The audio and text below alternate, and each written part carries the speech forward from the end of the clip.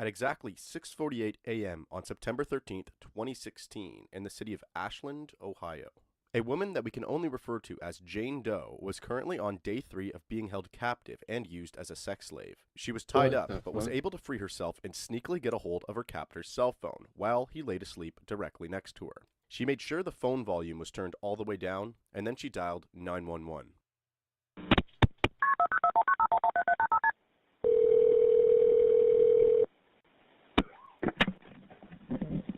911, what is the address to your emergency? By the Fourth Street Laundromat. What is it? Fourth Street Laundromat. What's the problem? I've been abducted. What's your name? How do you spell your last name?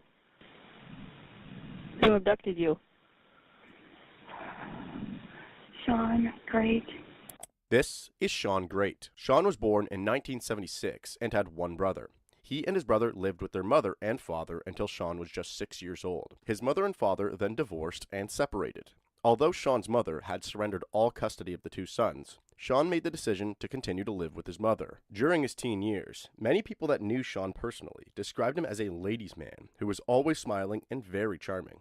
However, there was also many others who thought of him as a rude, controlling, short-tempered, and even violent person. So, before we can get back to this disturbing 911 call, let's take a bit of a dive into the life events of Sean Great. When Sean Great was just 18 years old, he was arrested following a domestic dispute where Sean had grabbed his girlfriend by the throat and began to choke her. 5 years after that incident, when Sean was just 23 years old, Sean Great was involved in another domestic dispute.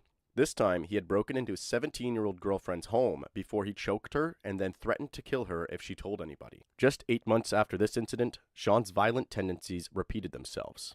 This time, Sean camped underneath the couch of the same 17-year-old girlfriend he previously assaulted, and when she arrived home, Sean attacked her and her sister with a butcher knife. Thankfully, the injuries were not severe, and Sean Great was arrested again. Sean Great then spent 4 years behind bars following this attack, and was released in early 2003. During the years following,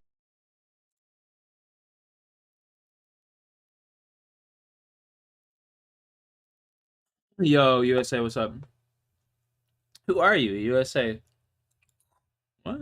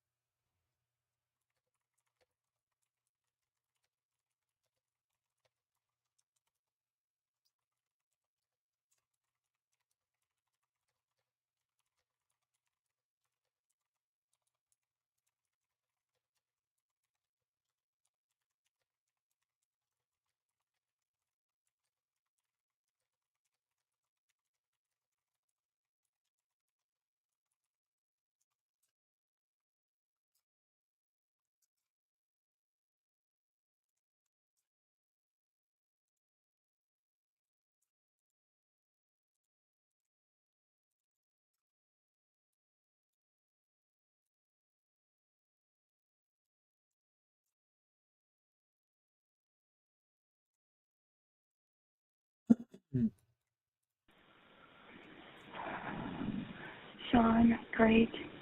this is Sean Great. Sean was born in 1976 and had one brother. He and his brother lived with their mother and father until Sean was just 6 years old. His mother and father then divorced and separated. Although Sean's mother had surrendered all custody of the two sons, Sean made the decision to continue to live with his mother. During his teen years, many people that knew Sean personally described him as a ladies' man who was always smiling and very charming.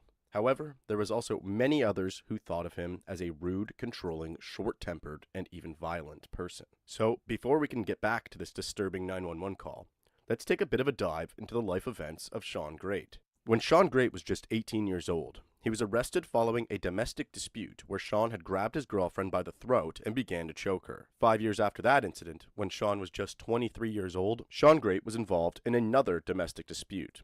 This time, he had broken into his 17-year-old girlfriend's home before he choked her and then threatened to kill her if she told anybody. Just Damn. 8 months after this incident, Sean's violent tendencies repeated themselves. This time, Sean camped underneath the couch of the same 17-year-old girlfriend he previously assaulted, and when she arrived home, Sean attacked her and her sister with a butcher knife. Thankfully, the injuries were not severe, and Sean Great was arrested again. Sean Great then spent 4 years behind bars following this attack, and was released in early 2003. During the years following Sean's stint in jail, Sean went on to have 3 children, 2 of them with separate ex-girlfriends, Men should not be allowed and to one have of them children. during a short-term marriage. During the divorce and subsequent custody battle, Sean's ex-wife stated that Sean once said, "If I can't Jesus see my Christ. daughter, then no one will." In 2005, Sean dated a woman by the name of Christina Hildreth, and eventually moved in with her. A number of incidents occurred involving This guy knows violence how to and pick 'em. controlling behavior, until one day in June of 2010, these issues became much worse. Sean Great began to choke and repeatedly hit Christina in the face. During an attack, she received multiple bruises and cuts to her face, as well as a broken hand. Due to the severity of her injuries, Christina was able to persuade Sean into allowing her to visit the hospital to get treatment. Sean went along with her to ensure that nothing was said about him attacking her. While checking into the hospital, Christina told the intake nurse that she had tripped and hurt herself during the fall. However, as soon as Sean left the room, Christina admitted to the nurses that Sean had actually attacked her. Sean left the hospital immediately. I'll go grab a toothpick. Be right back.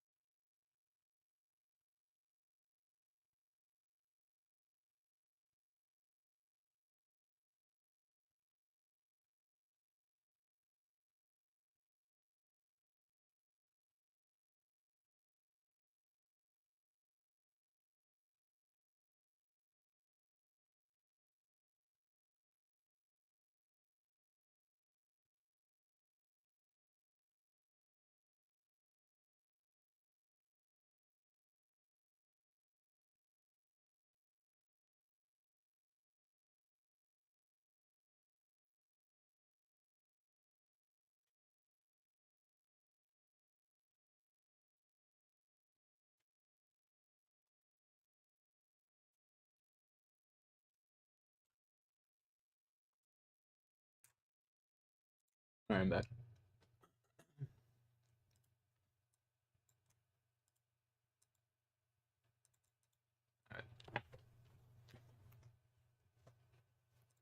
after discovering that the police had been contacted regarding the assault. Just 4 days later, a panicked Christina called the police after noticing her toilet seat was left up.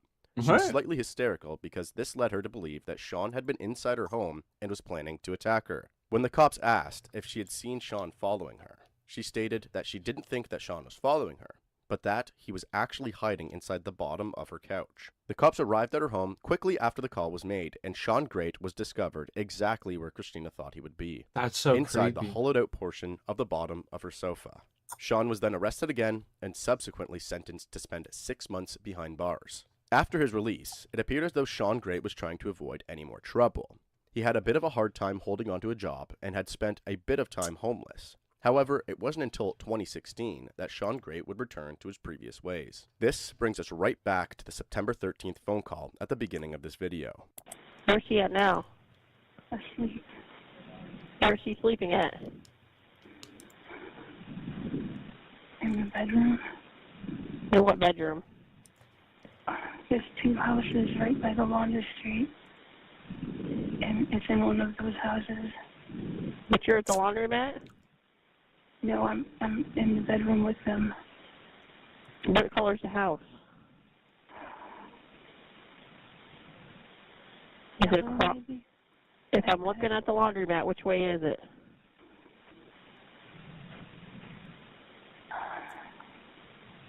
If you're looking in the laundromat, it's the one on the left of the 2. You don't know what color the house is? Yellow. Please hurry. Does he have a car? No. Well, he said down the street. What's your phone number you're calling me from? I don't know. And you think it's a yellow house? I think so, but it's on the left. Is it an apartment? No, it's a house. Okay, does he own the house? No, he broke into it. Does anybody actually live there? I think they've been abandoned. And his name is Sean Great? Yes. Like Grate? Yes. Does he have a weapon? He's got a taser. Over the next few moments of the call, Jane Doe would go on to describe Sean's appearance as well as her own appearance. Dispatch would then ask her how she was taken. Where did he take you from? My apartment. I mean, I was walking with him. You were walking with him? Mm-hmm. Where were you walking to? His place. I've known him for like a month and a half.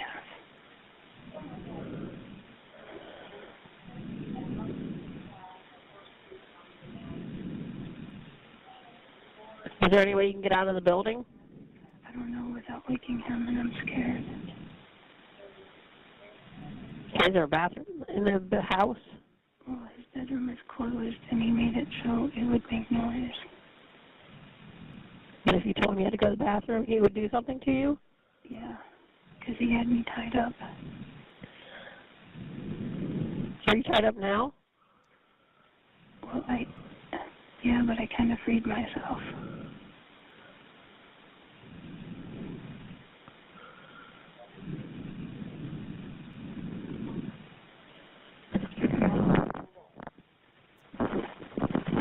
Is he in the same room with you?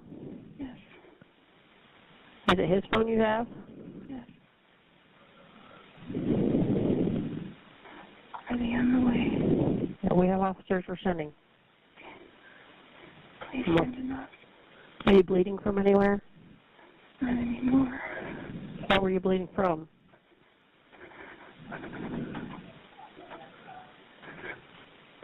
You don't have to talk if you don't need to, okay?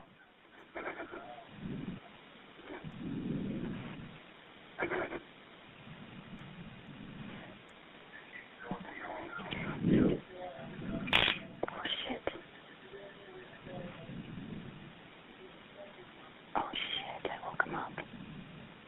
You just set the phone down.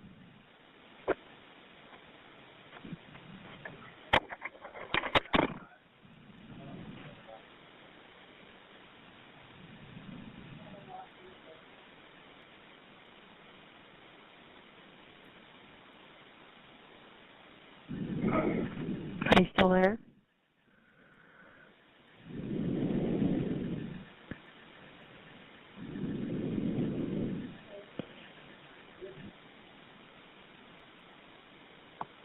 That's crazy. Are you still there? I'm a smoker. At this moment, Jane Doe had made a sudden movement that accidentally bumped into the trigger of Sean's stun gun. Though she was frightened that she may have woke him up, he stays asleep. I'm a smoker. Do you hear any officers outside? No. Okay, they're in the area.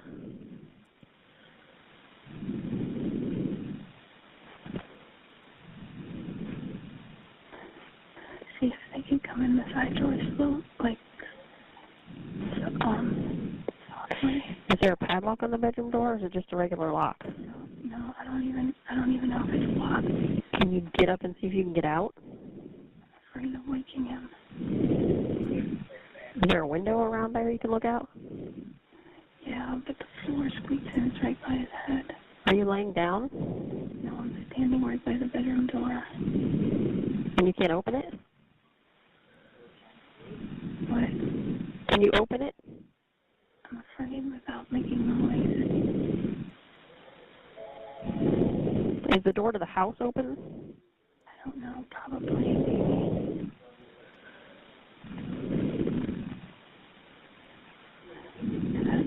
I don't think he has a key, I'm not sure. Because I think he broke in here. If you think you can get out, you need to get out. Not unless they were right here. Okay, I think I hear him. Yes, I do. Okay, do you think you can get out?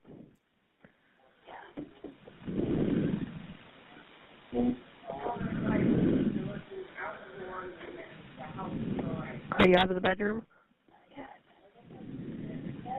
Can you get out of the bedroom? And the door is Can you hear anybody right now? heard the side door open. She heard the side door open.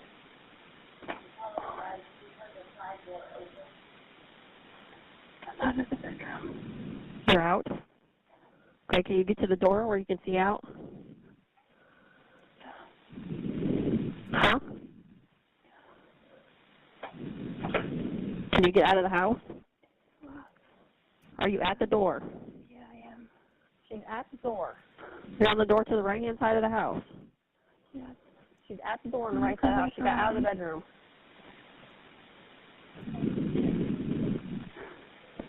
Is there a window there?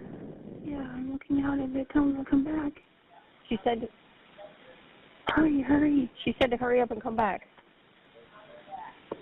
Can you unlock the door at all? Come on out. Hurry up. Get out of here. Where is he? Bedroom sleeping. Still sleeping? Yeah. Right now. Do it.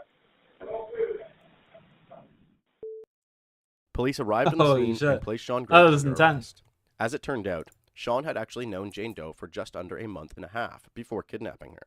Just 3 days earlier, on September 9th, 2016, Sean Great and Jane Doe were out having lunch when Sean explained to her that he had quite a few articles of clothing that he could give to her.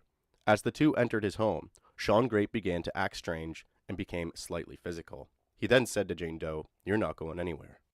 It wasn't until after Sean Great was arrested that the disturbing details of his criminal behavior were uncovered. Forewarning, it only gets worse from here. On September 13th, You mean it doesn't get better? 2016, following the 911 call, the police arrived at the home of Sean Great and entered to a putrid smell. A smell that officers were able to identify and immediately believed it was the smell of several bodies decomposing inside the house. They proceeded with caution until Sean was in custody, and then they searched the home. They found the naked and badly decomposing body of a 29-year-old by the name of Elizabeth Griffith, who had been missing since August. She was known to have been suffering from mental health issues and was last seen at a Walmart in Ashland. The investigators also went on to find the body of another woman in the basement of the house, 43-year-old Stacy Stanley, aka Stacy Hicks. She was also naked and had several bags of garbage piled on top of her. Damn. Stacy Stanley was reported missing on September 8th and was also last seen in Ashland, Ohio. Stacy's vehicle was located on September 9th, and investigators believed that it appeared as though somebody other than Stacy had been driving it. It turns out that it was more than likely Sean Great that had been operating Stacy's vehicle. When the bodies were found inside of Sean's home, it was apparent that they had both been tied up for multiple days before both being murdered via strangulation. After investigators confronted Sean with the discovery of the bodies, Sean then led the investigators to the body of a third victim. This time, it was an ex-girlfriend of Sean's, Candace Cunningham. While in police custody, Sean confessed to another murder. This time, it was a woman whose body had already been discovered. Her name was Rebecca Lacey. Police had already deemed her death as an overdose, but Sean claims that when Rebecca stole $4 from him, he murdered her via strangulation. Sean then also went on to confess to a fifth murder, expressing that this woman was his first kill. Her body was initially discovered in 2007.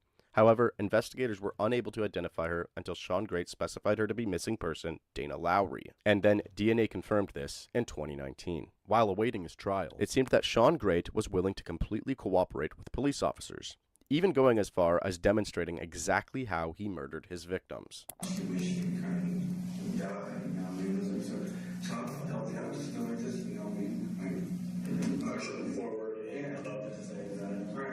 She kind of just like whacked my hands and like started to flip it up and stuff like that to the point where I had to just like grab her and just lean forward and just press, you know what I mean? Okay. Alright, that explains that with Elizabeth.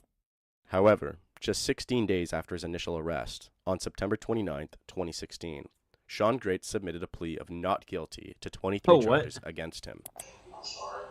Court will accept the plea of not guilty. He pleads not guilty even though he just admits to how he murdered them. In fact, have the waiver of speedy trial, waiver and waiver of preliminary hearing forms that appear to bear your signature. Did you sign those forms this morning?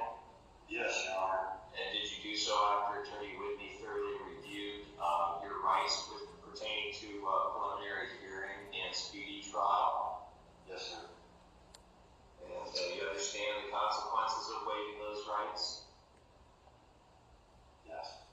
His attorneys would then go on to specify that the not guilty plea was by reason of insanity.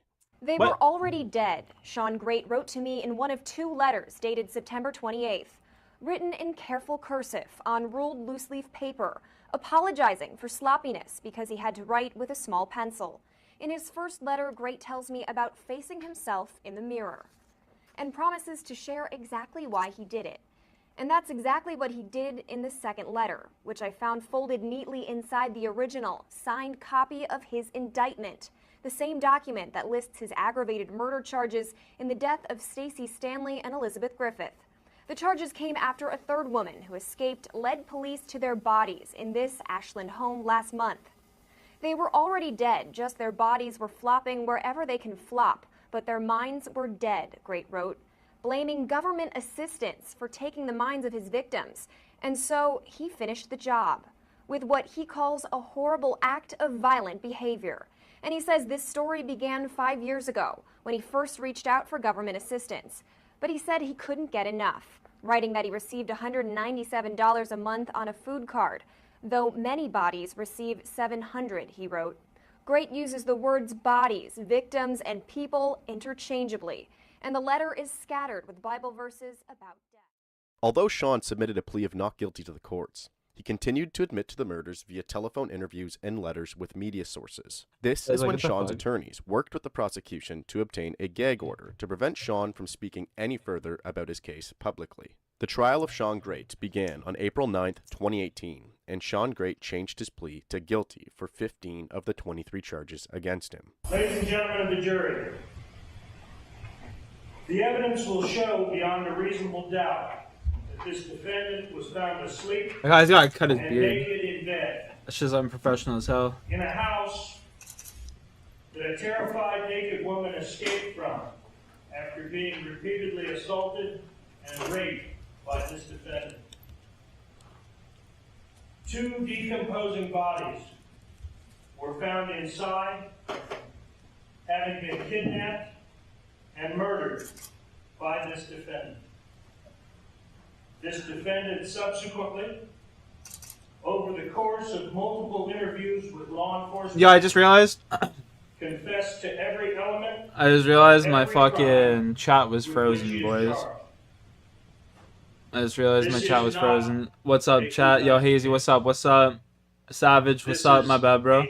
he What's did going it. on in the Discord Okay. chat? USA, I don't know. My chat was frozen, bro. I hate when that The happens. discovery of this defendant's crimes began Tuesday, September gross. 13th, 2016. Hope y'all having a good one. Beard still goes back to you even if you extra clean shave your beard. Bro, yeah. 363 Covert Court. The testosterone is just coursing through my body.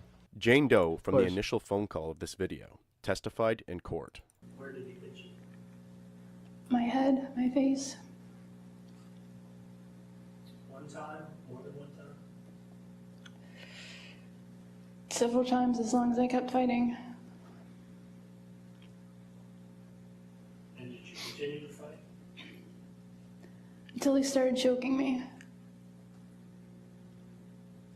How was he choking? With both hands around my neck. Was he facing you? Uh-huh. And what did you do?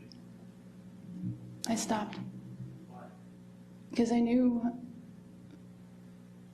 I couldn't get out of it. On May 6th, 2018, Yeah, women and Sean men are Great was built the found same, guilty to right? all of the charges against him. After the verdict was read, Sean Great made a speech to the victims' families. Today's a good day, mainly for all of you guys and myself.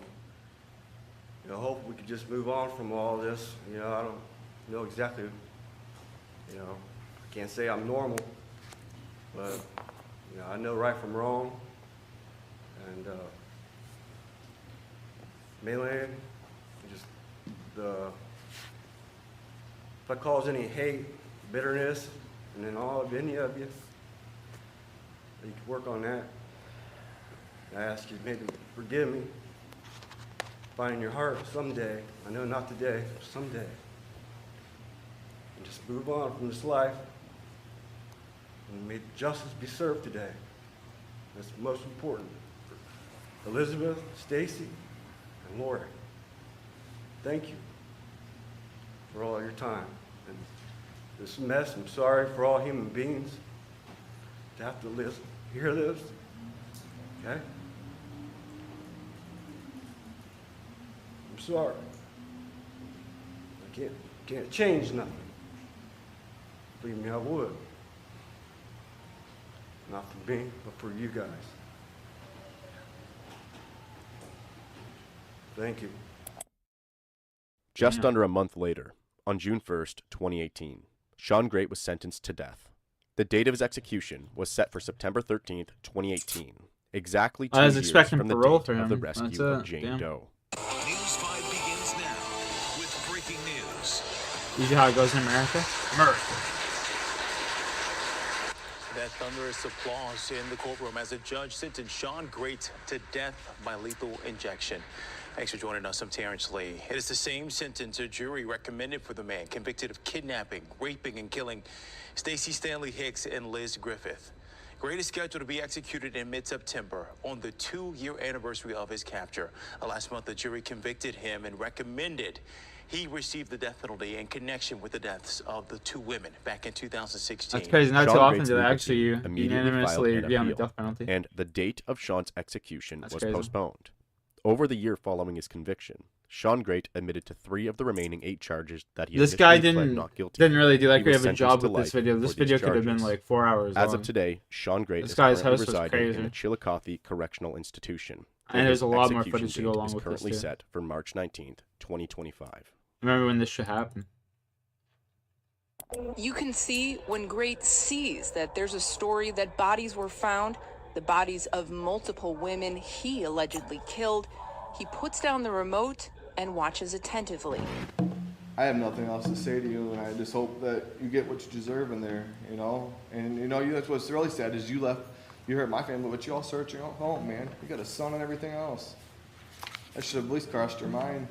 Made a miserable mistake that you're going to live with the rest of your life, and so is your son and everybody else because of the mistakes you made. You know, and for Lori to get up there and talk to you, that was good on her. I'm glad she faced you because you're evil, man. And I felt bad for her. You know, you took advantage of that woman and my mother like they were nothing. That doesn't make you a tough guy. It just makes you evil. You ain't wrong. Just because you take advantage of a woman doesn't mean you're a tough guy. He ain't wrong. I got that voice. A voice. What the fuck was that? Oh no. Okay, do you know if anybody's been shot? Yes, I see the lady. I see her in her garage right now. Is somebody shot? Yes. Hold on, let me connect you to the ambulance service. Hold on. And your name? My name is Laura Helsher. Oh my God. On November 9th, 1994, in Atascocita, Texas, Laura Holscher and her husband, Darren, heard a gunshot from across the street. As she got up to look out the window, she heard a scream. Looking out, she could see one of her neighbors fall to the ground before a second gunshot was heard. This neighbor was Farah Frada, who had just returned. Farah. I remember this because of the 80s hairdo, man. Oh my God. 80s hairdo is unmistakable. Murdering a mother of 6 for $1,400. I don't think I've seen this one. A 13-year-old girl dialed 911. Hello? Hello? Hi, this is the 911 center. What's the matter? Okay, and what's going on? My mom. Your mom what? Dead. Okay, what makes you think that? There's blood all over the place and she has a cut on her neck. There, oh my God. Then you can make her... No, just like cut.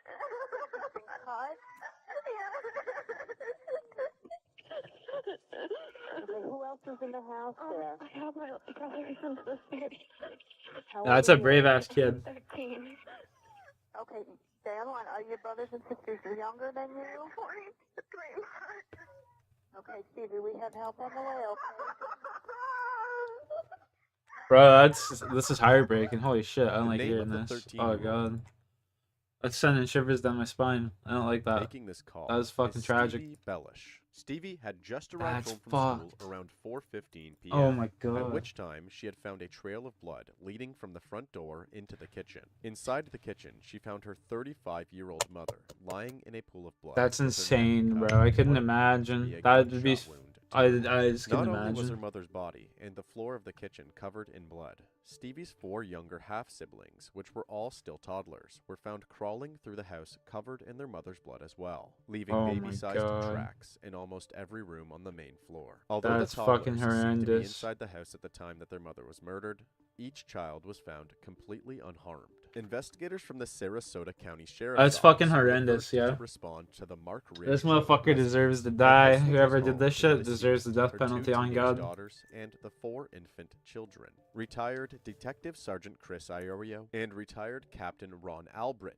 secured the crime scene. Inside the garage, That's investigators fucking found a towel wild, what appeared to be man. a bullet hole through it. This towel also contained gunshot residue. Investigators also located a bullet casing near the laundry machines, and while further searching this area, they discovered a thumbprint on the side of the dryer. When searching the area directly surrounding the body, detectives discovered a broken steak knife covered in blood, as well as a phone with blood on the handle. This led investigators to believe that the deceased was likely making an attempt to call for help before she collapsed. Her Hell husband yeah. was then notified of what happened, and he arrived on the scene and greeted his 2 stepdaughters, as well as the 4 infant children.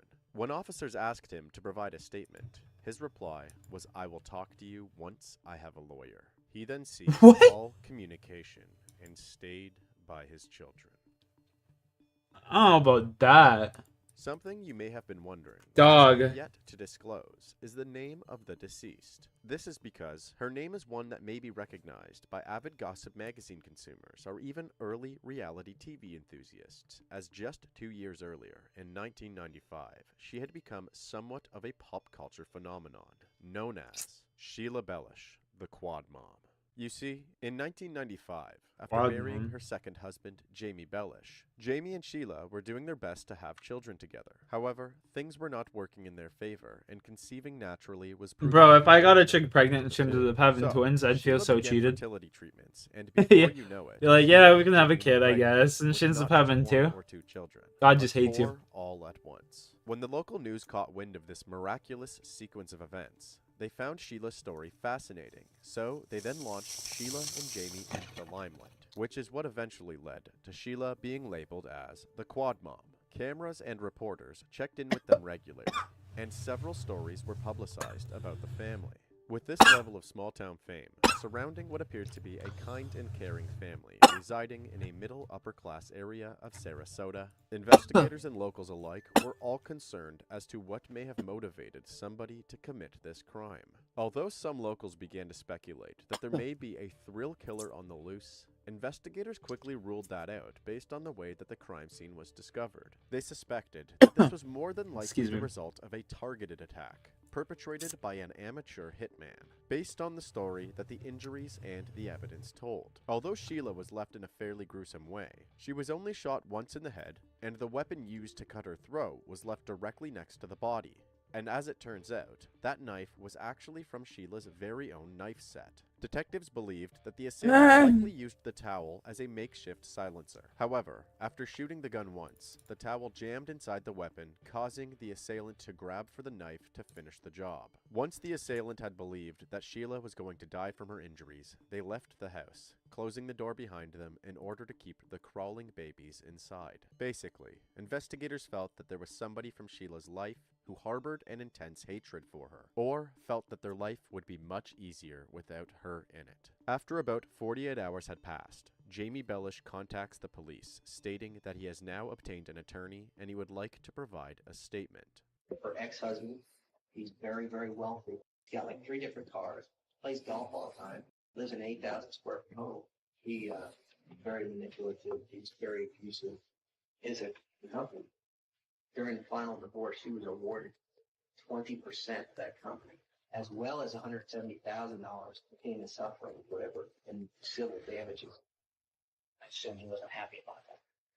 As soon as she started collecting on the civil stuff, he claimed bankruptcy. Jamie was quickly ruled out as he provided a very solid alibi, being 93 miles away in Fort Myers for work. Friends and family would also specify that Jamie was a stand-up guy that they did not believe would have any motive to murder the mother of his children. After ruling Jamie out, detectives did some research into Sheila's ex-husband, the wealthy entrepreneur who lives in San Antonio, Texas. This is Alan Blackthorne. Alan was known to be a financially successful man with very few genuine friendships. Even in business, Alan was known as somebody typical. who was willing to be cutthroat and take legal risks. Alan and Sheila met in the early 80s in Topeka, Kansas. Together, they moved to San Antonio, where they had their 2 daughters, Stevie and Daryl. Since Alan was already wealthy by the time him and Sheila got together, it's been said that Sheila would mention to her friends that Alan always thought he was invincible. Until one day in the late 80s, when Alan got into a road rage-fueled confrontation with a biker. Alan then intentionally ran the biker over and left him with fatal injuries. Alan was then charged and went on to defend himself in court. Sheila testified for Alan, stating that Alan only hit the biker because they felt that the biker was going to hurt them if he didn't. The charges against Alan were dropped, and he continued living his self-proclaimed invincible lifestyle.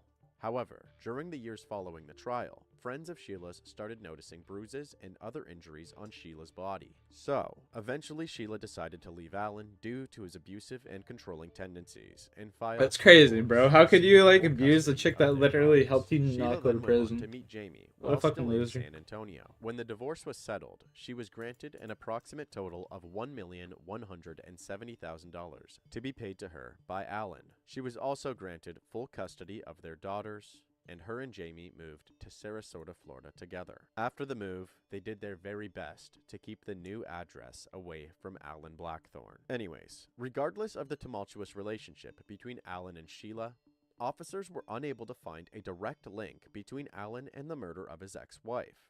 So, investigators continued following the evidence and reached out to the public for any tips or assistance locating the perpetrator. I'm 95 years old.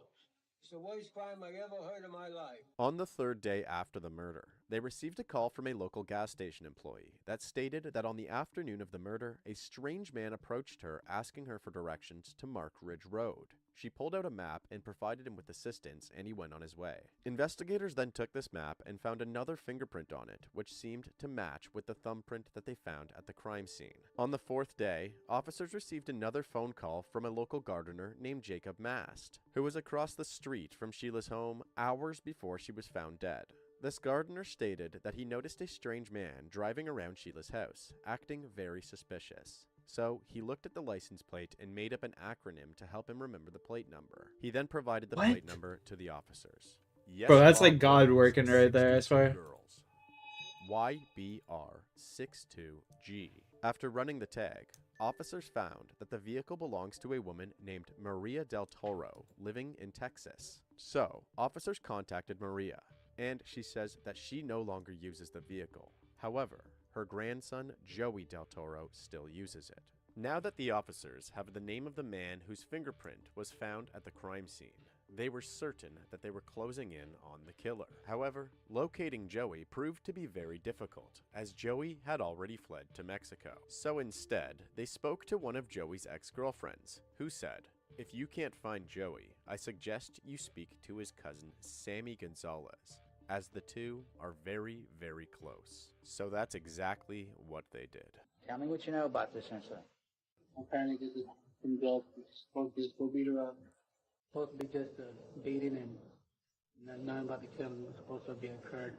That and saw the news and that about to discuss. Who committed this murder? So sad. That total. Just want to get the truth out. I feel very sick by this. Said that he had shot her, but eventually I guess she was still moving or something like that. And giving up application and Got a knife? yeah, I got a knife. Initially, Sammy was stating that the plan was to strictly beat Sheila and leave. However, as the questioning continued, Sammy began to open up even more and express that a man named Danny Rocha had hired him to find somebody to beat Sheila and possibly even kill her. At some point in time, Danny Rocha told Joey Della Torre that you might as well kill her. He said that that the best way will to do it. Just if you want his 10 grand is to kill her. You said before shoot her.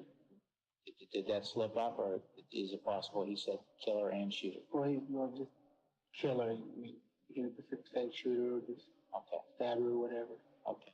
Not only did Sammy mention that Danny Rocha was arranging all of this, he even brought up another very familiar name. Sammy claimed that Sheila's ex-husband, Alan Blackthorne, was the one paying Danny to make all of these arrangements. And getting back what Danny told you in reference to what Alan Blackthorne told him, it is your opinion that when he said beat her up real bad, where she wouldn't be able to keep the child, what did that mean to you? To me, it meant like provide or to be assistant to the child. And unlikely the child will go back to Alan. Okay, so beat her up bad enough that she wouldn't be able to care for her child? Is that what it meant to you? Correct. That's As crazy. alluded to in the last part of that conversation, it became clear to investigators that this murder-for-hire plot was all coordinated as a desperate attempt by Alan to regain custody of his daughters. As it turns What a piece out, of shit. Sammy Gonzalez worked at a golf course that both Danny Rocha and Alan Blackthorne played at. The two played together quite often, and it's been said that Danny Rocha made a comfortable income gambling and hustling businessmen on the course. Since Danny didn't appear to have any real career aside from these hobbies, many have speculated that Danny was already making thousands of dollars hustling Alan on the course. So aside from making a few extra dollars by arranging a murder for Alan, it is very likely that Danny had sat through many hours of Alan complaining about and bashing his ex-wife. Anyways, at this point in the investigation, detectives finally had enough information to make an arrest. So they first arrest Danny Rocha with the hopes of him cracking under the pressure and providing them with a direct link to Alan Blackthorne. Unfortunately, Danny kept his lips sealed and claimed that he had zero involvement in the murder. Officers then charged Danny with conspiracy to commit murder. While Danny sat in the county jail, it became public knowledge that Alan Blackthorne was now the main focus of the investigation. So instead of lawyering up and keeping quiet, Alan participated in multiple news interviews proclaiming his innocence. Turned on the news, and the announcer came on and said, Sarasota police say the ex-husband did it. The search is on for the ex-husband.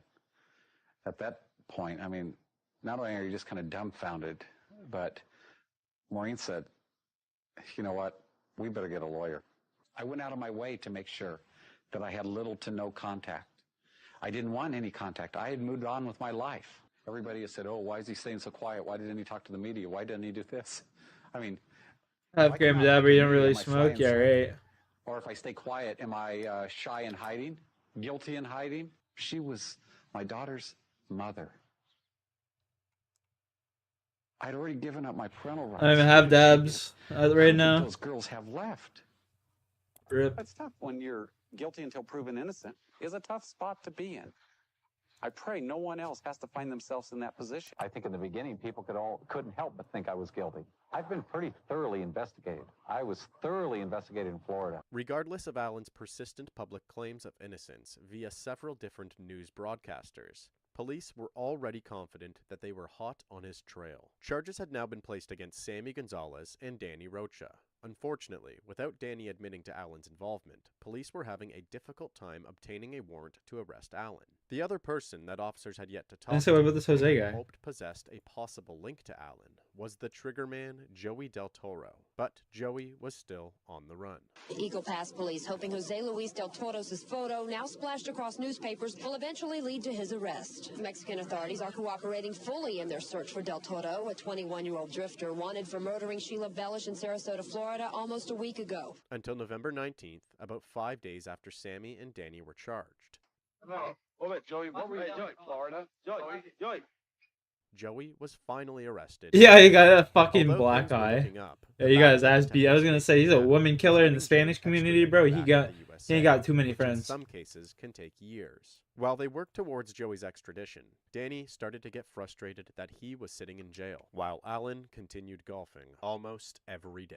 Here, I'm trying to do the right thing, and I'm trying to make a deal, and you know, he's back here in San Antonio. playing golf 5 days. Why not a little bit of everything, you Provide a know? statement to officers regarding. But why not a little bit of everything? He did so while being hooked up to a polygraph machine. The story Smoke he up. told was very colorful. However, it appeared to be full of fabrications as he severely failed the polygraph test. In January of 1999, just over a year Polygraph after don't the mean shit. murder, Danny and Sammy were then convicted for their parts in the interstate conspiracy to commit murder. See the jury find as follows as to count one of the charges. The defendant is guilty of principal to murder in the first degree. Danny's constant choice to withhold information left him with a life sentence, whereas due to Sammy's immediate cooperation with authorities, he received a lighter sentence of 19 years. Unfortunately, investigators still had yet to arrest Allen, but that didn't mean that they had quit gathering evidence against him. They then had an epiphany. Since multiple parties were accusing Allen of at very least arranging to have his ex-wife injured, they had grounds to press charges based on something known as the Violence Against Women Act. Basically, this meant that if a spouse or ex-spouse traveled across state lines to commit some sort of abuse, authorities have the right to detain and press charges. So by linking Joey Del Toro's travel on the day of the murder back to Alan Blackthorne, officers could finally arrest and charge Allen as well. And that's exactly what they did. Allen was immediately charged with interstate domestic violence, before finally being charged with interstate conspiracy to commit murder on January 4th, of the year 2000. Almost exactly 1 full year. It immediately goes to bed, yeah. Their sentences. During Allen's Not to be heard from again. prosecution laid out the evidence that was collected against Allen, which indicated that Allen was a bitter ex-husband that would do anything to get his daughters back, including paying off 3 men $10,000 each to murder his ex-wife. Not only did they have Sammy Gonzalez's statements against him, but now they had Danny Rocha willing to testify against him as well. Danny would state that the plan was hatched by Allen in mid-July 1997, while the two were out golfing. The topic came up when Allen would constantly complain about how his ex-wife was abusive to his children, and she needed to be taught a lesson. It then escalated to him directly asking if Danny knew anybody that could do something like that, before finally getting to the point of saying, okay, well when it's done, maybe feed her to the alligators, insinuating that he wanted her beaten and then killed. In addition to the testimony provided by both accomplices, prosecutors also found a pattern in Allen's phone call history, which aligned with the narrative provided by Danny. At one point in early 1997, Allen had convinced his daughter Daryl to tell the police that her mother was beating her. Daryl did so, which resulted in Sheila being arrested for a short period of time. Daryl later came to a realization of what happened and told the police that she wasn't abused, she was just disciplined because she had done something wrong. Daryl was aware that her father misled her into believing that a minor punishment could be constituted as abuse. Sheila was then released with no further issues. However, That's during the month wild, of July man. 1997, while Allen was having these devious conversations with Danny, Allen Rico was on the hunt charges? to Nah, figure out Rico's Sheila's for, name and like, address, and his phone call organized history was crime. a clear indication of this. He even called the bail bond agency, attempting to maneuver the address from them. He was not aware that the phone call was being recorded. You folks have a bond on a Sheila Billy. Well, I can't release that information. I don't know who you are. Okay, what Big I'm trying to criminals? figure out is that, well, I'm somebody that bailed money to and they skipped out of state on me. I'm just trying to figure out where I don't know, they explained what it was. It was like the Women's Act or whatever. Women's Abuse Act or whatever the fuck it was called. This is true. Although Allen was not able to get Sheila's address through these schemy attempts, he stooped even lower and manipulated his daughter Daryl into telling him where they lived. So Wow, he what a could piece visit of them shit. On Christmas. Daryl never heard from Allen again after that. Allen's phone records indicated that he clearly got the information he was looking for Now you- after speaking to Daryl. as his You're probably phone ripping that usage tote. then slowed right back down and returned to normal. Allen's defense attorney went on to claim that Danny Rocha was a con man who not only relied on the money that he made from hustling businessmen at the golf course, but he also used information against these same businessmen. They stated that in this case, Danny knew that Allen was having trouble with his ex-wife, so Danny took the initiative and arranged this entire murder on his own. He was hoping that he would win over Allen's praise, and Allen would provide Danny with eternal financial stability. In July of 2000, Allen Blackthorne was convicted for interstate domestic violence. His and defense makes interstate no sense. conspiracy to commit murder. He was handed 2 life sentences to be served concurrently, without the possibility of parole. The same week that Allen was convicted, Joey Del Toro was extradited back to the United States and was finally ready to provide his statement. I saw Sammy and we got into a golf cart and we went around a little ride and he told me that he had a job for me to do, was concerned beating up a person. I asked him, well, what did it pertain to, and she says, well, it pertains to somebody that beats up his or her children. He didn't specifically say her, but his or her children. And I go, oh, okay. I thought it was pertaining to something that was owed, something that was owed to Danny, because I thought the job was for Danny, but he said it was for somebody else. And I go, okay. You think you're smoking ability quick? That's funny. And, well, for who? And he says, well, I'm not supposed to tell you, but it's for a guy named Alan Blackthorne. I brought the money, $3,500. The words that I received were that it would be better if she was dead. Better for Blackthorne, and it would be better for you. They said you would get more money. Plus, he'll give you $10,000 when he receives his children. Was there any mention of a firearm at that time? I had mentioned the firearm. I said, because this is you and me and Danny, because since they said Yo, to me, that it would be better off for her to die, I asked him, well, how? You said they, so Sammy was also saying it would be better at that time? Uh-huh. Okay. And I said, well, how, And Sammy says, well, I guess shoot her. You shoot her and get it over with, It's easier. She won't scream or she won't do anything, whereas if you would beat her to death, you'd have a problem. smoking another day? Basically what you seen her doing with the kids was a loving and caring mother. Yes, she was. She was a loving and caring mother. You mean clean shave my head? It'll grow back? Why would I want to clean shave my head? Actually, I didn't want to do it.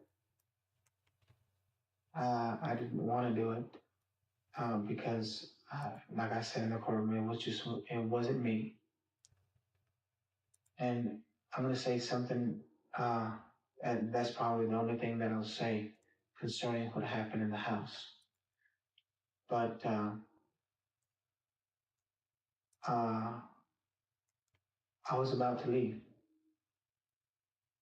when she noticed that the door was open. Because he had left the door open to the laundry room that goes into the garage. I left the door open. She noticed it. And I saw, I saw her notice it. And I couldn't run. I couldn't do anything. Kind of trying to make himself sound like the victim. So, classic. Well, Joey's statement only went on to further corroborate the narrative as provided by Sammy and Danny. He even confirmed the assumption regarding the towel being used as a makeshift silencer which caused the gun to jam. Virtually every piece of the puzzle had finally come together after speaking with Joey. After providing his confession, Judge Paul Logan sentenced Joey Del Toro to 2 consecutive life sentences in August of the year 2000. Alan Blackthorne spent several years locked up at the Beaumont Federal Penitentiary in Texas before being brutally attacked by a prison gang and being stabbed 13 times. He was then moved to the Terre Haute Penitentiary in Indiana, where he spent 4 more years before his sudden death on November 18, 2014. Alan Blackthorne's cause of death has never been released. Oh, dude, he was getting fucked in prison for sure. I guarantee you, that guy was getting fucking rinsed in prison. His asshole was the size of a fucking Campbell's soup. Happened 22 years ago, and she explains why no one expected what happened in Guarantee you. Danny Rocha walks into a Sarasota courtroom looking disappointed on a day that he had hoped a judge would throw out his life sentence and grant him a new trial, but instead, we will be resting our case. Rocha's attorney told Judge Hunter Carroll they would not be calling any witnesses. That included Fargo? I don't even know what Fargo is. Jose Del Toro.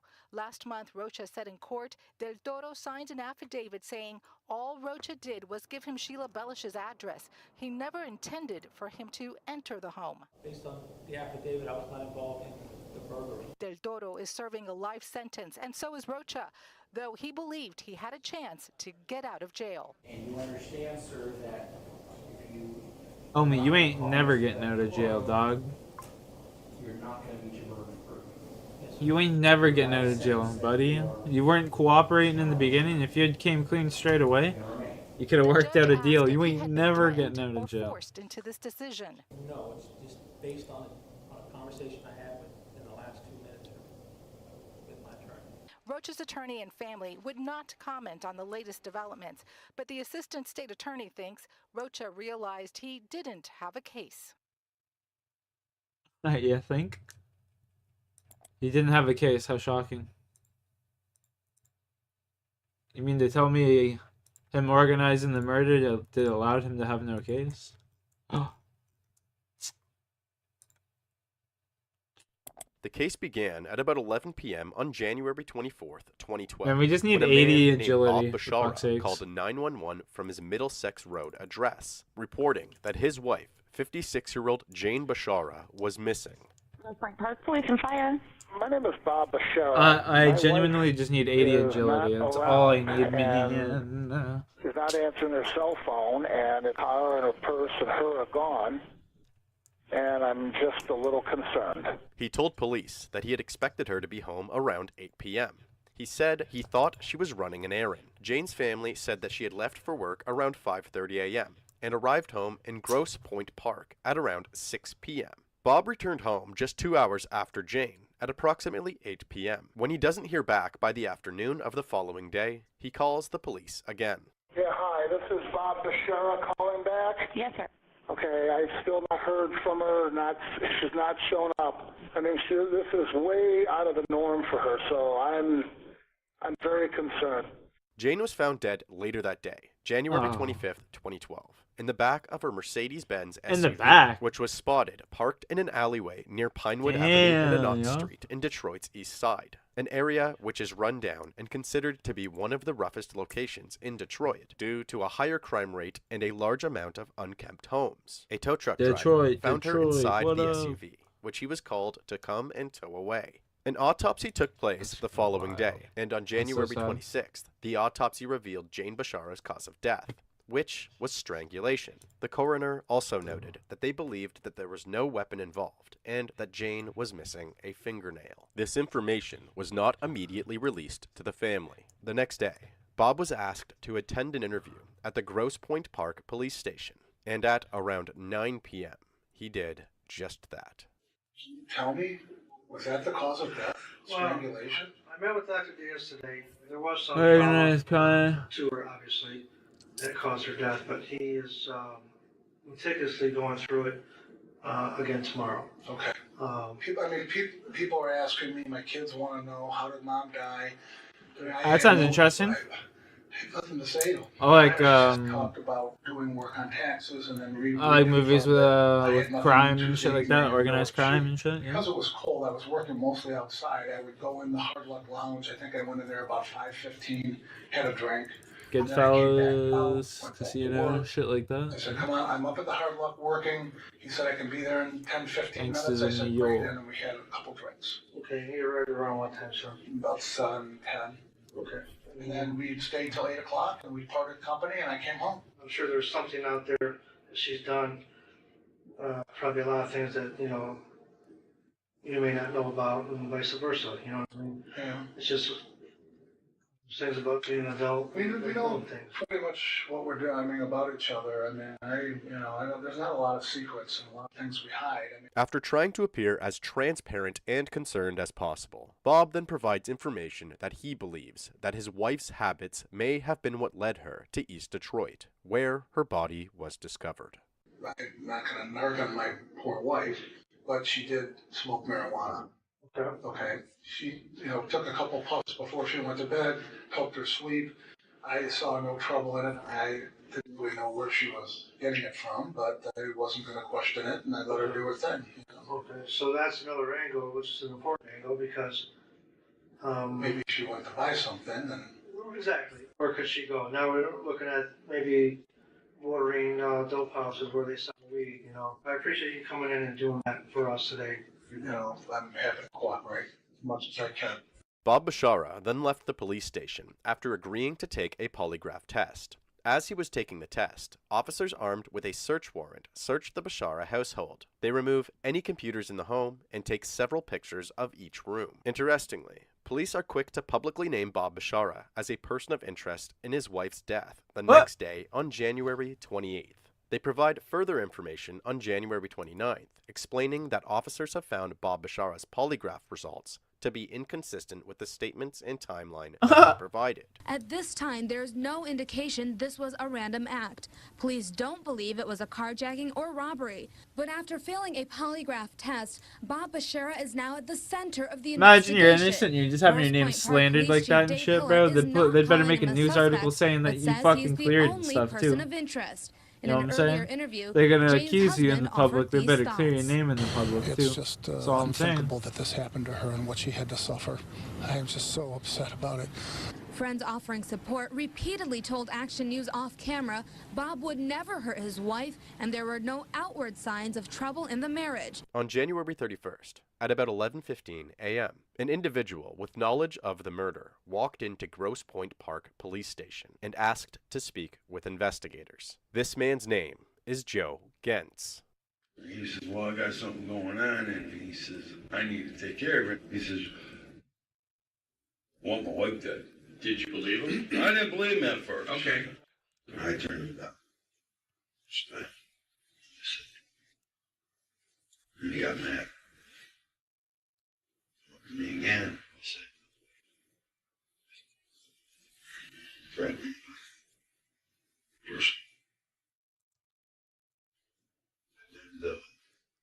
I was a dead. Joe Gentz was pointing the finger at Bob, claiming that Bob was forcing Joe to help him get rid of his wife by a specific date.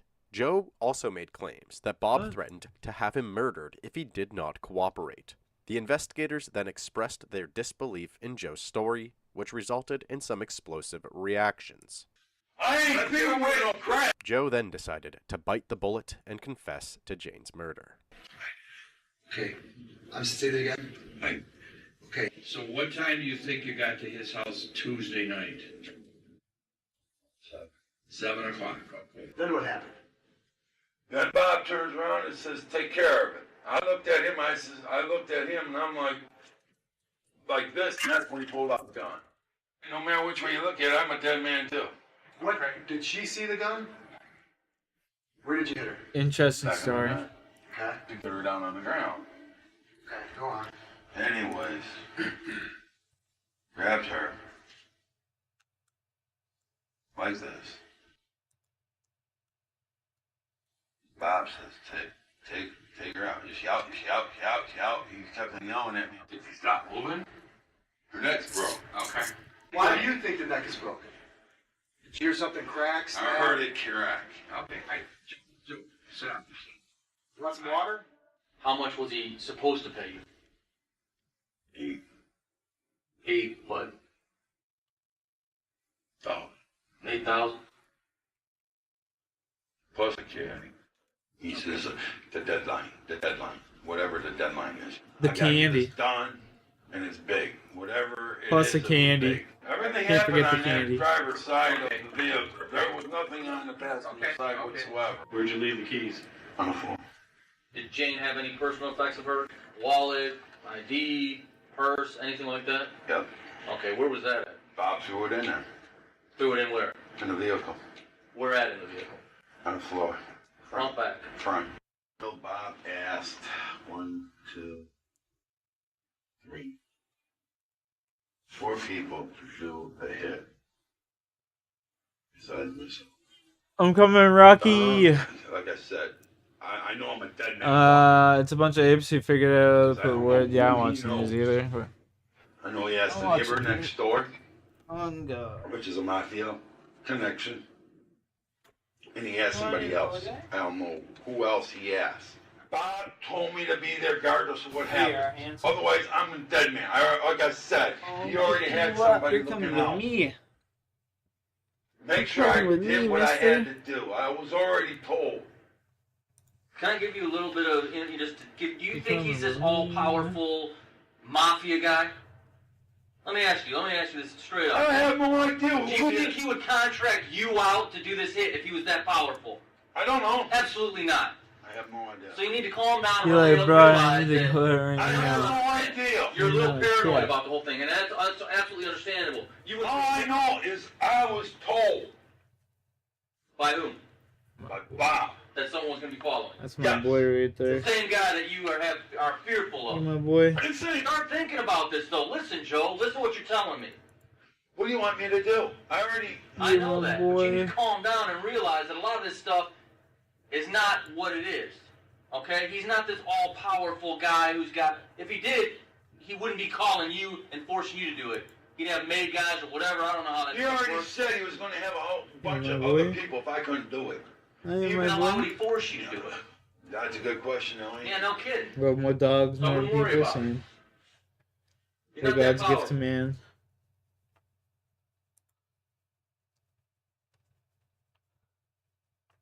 He's a random coward who doesn't want to go through the divorce proceedings. Whatever. And get rid of his own wife. So he I don't you do know. it. I don't know if that was the case. I have no idea. I'm telling you that's the case. I have no idea. I'm just letting you know, Joe. We need to cut this. I don't know. Not about. I have no idea if he was going through a divorce or not. I don't know that. Okay, but that's irrelevant. I don't know what the motive was. I still don't know what his motive was. So she got you there.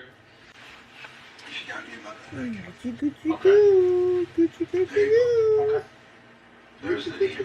Joe was then placed under police custody, while investigators continued to work to verify all of the information that he just provided. At around 9 a.m. the following day, local 4 cameras catch Bob Bashara outside of his home. Bob refuses to comment on the latest allegations against him made by Joe. Joe was actually released from custody shortly after his confession. However, about a month later, while attending a custody hearing for his daughter, Joe Gentz is officially charged with the first-degree murder and conspiracy to commit the murder of Jane Bashara. Joe is then held at the Wayne County Jail. To those keeping up with the case, it was beginning to appear that Bob Bashara may have actually been innocent of the claims made by Joe. That is, until the man that introduced Bob to Joe, named Steve Tabado, contacts the police regarding a strange conversation that he had with Bob. Officers are dumbfounded by the claims made by Steve, so they decide to place a wire on Steve and ask him to set up another meeting with Bob. Okay. Yes, I would actively wrong and have someone else help them, but not me. Why would I want someone wrong? There's no reason to. She was making 125 a year. Her and I got along great. Bob was asking Steve for assistance, locating a hitman to murder Joe while he was in jail. How much you talk? Cash. And checks. Be kind of fun. Huh? Oh, get the fuck out of here, man. What's it? Hey, it's not. What I got away with? At this point in the conversation, Bob was wondering if Steve was wearing a wire. So, in Steve's words, he bent over and mooned him. This was apparently enough for Bob to continue with the conversation. Yeah, I think I can get somebody to go in there. He'll go in there. Yeah. He'll go get locked up in there. I mean, he'll put glass in a sugar or salt, and he'll eat glass. He'll tear up his hole inside, he'll drop dead in 2 days. Yeah. Whatever. Okay. Just get your money together. Just yes or no. Yes or no. 80%, 90%. Yes. Here's 2. Minutes after this conversation took place, on June 26, 2012, Bob Bashara is arrested and accused of trying to solicit the murder of Joe Gentz while Gentz was still in prison.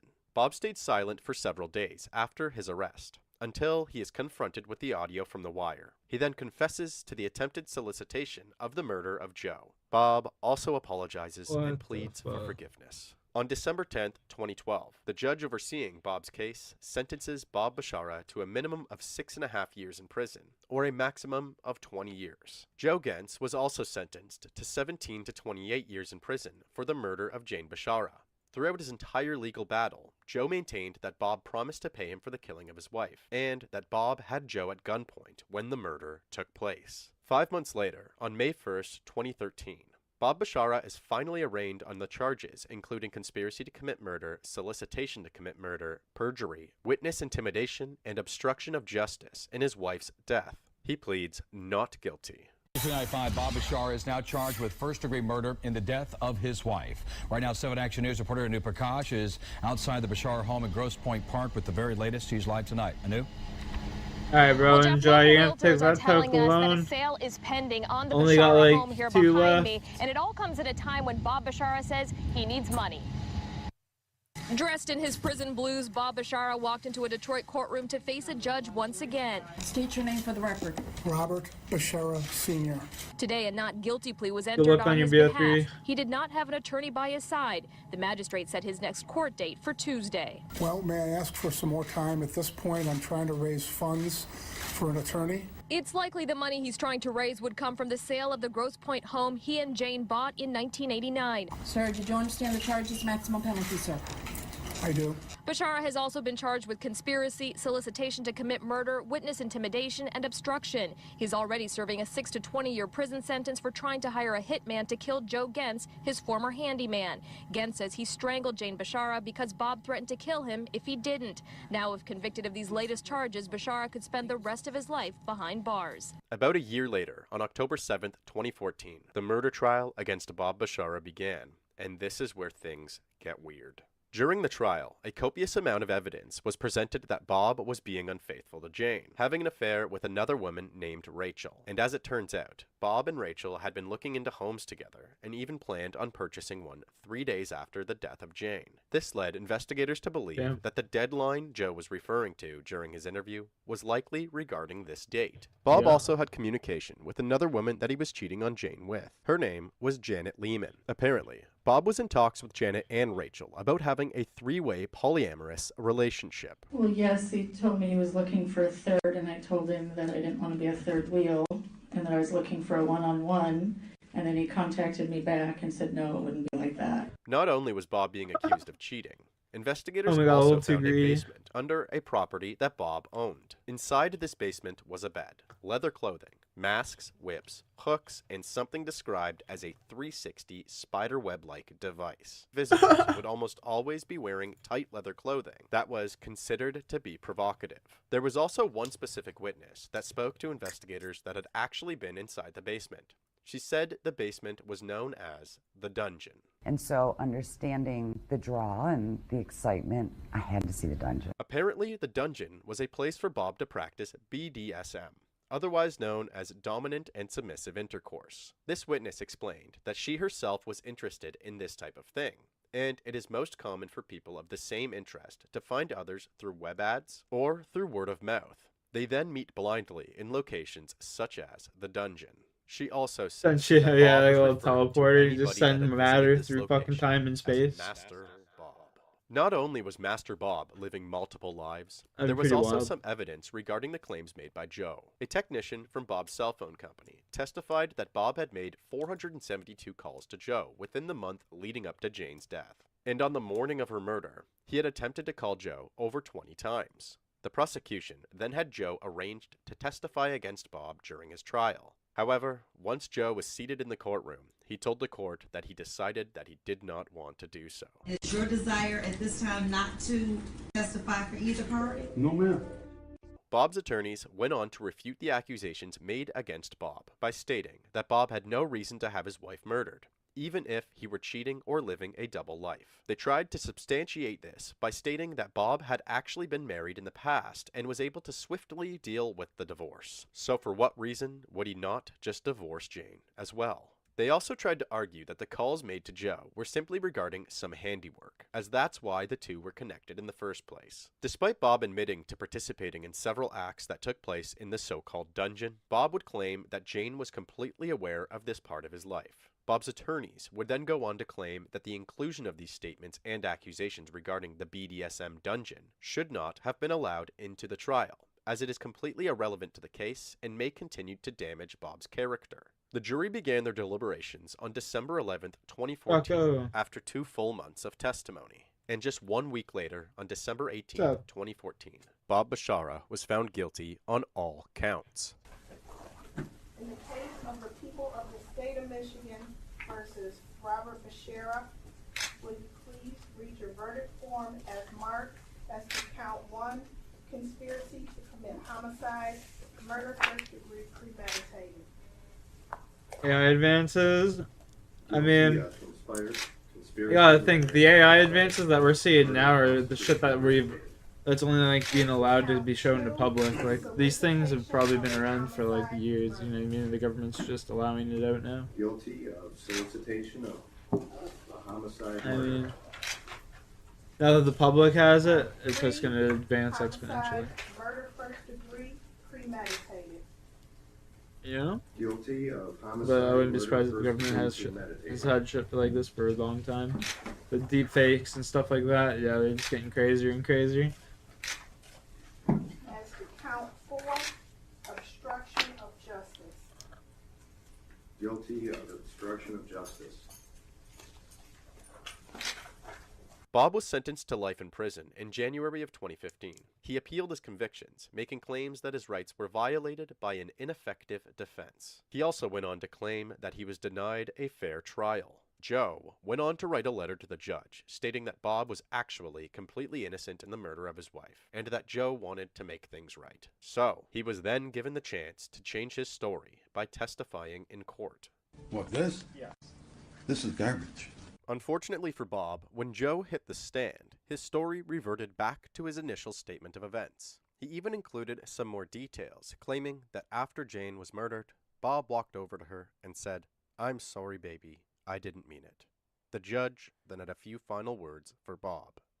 You planned, groomed, and masterminded this pitiful plot to murder your wife and dump her body in Detroit like garbage, with a staged crime scene in one of the poorest areas of Detroit, hoping locals who would steal the car and contaminate the crime Yeah, scene. they also made like You would finally be able to be free. they're making like to live AI your like new monitors that life will like in the predict where your seedy, fucking enemies are through the walls and lifestyle shit. you dreamed of, financed exclusively by Jane's money.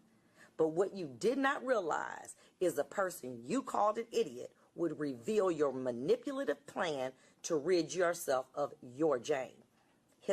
He cleverly signed an affidavit, which your attorney took the bait, accepted it, and believed that it would set you free. But you never dreamed that this idiot that you claimed would be the one to outmaneuver Master Bob. There is no newly discovered evidence here that would exonerate your client. Moreover, the court is going to find that there has not been a miscarriage of justice. All of your motions are denied. Gotcha, bitch. On August 18th of 2020, Bob Bashara passed away at 62 years old while behind bars. Jane Bashara's sister, Julie Rowe, released the following statement. "I am disappointed that he only spent 8 years in prison.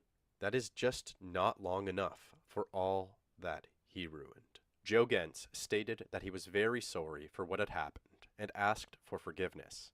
He maintained that Bob Bashara promised to pay him for the killing of his wife. Wayne County Judge Vonda Evans told Joe that despite his limited mental ability, he knew right from wrong and good from bad. Joe Gentz will be eligible for parole in 2030. He will be 66 years old.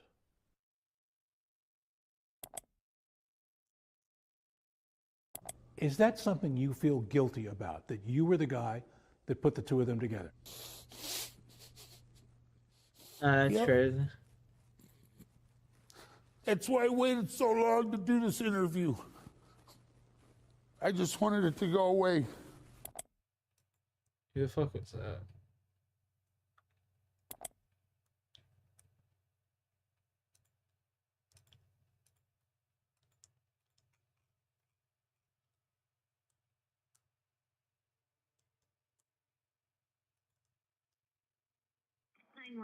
What is the address of your emergency? Oh my gosh! Was it that shooting? I need you to tell me what is going on. Where is the person that was shot? On the ground. Is it male or female? Female. Heather Corrales, her husband's a cop. You know who it was that was there? It's that stupid bitch.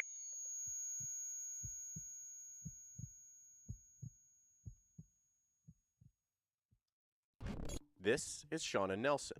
After completing her nursing studies, Shauna began working as a police dispatcher in 1992. Starting off at the Like Weld County 60% Sheriff's of the Office, way Shauna soon found her there. interest piqued by the sheriff's deputy, Ken Nelson. They started as friends, but quickly became more than that. As her name would imply, the two were married in 1996. Started and as friends, soon but the after quickly had two children the quickly together. both. For Oh my whatever god, I reason, can't speak. Shauna was Both becoming quickly became dissatisfied more in her than that. marriage, and her eyes began to wander to other Ay, ay, potential ay. partners. Later in Shauna's career, she transitioned from Weld Sheriff's Office today, to the Junior. Greeley Police Department. Here, she met another sheriff's deputy named Michelle Moore. About The two 60% of the way. naturally became best friends. She also became friends with a man named Ignacio Garris, a Greeley Police Department police officer.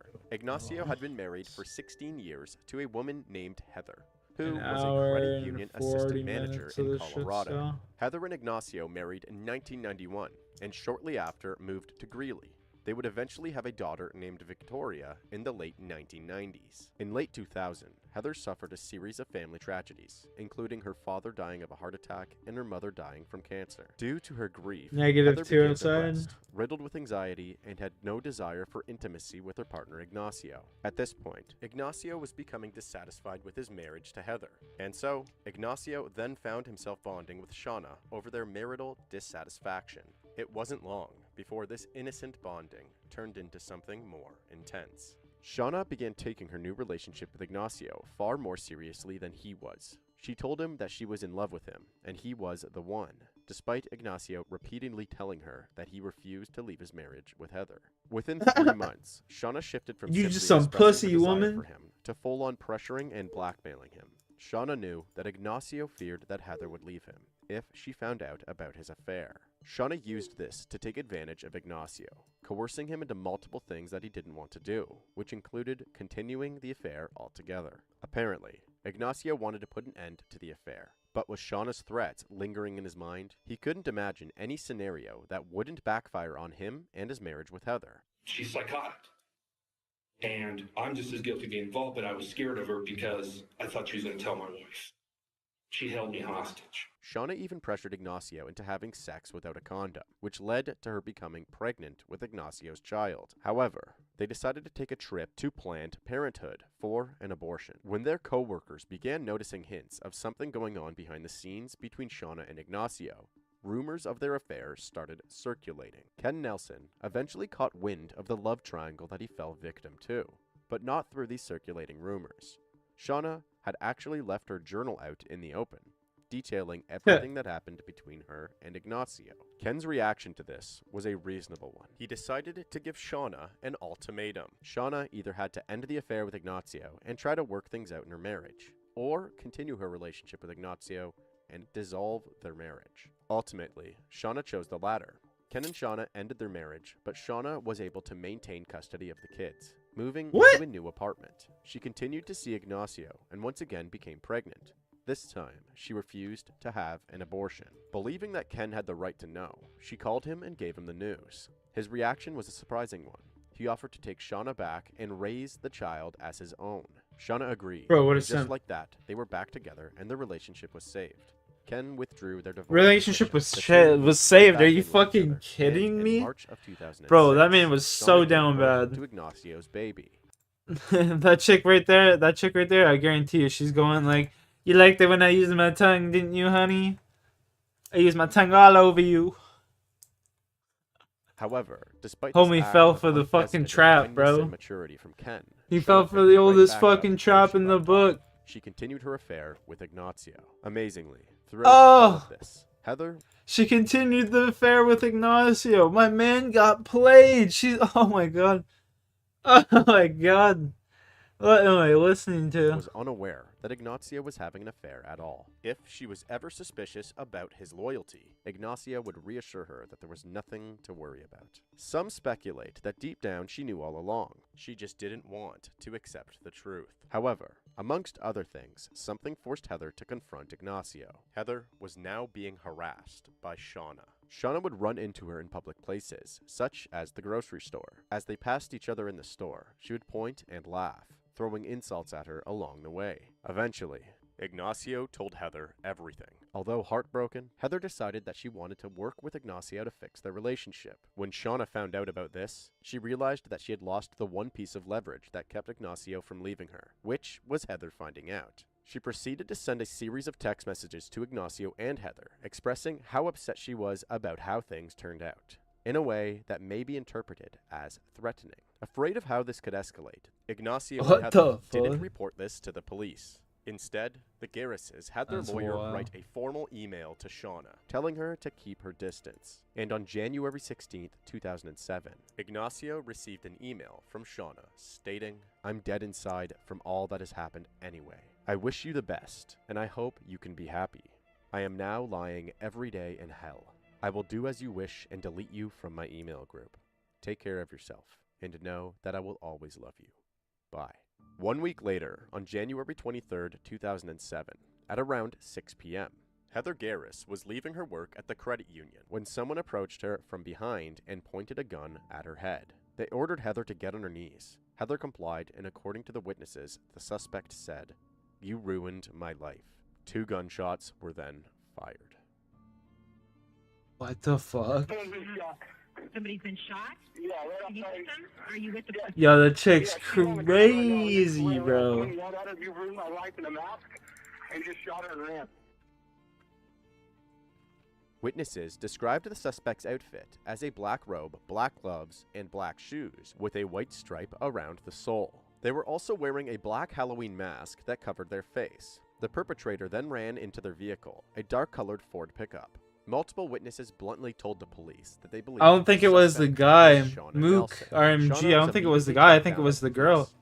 I think it was her. She came up at this chick right here. Because she said, "You ruined my life." You know what I mean? Driving her husband's truck, she was pulled over by none other than Ken himself. Shauna was wearing Ken's clothes, including his socks, baseball cap, and even underwear. She was also not wearing shoes. After a short How you doing, though? backup arrived, and Shauna was told to come to the police station and speak Yeah, with the it's definitely her. leading Heather's case. She followed orders and was interrogated by Detective Greg Tharp. Wait, it's not a straight relationship? So this fat blonde-haired chick, was blackmailing the Puerto Rican dude because they were having an affair, right? Just listening while coding some app. What kind of app are you coding? But like this blonde-haired chick and the one guy were having an affair, and this blonde-haired chick kept insinuating that if he didn't break up with his wife or whatever, they were gonna fucking, like, she would tell her that they were having an affair. And then essentially the guy told his wife, and yeah, this guy's got uncut opals right there. What the fuck? Let me know. Hey, let me know if you need to go, and we'll stop at any point here to do what you do. If you understand each of those full rights, so let me explain them to you. Yeah, it's just wild. This chick definitely blasted that chick. Fuck, you relax. I don't know. Okay, it's entirely your decision. I don't know. If I want to take a toke, anyone? Yo, what's up, Kat? There's a lot of information coming from a lot of different Kat, sources. can you explain to me? Kat, can you explain to me what was going on in Discord yesterday? I don't understand what you were talking about. I don't understand what you're talking about in my Discord. I'm sorry. What kind of music app, though, bro? In this case, she's already screwed up her rights and freedom. Yeah. Okay, I know you, but that doesn't have any relevance over these rights. You can be comfortable. Well, she can still ask for a lawyer, You still right? have these rights. Okay. You can ask for a lawyer at any point in time. I'm so confused. I just am so confused. I don't know. You know, I used to take a coding program in high school. Not a program, like a coding class in high school. I was super bad at it, but it was so much fun. Fair enough.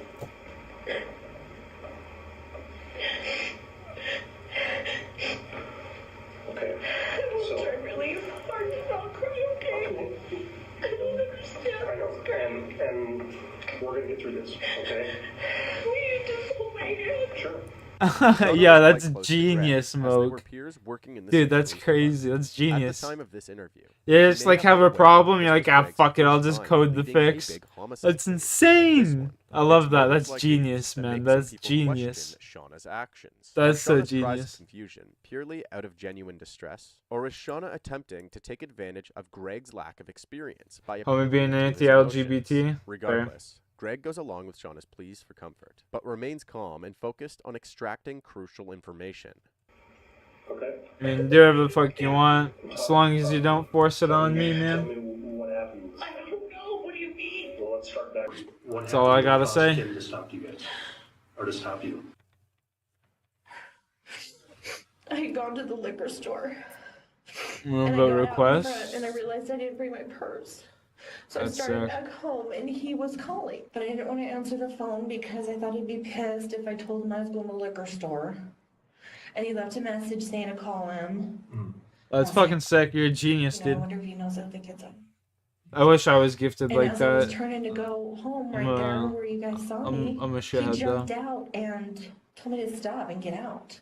Shauna proceeds to tell Greg that she brought her kids to school that day, then went home to do chores and take care of the baby. Later on, she picked up the kids from school and took them to Subway and a grocery store called King Soopers before heading back home. There is camera footage from these establishments that support this part of her story.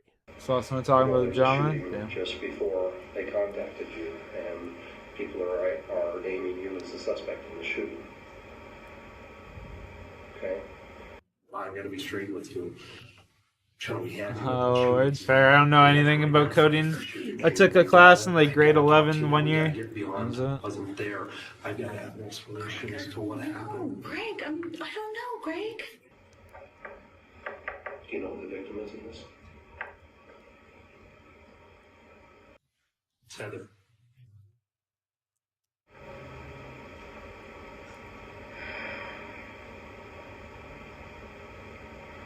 In grade 11 have coding class?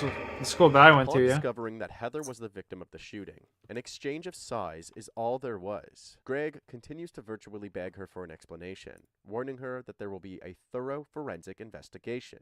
But Shauna holds her ground. I guess if I'm the suspect, I don't know, I guess you better get me an attorney. I don't know what else to do. Morky. Shauna was then charged for Oh, okay, murder my of bad. Garris. She pled not guilty. While this That's interrogation was taking place, detectives were investigating. Bro, you know what, man? You would get along with my buddy Zeno, Morky. Dude, my buddy Zeno programs games and shit like that, dude. You and him would be like fucking tighter than a ball sack, you know what I'm saying? You two would be two nuts in a ball sack, bro. On God. Matching the tread on Ken's truck tires. On Police fucking had seized God. the truck and were inspecting it. You Inside two, the vehicle, yeah, they I found swear. a camo jacket, Shauna's cell phone, a yellow rubber dish glove, a Kenny Chesney CD, and boxes of ammunition throughout the vehicle. The seats and dashboard also tested positive for gunshot residue, but this wasn't surprising due to the fact that Ken was a gun collector and a big game hunter. The most damning piece of evidence was a cheap nylon. What is that camo analogy? vest. It had a black hood. You'd be with two red nuts in a lining ball sack, and man. a black What do you mesh mean? You'd be faceplate. brothers. The next morning, in a field near the crime scene and about 700 feet away from where Shauna had been pulled over, a shoe was found, matching the description of the ones the killer was wearing. The other shoe was found just down the road. From this discovery, Bro, detectives yeah, assumed you're that speaking a Shauna was foreign filming language any to me possible right there, evidence out of the window Morky. of the truck moments before she was pulled over. You're Following speaking this a foreign assessment, language we to me. I don't know explored what the idea none of that the means. murder weapon and other articles of clothing that the suspect wore would be buried in the snow somewhere between the scene of the crime and where Shauna was pulled over. City workers were sent to clear the entire highway and take the snow to an empty parking lot, where the pile of snow would sit until it melted months later, hopefully revealing any missing evidence. However, They knew this wasn't the only possibility, so they investigated further. Detectives spoke to a small group of high schoolers who saw the interaction between Ken This and is why I Shauna when enjoy she was stream totaled. like this. The two Made were my arguing brain from within insane. their respective vehicles. Insane Ken in the then exited his vehicle membrane. and went around to the driver's side of the truck that Shauna was driving. He opened the door and reached inside for something. The high schoolers believed that he had reached inside to turn the vehicle off, but this wasn't the case since the vehicle was still running when backup arrived. Shauna's house was searched the next day, on January 25th. It was completely spotless, and the bathtub was filled with water, supporting Shauna's alibi. They also found more guns brain and insane, eh? ammunition Hey, that much Ken love, owned, much love. and a topless photo of Michelle. Freaking Michelle was autocorrect, interviewed it'd be like multiple that. times and told plenty of lies, claiming that she did not know anything about the murder. Did she confide in you that she was probably do this? No. It'd be like that. Stay out of trouble after doing this. Man, we're so close to getting level fucking 80, man. We just need this 80 agility, please. I'm begging. Anything like that. I mean, she's never alluded to the fact that Multitask, right? Hey, bro. She eventually Appreciate you. admitted to I'm being gonna smoke a involved toke and just for told you. investigators of all of the harassment and hatred that Shauna directed Appreciate you, heavily Morky. throughout the years. I can't live with this anymore, and I did not do this, and the person that did this needs to be held responsible. So, She said, I'm a pot smoker too. can't live with this anymore. Let's go. I can't have him, nobody can, she can't. I just have to take care of it. She said, just go along with what I do. I don't want you to have to say anything. For all you know, I'm going to be in your house, and you're going to be downstairs with me. She had said that she didn't ask me to be anything. She told me, she said, when you get a phone call from me tomorrow, and I'm saying that I'm taking a bath and relaxing, you know I'm going to do it. She said she gave Shauna advice on how to not get caught, including the disguise that she used and how to plant evidence to throw off any investigation. Michelle was then charged for assisting in the first-degree murder. Smoking haze. I'm However, smoking if she was Tahoe OG. guilty, her sentence would likely be reduced as long as she continued Has to cooperate autism? in the case against Shauna. Ken was also charged for removing It the does, weapon from the for car sure, when he Gamer pulled Cat. Shauna over after more evidence was found suggesting that this had And then they happened. forget These about it. charges were later dropped. Prosecutors believed that they had enough evidence for a winning case, and the trial of Shauna Nelson began. Here's what I want. With my life, get on the ground. Heather Garris heard those words moments before she You got Discord? Yeah. Exclamation point Discord. 2007 seemed like a normal day. Heather Garris went to work. She works for over a decade, Colorado State Police Credit Union, here in Colorado. What a G gaming. Work with fellow employees. You're the G, you're a G, homie. Say walk-ins. Morky, appreciate you, brother. God bless. They saw something. They saw a figure. The figure dressed from head to toe in black, and a figure with a black hood. Within 15 minutes, Fed was found driving her husband's truck with a mask underneath the seat. With this mask, with this black hood, with this red frame, that the defendant stated was innocent, found under hers. The prosecution called Ignacio to the stand to talk about his relationship with Shauna. You This go, was that's a way me. to establish Alright, her motive wicked. as the killer, and to expose to the jury the kind of person You're a that G. Shauna actually was. Appreciate you. A liar and a manipulator who had a dangerous obsession with Ignacio. After you broke off the relationship with the defendant, did you receive any text messages from him? Yes. And can you read the message in People's Exhibit 13? My loyalty is gone. I loved and trusted you, and you me. Be prepared. People's Exhibit 14, do you recognize that? Yes. Yes, that's when it was initially sent to my wife's phone. It's a photo of the baby Christian, and it's got a title under it that says Ig's Flesh and Blood. So it's a picture of the child with Ig's Flesh and Blood under it. It was sent to my wife's phone. Okay. During your relationship with the defendant, Did she tell you that she was on birth control? Yes. But she got pregnant. She got pregnant twice on birth control. I want you to take a look at People's Exhibits 15 and 16. The message in there is addressed to somebody. It's directed to my wife, Heather. It says, Heather, if you're reading this, you're a psycho bitch. And what does the next one say? You know, a word to the wise: if my you wife's break cell up in a phone. marriage or relationship, It's move anytime, on. anywhere, Tinder. But A lot of the those. main obstacle Yeah, Shauna exactly. had to defend against in court was her ex-best friend Michelle's Exactly. testimony. Did the defendant ever express her feelings about Ignacio Garris's wife, Heather Garris? Yes. She believed that Heather had talked him into staying in the marriage.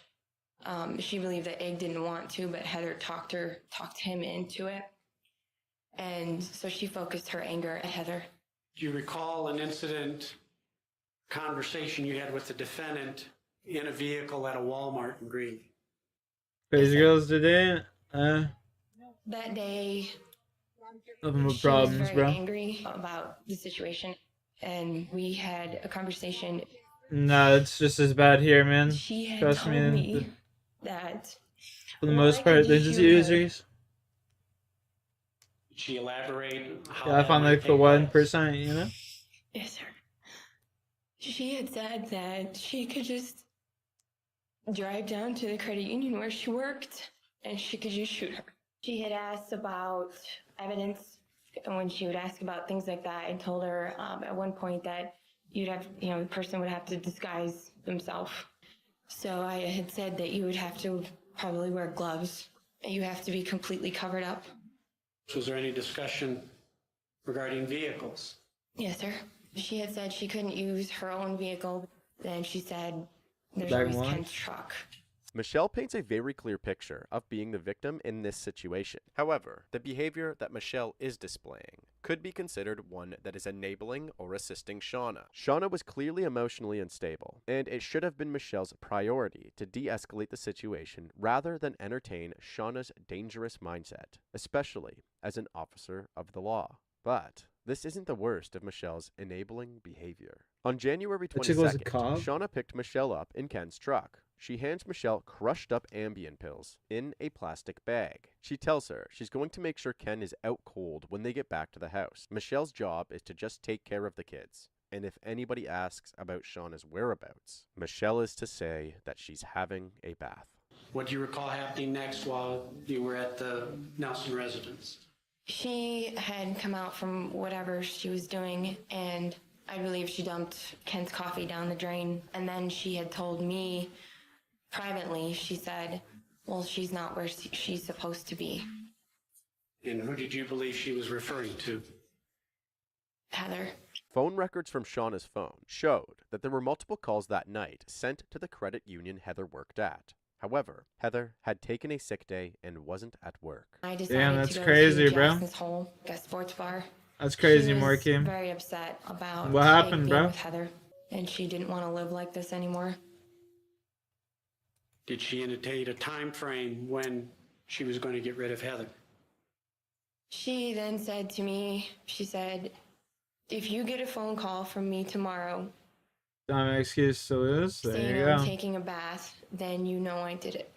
The next day, January 23rd, did you receive any messages from the defendant? Yes, sir.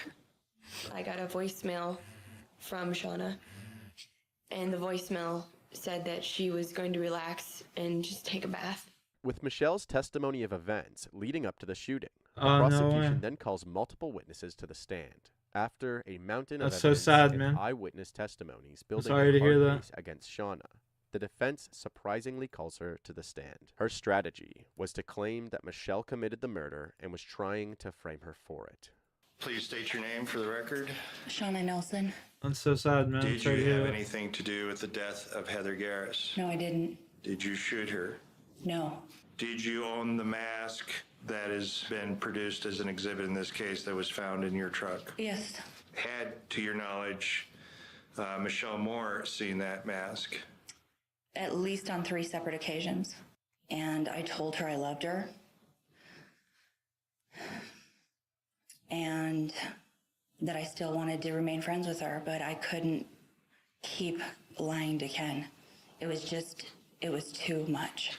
Apparently, Shauna tried breaking off her affair with Michelle the night That's before fair. Heather's murder. Shauna claims that she Marky, tried to that's call fair. Michelle to make amends after the ugly breakup the night before. After giving the jury a new perspective wanna go of to your Michelle quiz as show, an angry, scorned lover, Shauna continued to explain the rest of her day. The prosecution delivered a straight-to-the-point closing argument, painting Shauna as the heartless, School lone holidays is assailant crazy. that is willing to throw anything or anybody under the bus to get what she wants. The defense's closing argument pushed the possibility of Michelle's involvement even further. But this did not seem to impact the jury as much as they had hoped, and after 6 hours of deliberation, the jury reached their verdict. Would you please hand the verdict to the bailiff? We, the jury, find the defendant, Shauna Louise Nelson, guilty of count number 1, murder in the first degree. Is this your verdict? So say you and each and every one of you?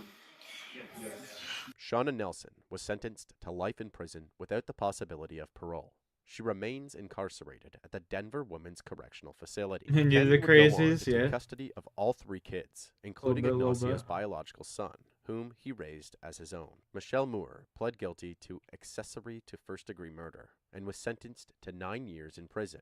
She served her time and was released in 2016. Victoria Garris, Heather and Ignacio's daughter, died in 2015 from a car crash at the age of 17.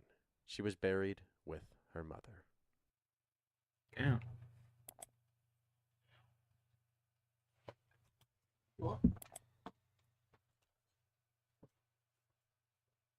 Hey, yo. Yo. Dad. Dad. Hey. Fucking guy. Give me a sec, chat. I'll be right back.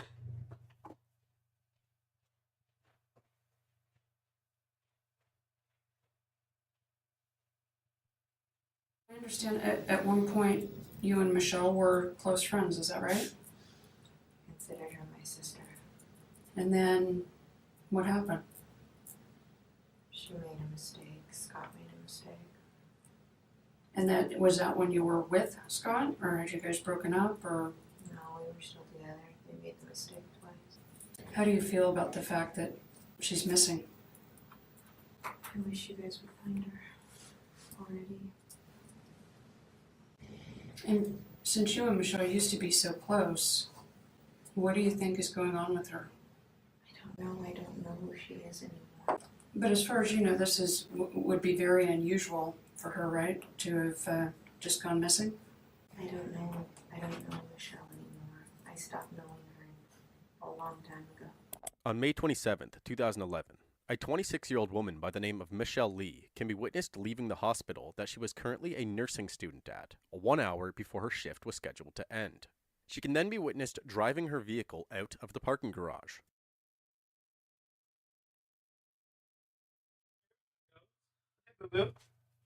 About a half an hour after leaving the hospital, Michelle's on-site supervision and teacher became concerned about where Michelle had gone while being on the clock. She was normally very punctual, and ditching her studies abruptly was not something expected of her. So her teacher then walked Yeah, hope you have an her amazing towards the day. parking Have a good lot sleep, where bro. Michelle normally parks her vehicle. She notices that Michelle's vehicle is no longer parked there and decides to head back inside. However, before she could make it to the stairwell, she believed she could see Michelle's vehicle pulling back into the garage. She runs closer to the vehicle to confirm that this is indeed Michelle returning. She was unable to see inside the vehicle, but was Almost like, confident what, that another this hour? was Michelle's car. Another hour and a So half? the teacher begins to wave. Michelle's vehicle then immediately stops, shifts into reverse, on. and speeds away, Come on up. leaving the parking garage again. This encounter was dramatic enough to cause concern, and so Michelle's teacher then dials 911.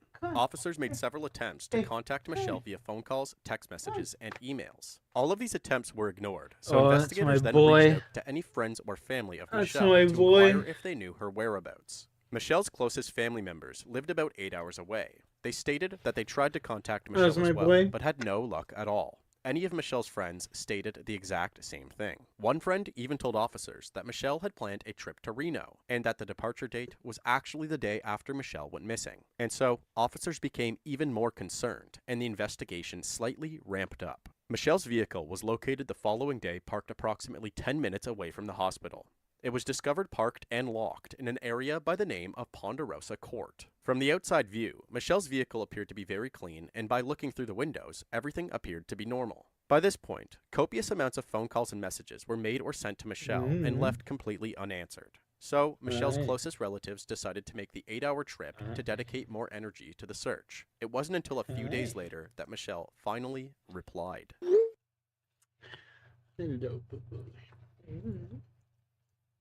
Michelle then apparently went on a text message response tour and replied to many other messages in a similar way. These messages appeared to be robotic and emotionless. Is that Pitbull? No, it's a Chihuahua pug cross. After receiving them, police then took each of Michelle's individual responses and compared them with each other. They found a series of duplicate texts, as well as a common theme amongst each text, being, "Leave me alone, I am fine."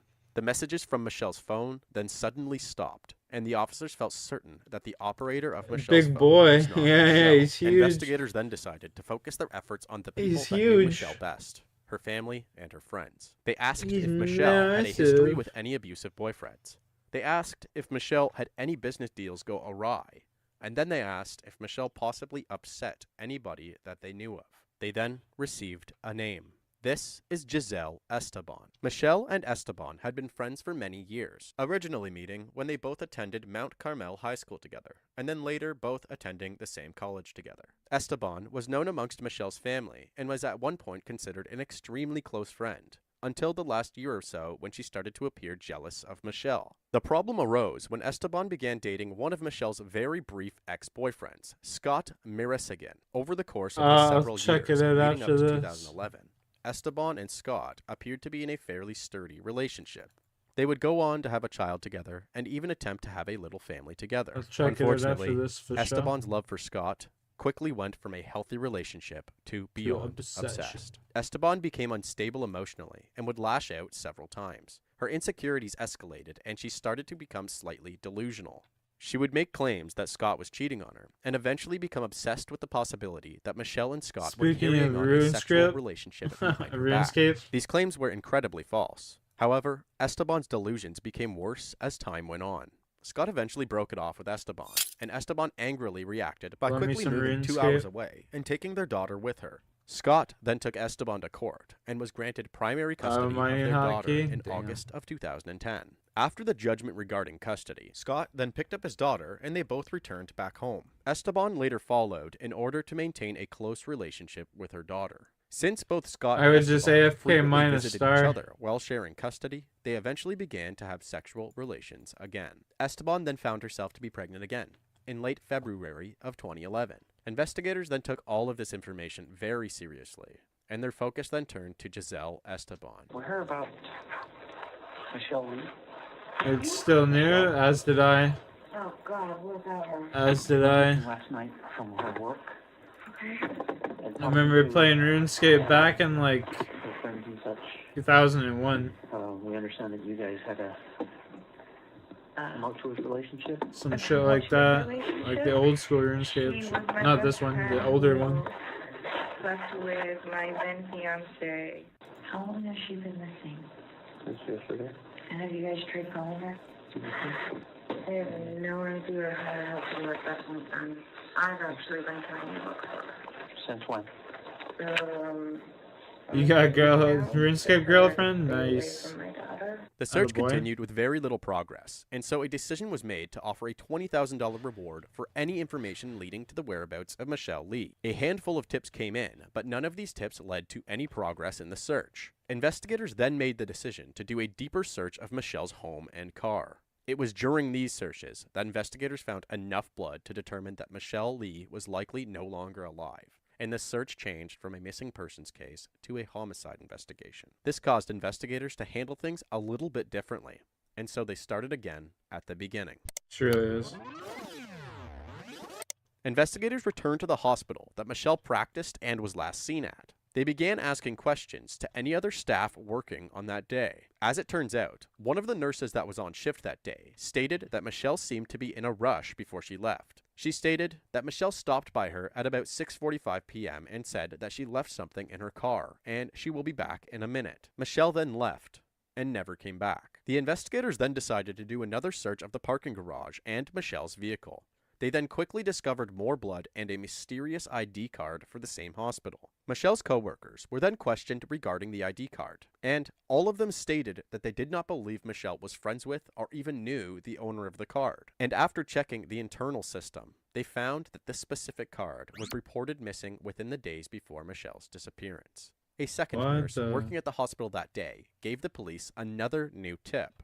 Apparently, about 35 minutes after Michelle left, a call was received by the ER department of the hospital. The caller stated that they were actually Michelle and that they needed to speak with their teacher about something. The nurse then told the caller that they could not help them, as Michelle worked in an entirely different department and that they were unaware who the teacher was. The caller then replied, "It doesn't matter. Tell my teacher I'm driving around town because my dad had a heart attack and I can't figure out which hospital he's at. So I'm driving around looking for him and I won't be back today." When investigators tracked down Michelle's father, it turns out that he was actually back home in Vietnam and had not suffered any heart attacks. Many hospitals were also contacted regarding Michelle's possible attendance that evening, but this didn't lead to any progress in the search. The search for Michelle Lee was beginning to feel as if it was going cold, and so the reward was increased to $100,000, and the family made the determination to hire a private investigator to assist. Many searches took place, many tips were followed, yet Michelle Lee was still nowhere in sight. The police then decided to release Michelle's exact movements on the night of her disappearance as traced by her cell phone. She first left the hospital, did a loop around Hayward County, drove back to the hospital, reversed out of the hospital aggressively, and then last pinged driving towards remote Alameda County. Investigators were beginning to lose hope that they would be able to locate Michelle. That's And so they wild. decided to focus more on the one person that they had originally been She pointed came towards, back. Giselle Esteban. You Why and would she Michelle come back? were close friends, is that right? Considered her my sister. And then what happened? She made a mistake. Scott made a mistake. And that was that when you were with Scott, or had you guys broken up, or No, we were still together. They made the mistake twice. when was the last time that you and Michelle actually spoke? I don't know. An hour and 20 minutes. Back in December? I think so, yeah. Okay. And what has happened since then? I don't know. How do you feel about the fact that she's missing? I wish you guys would find her already. And since you and Michelle used to be so close, what do you think is going on with her? I don't know who she is anymore. But as far as you know, this is would be very unusual for her, right? To have just gone missing? I don't know Michelle anymore. I stopped knowing her a long time ago. But needless to say, you don't like her. Yeah, that's evident. That's Okay. very clear. How would you classify your dislike for her? What do you mean? I just dislike her. I don't. I mean, do you hate her? Do you want to see something bad happen to her? No, I just want her to stay away from my child. Giselle Esteban sat through this entire interview, attempting to appear as though she was not involved in any way. She attempted to come across angry at Something Michelle, tells me yet she also is. concerned about her well-being. However, Esteban mainly came across as emotionally void, appearing distant from her answers and almost purposely shut down, something we've seen in other interrogations. Was you friends with her? Yes. Close friends? We were good. I mean, y'all were friends, right? Both of Yes. y'all are law students. You're studying to be an attorney, right? Yes. What kind of law do you want to go into? Criminal law? Yes. Civil? Is that what you want to do for a living? Yes. Okay. Regardless, Giselle Esteban did not give up any important details or potential clues regarding her involvement. However, her overall demeanor definitely left investigators suspicious of her. The next move that investigators made was regarding the stolen hospital ID card that was found in Michelle's car. They tracked down exactly when and where the card was used last. Then, they pulled up the CCTV footage of those scanning locations. That would be like the first thing you would do, wouldn't it? Like, this makes logical sense. That would be like the first thing you'd do to see who used it.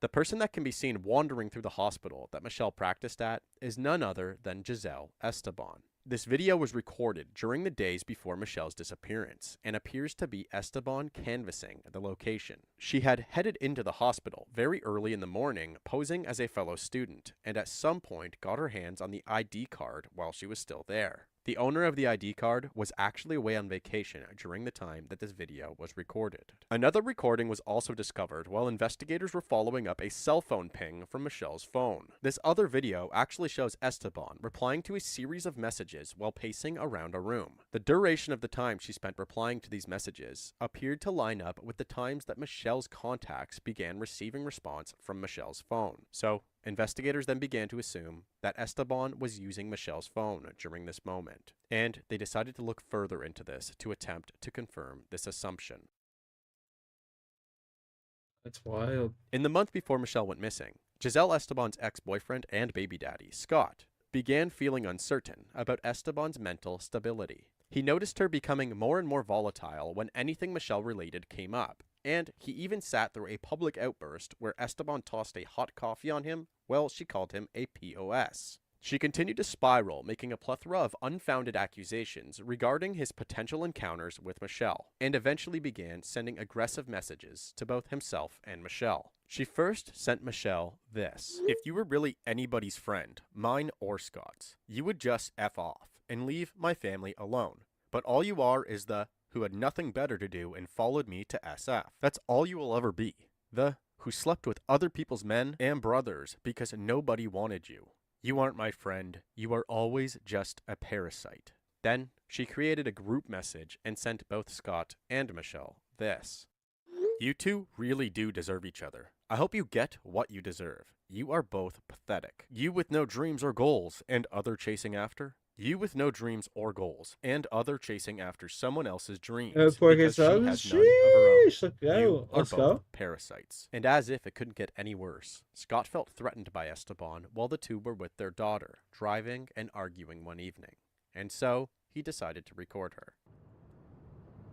I asked you, can we just be honest about Michelle, because she's the one issue that I really, really am having a hard time dealing with. That's not what you said at all. Yes! Okay, We well didn't then talk for fine. days. Starting from now, we are going to be honest about Michelle. Do you understand me? Whether you sleep with her, whether you share food with her, whether you talk to her, you will be honest with me. Look at me! You will be honest with me regarding her. Otherwise, I will take your life and hers. And you can take that to the grave with you. Why? Why? Because you lied about her so many times, it's hard to believe that you didn't sleep with her and knock her up. You deserve to die for your lies, as does she. What the you will. If you do it again, this is your last and final warning. Why? Do you understand me? It's your last and final warning. Scott then went on to file a restraining order against Esteban, complicating the two's ability to communicate or even share You gotta custody. have 10K before the end Esteban of the then year? reacted A again. month, She is continued it? spiraling, believing that March? Scott Yeah, I wanted had this 10K a few separation months just ago. so he could spend more time with Michelle. Then, just 3 days before Michelle went missing, Esteban reached out to an old Should be mutual trying to friend get of 25. both her and Michelle, and repeatedly asked him for Michelle's new address. Apparently, Esteban wanted this information as she was now looking to file a restraining order against Michelle. This mutual friend claimed that he didn't know. Then, during the weeks shortly after Michelle's disappearance, Scott walked out to his vehicle. As he inched closer, he could see that somebody had broken into it. There was no damage or anything stolen. However, what he found caused him to believe he was being set up for something. He found Michelle's cell phone in the back seat of his car. Scott then immediately dialed 911. Investigators began compiling all of their data, and it appeared as if the case against Giselle Esteban was nearing complete. They managed to gather a rather large list of Fuck evidence. PayPal? Why? What's wrong with including PayPal? The CCTV history showing her posing as a student the day before Michelle's disappearance. Her DNA in Michelle's car and on the mysterious ID card. Her cell phone GPS history aligning with. I agree though. Fuck Michelle's PayPal. own cell phone. I bought And some the memberships for my underlying buddy. potential motive of My extreme buddy's Apex jealousy. channel. Like I bought like I don't know, it was like 10 gifted or whatever. regarding her. And I charged it to Otherwise, my I will take PayPal. and hers. And then, like, The final piece when I of tried evidence transferring that led money to the from my arrest of bank to Giselle my Esteban PayPal, they charged my was a bank like an extra sizable amount of $150 Michelle's for some blood reason. I found was like, on what the fuck? Esteban's shoes. Just under 2 weeks later, That's the body wild. of 26-year-old Michelle Lee was discovered in close vicinity to the location of her final cell phone ping. Family members and volunteers looking for a missing California woman made a discovery Saturday. One of the search party members did discover remains. Permanently limited? And, Why? Right now, that's all we know. That's wild. There is what? nothing that indicates gender with the remains. The body is decomposed. The searchers had been looking for Apparently Michelle getting Lee. pot The 27-year-old donations in 5 nursing minutes? student What do you mean? disappeared while taking a break from classes at a Hayward hospital. Just this month, police arrested Lee's former friend Giselle Esteban. Police believe Esteban attacked Lee in the hospital's parking garage. Esteban told San Francisco television station the KGO Esteban that she chick's voice hated sounds Lee like the chick because that brought Lee was Rocky friends from. with the father of That's Esteban's spooky. 5-year-old daughter. But Well, they have a Esteban good damage denied locked having door. anything to do with Lee's disappearance. Make sure locked door. Saturday's search was the 8th organized by Lee's Yeah, let me family. The remains were found in the same area where police believe Lee's body had been dumped by the suspect. Matt Friedman, the Associated Drive Press. safe. Initially, her body was unrecognizable, but her identity was later Fair. confirmed by comparing dental records. Giselle Esteban's trial began in 5 and October 5. of 2012, What do and you her mean? plea was not guilty. Oh my God, She I went don't on to understand. claim that Michelle's death was accidental. Esteban claims that she was actually going through extremely high stress at the time due to the restraining order from her ex and her inability to see her daughter. So, when she approached Michelle to talk, she had a total breakdown, and things went from bad to worse very quickly, regardless of her defense and potential hopes to receive a lesser sentence. Giselle Esteban was found guilty of the first-degree murder of Michelle Lee and was sentenced to life in prison in December of Inconsistent with their 2012. policy. Two local families torn apart. Do you have by the a proper murder sparked by PayPal a account jealous set up? rage. Do Today, you have a a judge business account sentenced set up? Giselle Esteban to 25 years to life in prison for killing nursing Because student there's different Michelle kinds of Lay. PayPal accounts that you have to have set Kimberly, up the for two women were once YouTube best and friends shit. You here gotta at have like Mount a Carmel PayPal High business School. account or Today, a whatever. judge sentenced Esteban to 25 years to life behind bars for a murder he says was cold-blooded and premeditated. I've had people Giselle donate me Esteban like never fucking apologized for $1,000 killing San Diego donations nursing back to student or Michelle $500 Lay, donations back to convicted in back to back to October back to for her back. murder. Like Today, an I never Alameda got judge banned. says she never showed a I made, hint like, of remorse. it was like Giselle gave birth $3,500 to her in and like Scott's 12 minutes second one child, night. well, behind bars. And people just donating a crazy amount of money to my PayPal.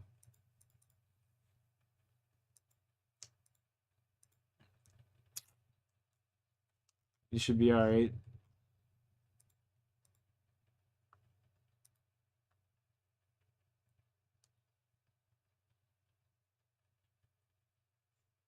No, they could. Oh, you're waiting for them to review it? Yeah, they'll review it and they'll let you slide more than likely, bro.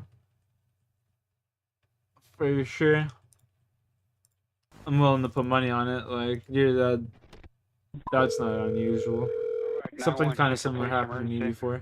Yes, my husband just beat Where the me fuck and did threw me my out the video car. go? He has my two daughters There in it the is. car. Where you at? Van Aiken Boulevard. Yeah. And like Avalon. He just threw me out the car.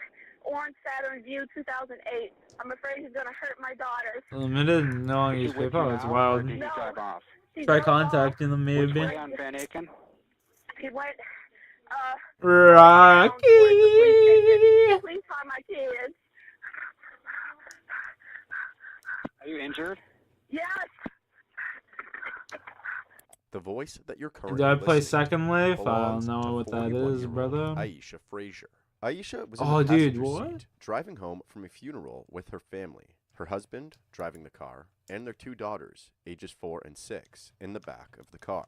Aisha and her husband had been Aisha was separated looking since fine. March of the previous year, but emotions were still high-strung. They began discussing their relationship, which escalated into an aggressive argument. As the argument became even more heated, her husband resorted to violence. What the According fuck? to a police report of the incident, he began hitting her over and over about 20 times. He then slammed her head against the dashboard, window, and armrest, all while still operating the vehicle. She tried to jump out of the car, but he prevented her escape by grabbing her hair. After beating her, biting her, and threatening her even more, Aisha was eventually able to escape the vehicle at a red light. Although Aisha was injured and exhausted, her mother instincts started to kick in. Aisha didn't flee the area after escaping the vehicle. Her husband simply parked the car and advanced on Aisha again. The beating continued with Aisha defenseless on the ground, while her 2 children witnessed the entire event. He then That's got back crazy. in the car and drove off, with the 2 children still in the vehicle. Soon after, people driving by Aisha recognized that she needed help and then picked her up. They're taking me to South Point now. Who's taking you to South Point?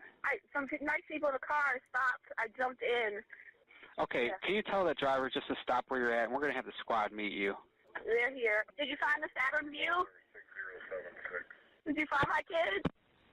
Later that day, Aisha's husband contacted her sister.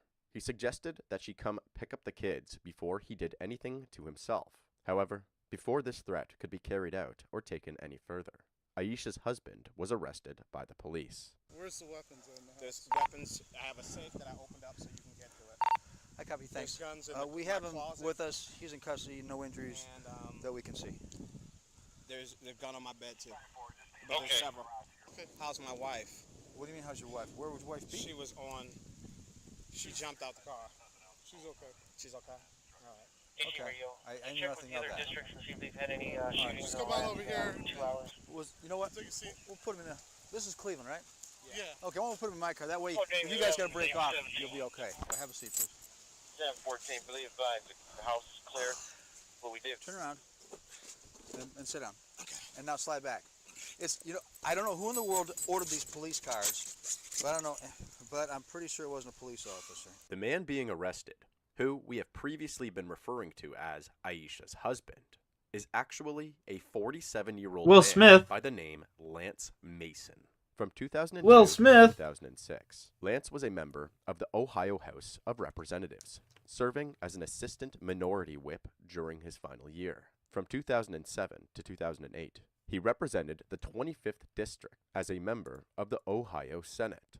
In August 2008, it was announced that Lance Mason was appointed to serve as a judge in the Cuyahoga County Court of Common Pleas. The assault that Lance carried out on Aisha caused several injuries to her face, head, and neck, and an orbital blowout fracture under her left eye. This resulted in Aisha requiring facial reconstructive surgery. 2 days after the assault took place, Aisha officially filed for divorce. This divorce would later be finalized in November of 2015. During Lance's arrest, officers also performed a search on his house. They seized a copious amount of ammunition and weapons, including shotguns, semi-automatic rifles, handguns, smoke grenades, a bulletproof vest, and a sword. Lance What the Mason fuck? was then charged with attempted felonious assault, kidnapping, and domestic violence.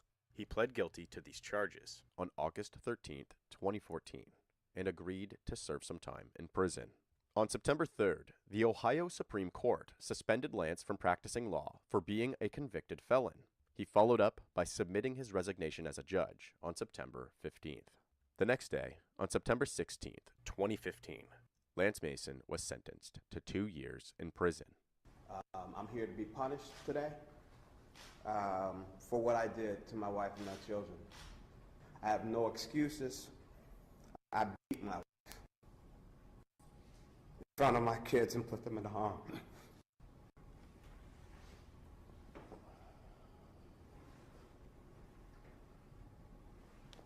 And I am solely responsible. And nothing justifies the harm I've done to my wife and my family. I mean, I'm heartbroken and devastated for the pain I caused my wife and the girls. 1600 doesn't General? What do you compare mean? To the pain and devastation that I've done to them. And I can't undo that harm or undo what my girls witnessed. And it tears me apart. But all of my life I fought against this type of brutality that I did to Aisha. And I didn't realize that I was this broken. You either die here or live long enough to see yourself become a villain, Judge. I blame my wife, but I was broken. I failed the public. I failed my wife and my family. I failed my girls, who I've tried to be a good example to and to protect every way I could. I'm probably overprotective. And because of my action, I realized that I've left my wife to raise our daughters alone, to provide for them alone, and it's against everything I've learned and everything I know, and I sincerely regret it. My prayer is that in the future I live a life that will make it possible for Aisha, Audrey, Ava, and all that I've hurt to forgive me. And I'm ready to be punished. In reference to the charge of attempted felonious assault, the court is going to impose a prison sentence of 24 months. While Lance was in prison, Aisha filed a civil suit against him, seeking financial compensation for the damages caused by the attack. Well, Mason's wife filed this civil complaint seeking monetary damages, citing pain and suffering she endured as a result of that alleged attack. All of this stems from the alleged assault inside the couple's car on Van Aken Boulevard. Now, Mason's wife is seeking $40,000 in damages for serious physical injuries to her face, neck, including a fractured bone. She won the lawsuit and was promised $150,000. Lance later petitioned for early release. Included in that petition was a letter to Aisha. And all indications were at the first domestic violence that it was a one-time thing. Mason's wife, a school teacher, did not oppose the release. She was having extreme financial difficulties, such as they were losing their house, the house flooded, there was rats in the basement. Then there were the letters which read like a confession from Mason himself, who said to his daughters at the time, quote, "I failed you, your mom and her parents," and to his wife, "I failed as a husband, a father, and a man." The letter was an apology, asking for forgiveness and expressing his deep regret for what had happened. Part of the letter reads, "My responsibility was to love and protect you. Instead of loving, protecting, and providing for you and our daughters, I have provided a terrible example and exposed you to rage and violence." 2 months later, Lance was granted an early release from prison, serving only 9 months of his prison sentence. Fuck off. Life went on for both Aisha and Lance. Lance battled to continue his career, and in a controversial decision, Cleveland Mayor Frank Jackson hired Lance as an official with the title Minority Business Development Administrator. Lance's friends and colleagues, including several well-known judges and attorneys, wrote more than 30 letters of support on behalf of Lance Mason between 2014 and 2017. Lance nearly lost his ability to practice law multiple times throughout these years. Unfortunately for him, the battle was lost. And in December of 2017, the Ohio State Bar Association suspended his law license indefinitely. Aisha continued her long career as an elementary school teacher at the Shaker Heights Elementary School. She put her daughters through counseling using the money from the lawsuit. She also met a man named Ronald Williams. Ronald and Aisha started dating in 2016 after meeting in college. When things became more serious, Ronald moved to Cleveland to live with Aisha. On November 17, 2018, Ronald left early Saturday morning, thinking Aisha would join him for Thanksgiving with his family in Atlanta. When she didn't respond to his texts, he called her mother. And I said, "Mama Frazier, is everything okay?" And she said, "No, it's not, Ron. I am sitting in front of a crime scene." Earlier that day, Lance's sister, Lynn Mason, calls 911. 911, what's your emergency? I need the police immediately. My brother is attacking his ex-wife. Okay, what is the phone number, or what is the address? 17 Boulevard. Okay, is this a house or We're an gonna need apartment? we're gonna need an ambulance too. I need the police and the ambulance. And are they both still there? They're outside. I don't know. I just heard her screaming. Okay, are there any guns or knives involved? Any I weapons don't that know. you're I aware think of? there might be. I think there might be. He stabbed her and he said she's dead. Oh my gosh. Shaker unit. I'm going for an all-dayer today. What does that mean? Said he stabbed his ex-wife and she's dead. Aisha had driven her children to her previous home, which she still owned, but was now renting to Lance's sister. Lance had a no-contact agreement with Aisha, so this is where she would drop the kids off for their custody agreement. However, this time was different, and Lance was waiting for her. The moment that she let the kids out of the car, Lance stabbed Aisha multiple times using 2 kitchen knives. Lance then entered the home and says to his sister, "I'm so sorry," and then he leaves. Completely unaware of exactly where Lance was at this point, squad cars then arrive on the scene. Hey, is it that house? No, there.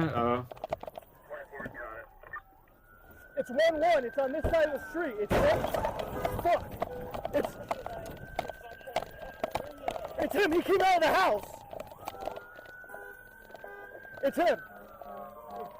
Watch out! Put your hands up! Put your hands up now! Put your hands up! Put them up! Put them up!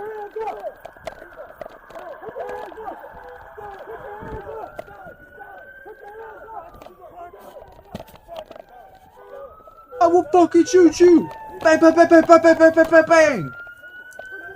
Each cop, 16 bullets. Man was shot 64 times.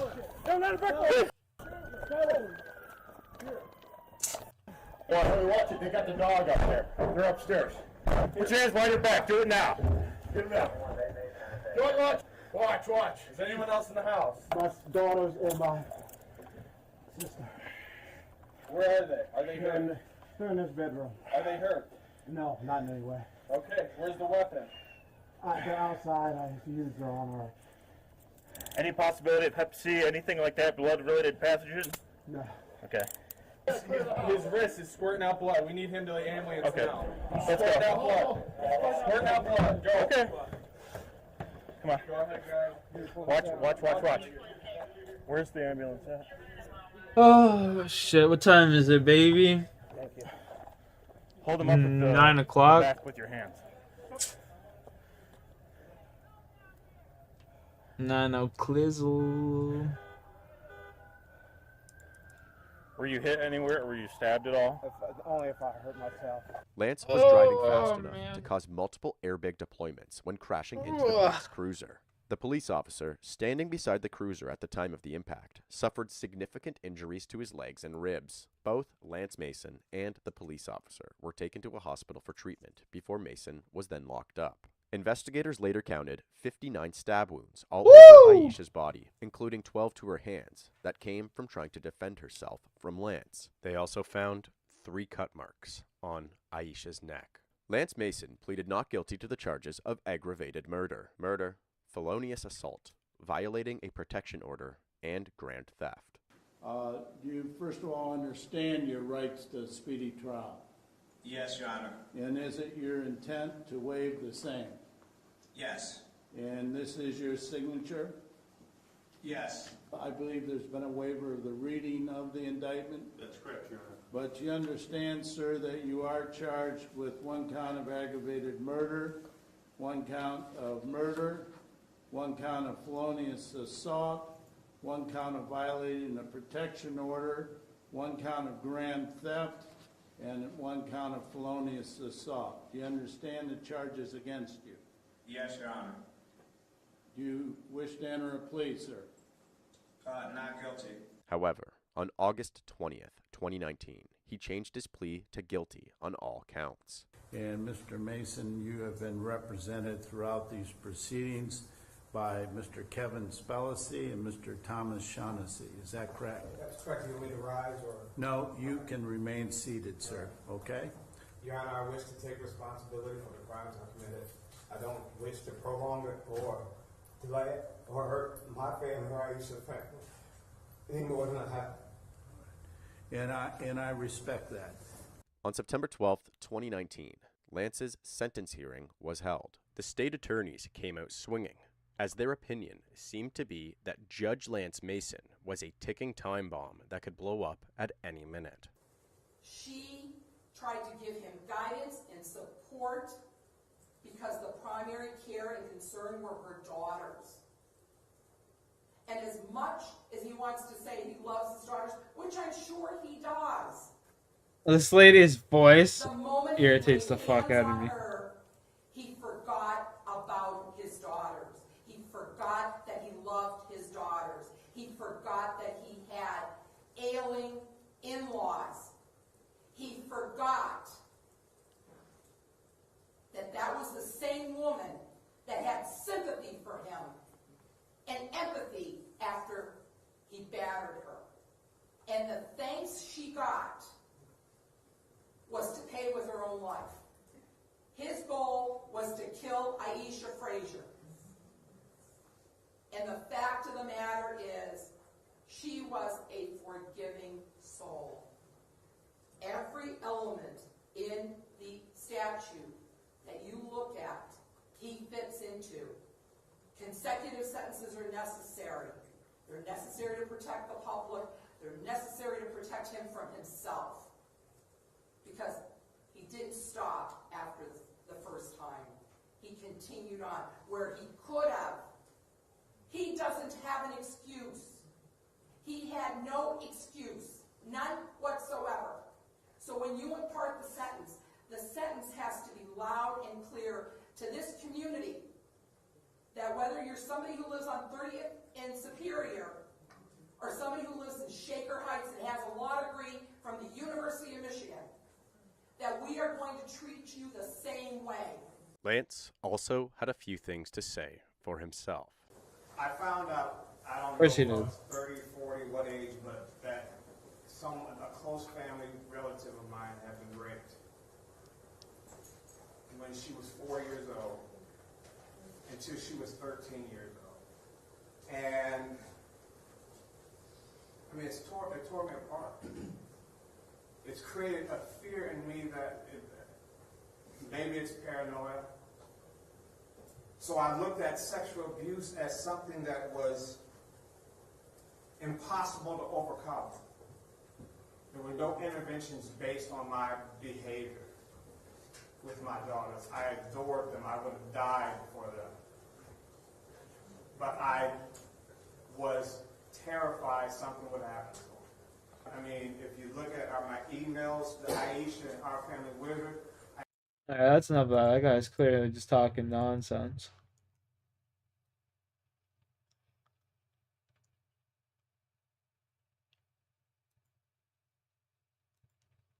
Her car is found a stone's throw away from where you work. That bother you? Doesn't bother you at all. Okay. Her car is found torched a stone's throw away from where you work. That doesn't bother you? Does it make you nervous that we may think you did something? No. He's brave to admit it. I This mean, is Lester Jones. Lester was convicted of first you degree want to call sexual that brave, assault yeah. and the kidnapping of his wife in 1999. At the time of this interview in 2007, if you want to call that he was the brave, prime suspect in the disappearance of Paige Bergfeld. Where'd you go Sunday? I'd say just I'd contribute. I would just contribute to that, to having a good sense of morale. I have investigators out talking to your wife. Okay. What'd you do Sunday evening? Went to bed. Incorrect. Okay. Plus, I need to be able to tell this family these little kids where mom is. Would you not agree they need some closure? I would, yes. Okay. 50 minutes.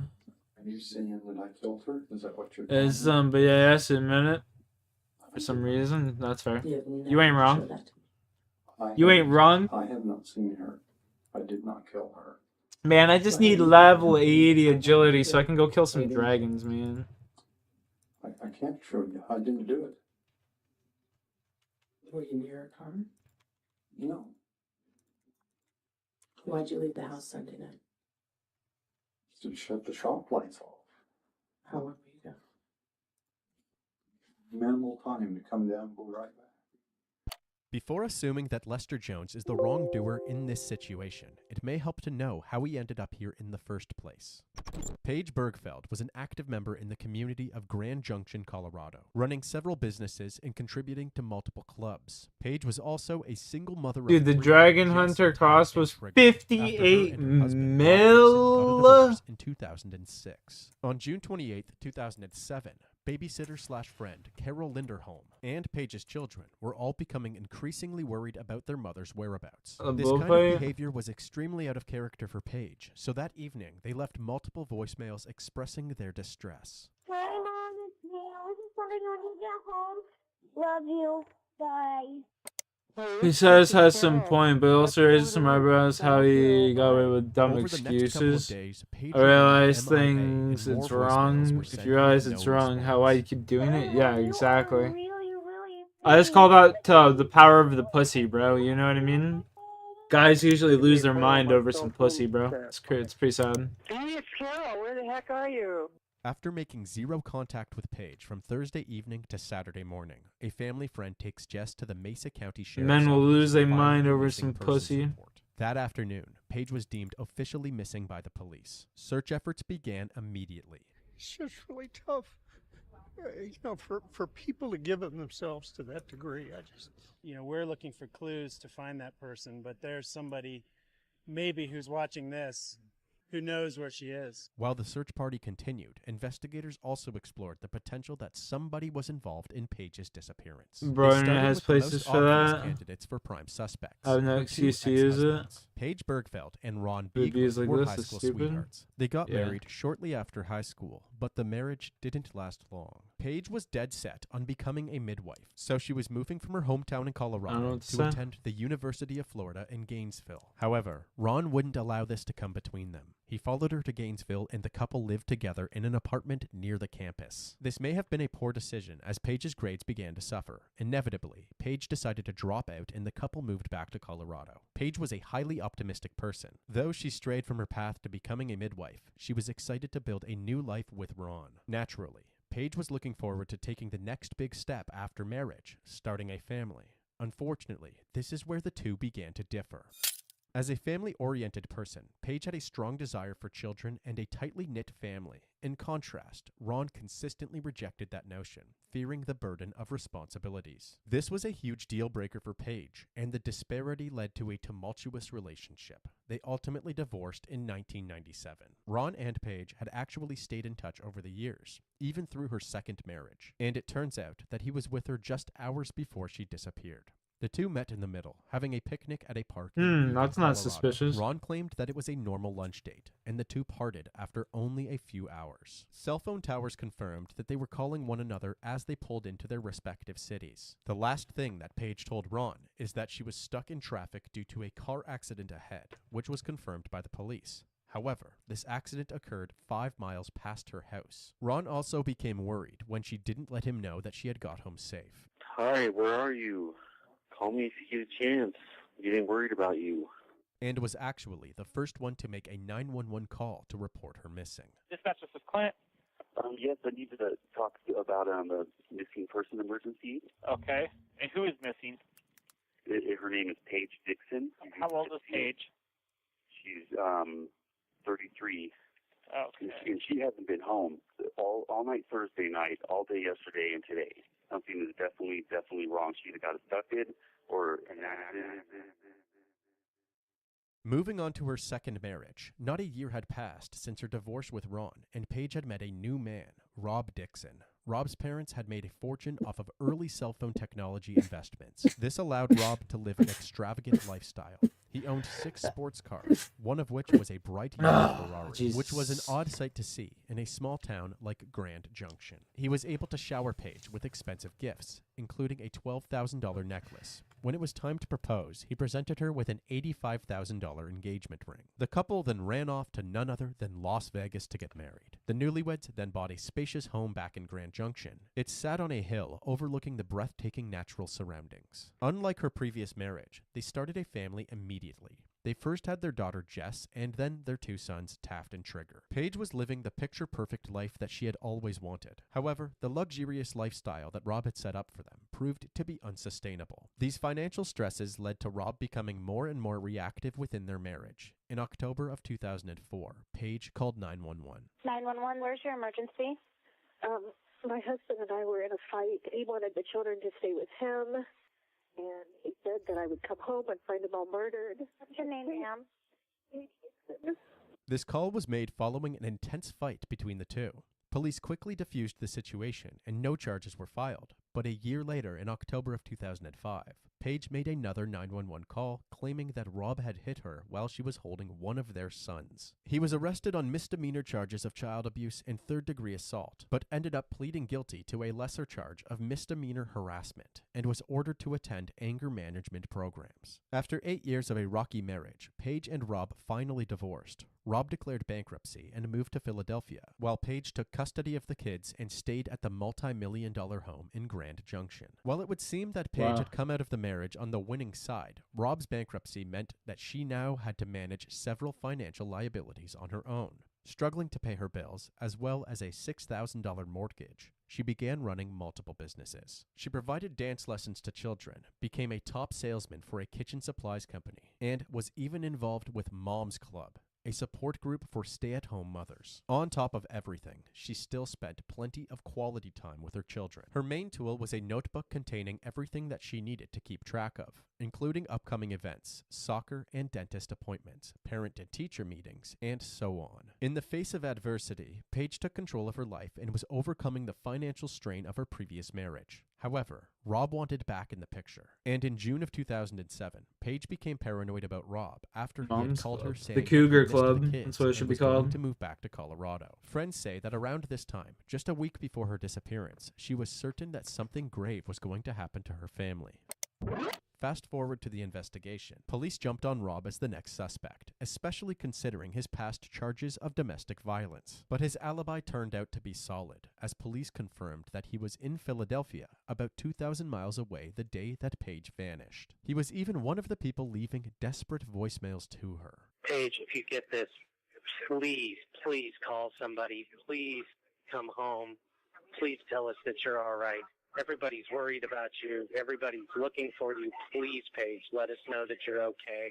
Please call someone. They put Rob on the back burner for now, but he wasn't off their radar completely, as they knew about Paige's paranoia surrounding him during the week before she disappeared. If Rob was somehow involved, his motive would have been clear: to regain custody of his children. It wasn't until Sunday night, July 1st, that a huge breakthrough was made. Israel, I bet. Jesse, where's your emergency? Hi, I'm at the corner of 23 and Logos, and there is a car on fire in the parking lot at the building right here. There's a car on fire? Yeah. Do you see flames or smoke? Yeah, there's a lot of flames. A 911 call was placed reporting a red Ford Focus burning in a parking lot. It was Paige's vehicle, only 2 miles away from her home. Firefighters arrived on the scene and extinguished the flaming car. Investigators were able to salvage only a few clues from the wreck. First, considering Paige's height, the driver's seat of the vehicle seemed to be pulled back further than expected. They confirmed this by having a woman the same height as Paige get into the driver's seat. This suggested that someone taller than her was the last person to operate the vehicle. Second, Paige's notebook was miraculously found unscathed. It seemed as if the melted dashboard had fallen over it, protecting it from the surrounding flames. Taking a look inside, the day planner was filled with her mundane yet chaotic schedule. But upon further inspection, they noticed the dates surrounding her disappearance. The 26th to the 29th had been ripped out. It was becoming clear that this was more than just a missing persons case. We were hopeful when we found the car things would fall into place, and maybe they will. This isn't a situation where Paige left on her own volition. You know, it occurred to me I hadn't cried in a long Games time. could be like. I've learned how to do that. These discoveries only fueled the efforts to find Paige, and an even bigger search ensued. Just seeing the dad on TV and everything like that, and I Oh, have it's a some mom's children of club? my own, and I know what I'd be feeling like if one of my children was gone, and I just wanted to try to help if I could. Just south of Grand Junction, along Highway 50, more clues That's were being wild. found. Volunteers discovered more than 100 items that belonged to Paige laid out over a 15-mile stretch. That's Some weird. of the items found included her children's medical cards, her wallet, blank checks for her business account, and many more items that she That's was creepy. unlikely to discard without a good reason. Detectives had two theories. The first, someone had abducted Paige and scattered her belongings to misdirect the creepy. investigation. The second, Paige herself had managed to throw her belongings out of the vehicle to leave a trail. However, this trail of evidence ultimately ended in a riverbank, which they continued to search with no result. Among the trail of evidence, there was an advertisement for a company called Models Inc. This specific item began to ring bells when investigators took a closer look at Paige's phone records. It became apparent that among her several upstanding businesses, she was also operating a more provocative one. Hello, you've reached Models Inc., Colorado's premier gentleman service. Colorado's premier gentleman service.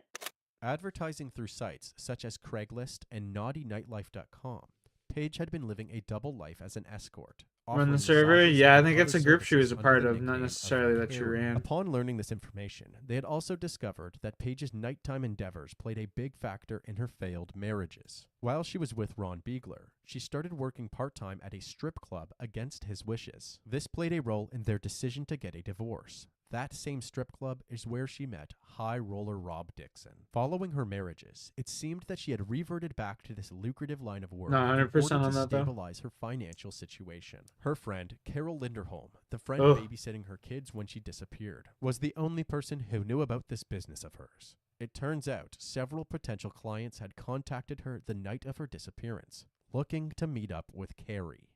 Yeah, this Motel 6, room 237. I was just checking to see if you had somebody coming out or not. Thank you. Yes, this is Buddy. I was wondering if you had any girls available this afternoon. Hello, my name is Bill. Just calling to see if anybody's still available for the night. Hello, yeah, this is Jim. Just calling to see if Carrie was available tonight. I'm going to go get me a motel room now. This man, by the name of Jim, had called 5 times the day of her disappearance. Each call made from a prepaid track phone device. The final call was made from Paige to Jim's track phone, implying that she had gotten back to him. Detectives were able to track down this device and determined that it was purchased on June 26th at a local Walmart. They promptly recovered the surveillance footage. By corroborating the time of the purchase using the store's purchase records, they confirmed that this was their guy. This is Jim.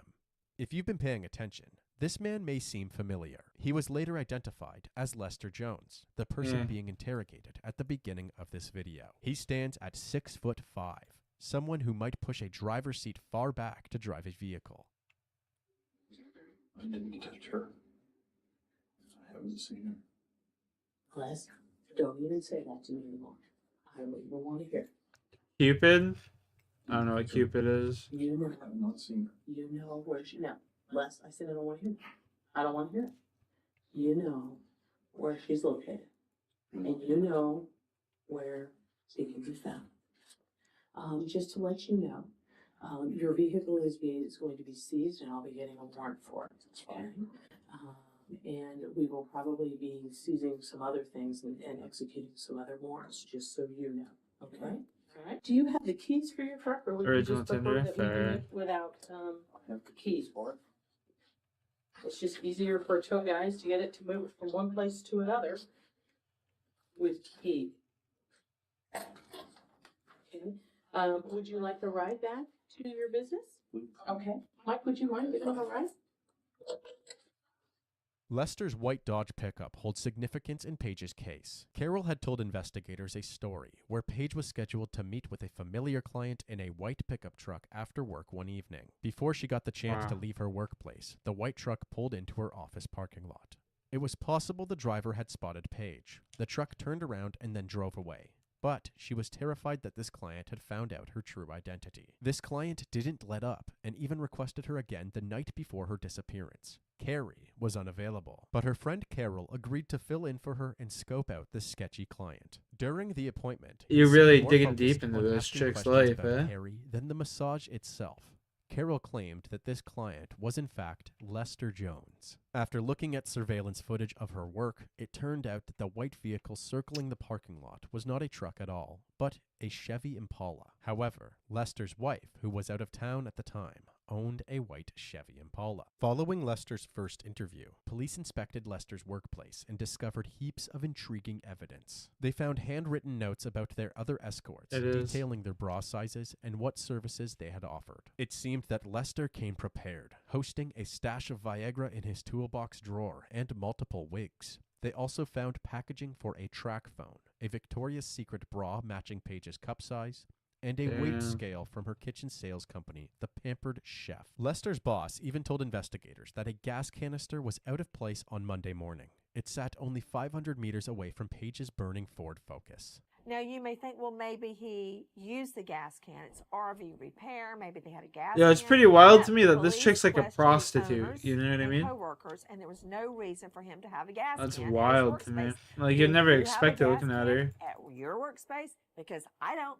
Not only that, but when police dogs tracked Lester's scent, it led them to the driver's seat of the vehicle. I mean, strengthening to the that case dude, even it's further. just, The man, her detectives photos then brought are Lester everywhere. Yeah, I back in bet. for It's a another pretty high interrogation, profile in case. which he continued to deny his involvement despite the mountain of evidence piled against him.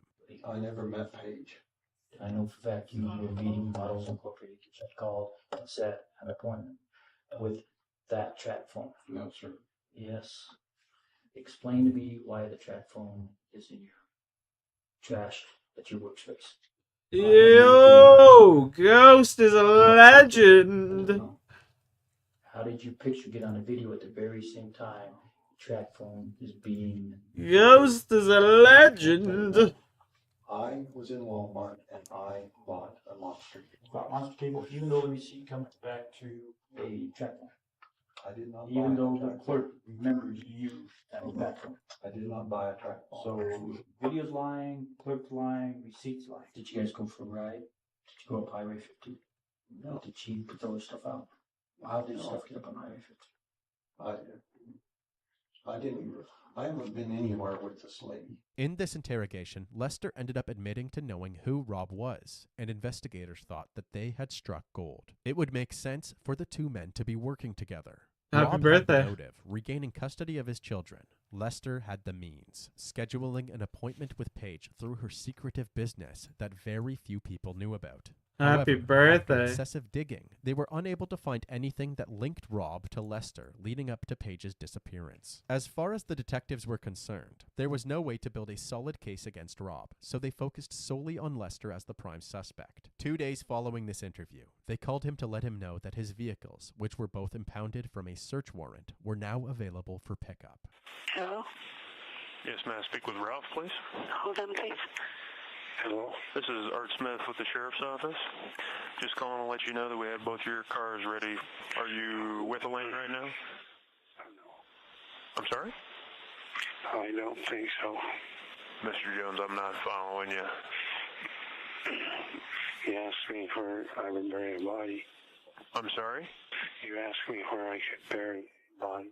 Apparently, right before this phone call, Lester had become delirious after taking a high dose of sleeping medication. Tensions built to a high between law enforcement and Lester Jones, but they were missing one key piece of evidence that would justify his arrest: Paige Bergfeld's remains. While there have been plenty of cases in which a suspect is arrested before a body is found, Paige had lived a double life, lying to everybody around her. The defense could have easily proved reasonable doubt by suggesting that she ran away from her complicated life in Grand Junction, hoping to never be seen again. This could have led to a losing battle if prosecutors took Lester to court. The disappearance of Paige Bergfeld remained a mystery for nearly 5 years. Then, on October 6th, 2012, hikers discovered So human good remains looking, in too. a dried-up That- creek bed near Wells Gulch Spring, just a few miles from where the evidence trail was left on Highway 50. Dental records confirmed it was Paige Bergfeld. It was likely that her killer buried her 5 years prior, and over the seasons, heavy spring runoff had uncovered what was left. Her remains found yesterday in Delta County by a hiker off Highway 50, 1 mile up Wells Gulch Road. Investigators called this man, Lester Ralph Jones, a suspect then and still do today. There are reports he was a client of her escort service, but he was never charged. How can one human being treat another human being so badly?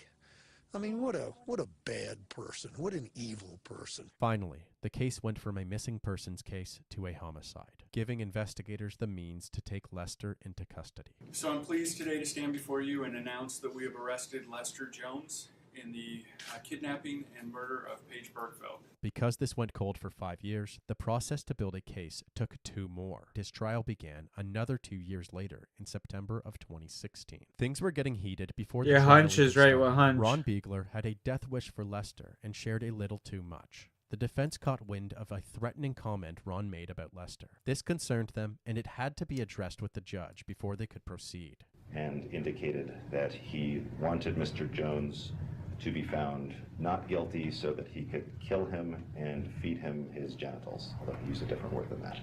If you have any outbursts or you do anything in an attempt to harm anybody in the courtroom, that will result in serious consequences. I think it's over-exaggerated. Sarcasm may be taken out of context. The prosecution presented a narrative to the jury. Lester Jones was obsessed with Paige Bergfeld, but the feelings were not reciprocated, and Paige tried to avoid him as a client moving forward. Lester would not stand for this, and so he bought a track phone and hid his identity under the guise of Jim to lure Paige back to him. From there, he likely subdued her, and using her vehicle, he drove her near Wells Gulch, where he claimed her life and buried her. Along the way, Paige was able to leave a breadcrumb trail by throwing her belongings out of the vehicle. To strengthen this narrative, in addition to all of the evidence that we have mentioned thus far, a new face was brought to the stand: Lester's ex-wife, Lisa Nance. She outlined their history, After a brief honeymoon stage, Lester began to show alarming behaviors. He constantly monitored Lisa's every move. He even tapped her phone calls and planted secret recording devices to listen in on her conversations with The friends. fuck? That's Lisa so weird. decided to end the relationship before the situation could escalate. But things only escalated from there. While Lisa was driving her new boyfriend to work in the morning, Lester drove up beside their car and veered them into a ditch. He then What? put his vehicle in reverse and rammed their car again, causing the airbags to deploy. Lisa's boyfriend took off running, but Lester shot at him with a handgun. The bullets just grazed his head. Lester ended up running away, but cops tracked him down and arrested him. A few weeks later, Lester had been released and invaded her home while she was alone. However, he wasn't aggressive. She found him eerily sitting on her couch, quieter than usual. Putting her de-escalation skills to use again, she suggested that they go out to dinner, to which he agreed. However, once behind the wheel, Lester drove them out of town toward the mountains. Once What far the enough into the fuck? drive, Lester said, "I'm going to kill you," and started slapping Lisa. Lisa convinced him to talk it out, and he said in order to prove her love, she had to make love to him. She convinced him again, this time to rent a motel room. After bringing them to one, he went inside to check in. That's when she got behind the wheel and sped off. She proceeded to report him to the police. A few days later, he was arrested once again. Lester was convicted of assault and kidnapping and served 3 years in prison. In theory, showcasing this pattern of dangerous behavior was an effective tactic.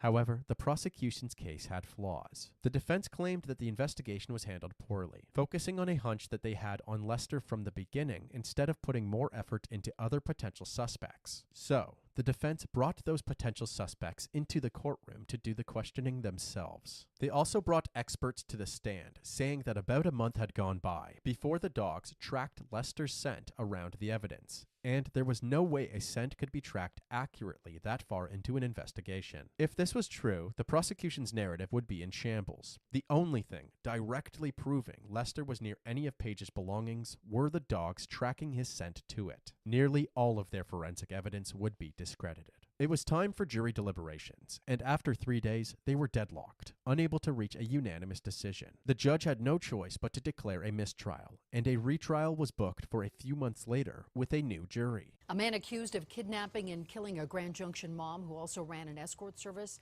well, he is set to go back on trial. Jury selection is now underway in the case of Lester Jones, who's accused in the death of Paige Bergfeld. The only significant difference in the second trial was the prosecution's closing statement. They took the time to go through each of the defense's alternative suspects and explained why it was unlikely any of them were the culprit. Once again, the jury deliberated for 3 days, but this time they had reached a unanimous verdict.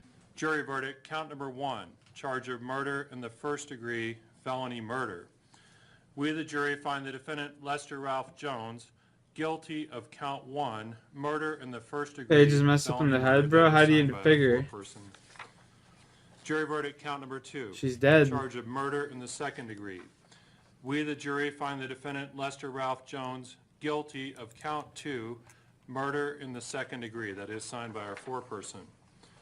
Jury verdict, count number 3, charge of second degree kidnapping. We, the jury, find the defendant, Lester Ralph Jones, guilty of count 3, charge of second degree kidnapping, and that is signed by the foreperson. Lester Jones was convicted for kidnapping and the first-degree murder of Paige Bergfeld. He was sentenced to life without the possibility of parole. He remains in prison and continues to claim his conviction was unlawful, as he believes there was no physical evidence tying him to the crime. Got actual case photos, I'm sure. It's a very public case.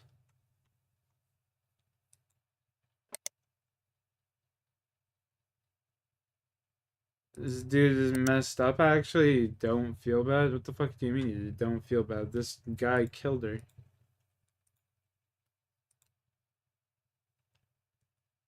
What the fuck are you talking about?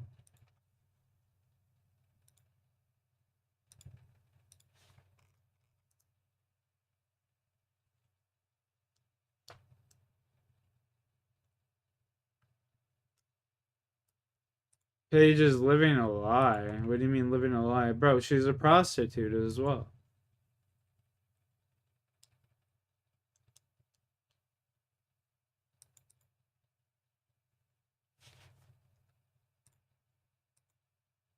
Like, what do you mean living a lie? I know you belong to someone.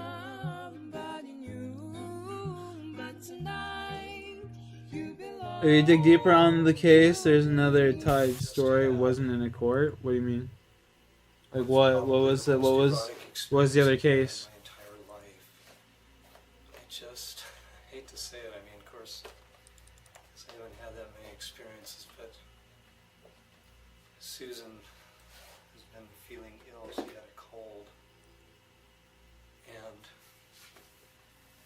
I offered to rub her feet, to rub her toes, to give her some stimulation.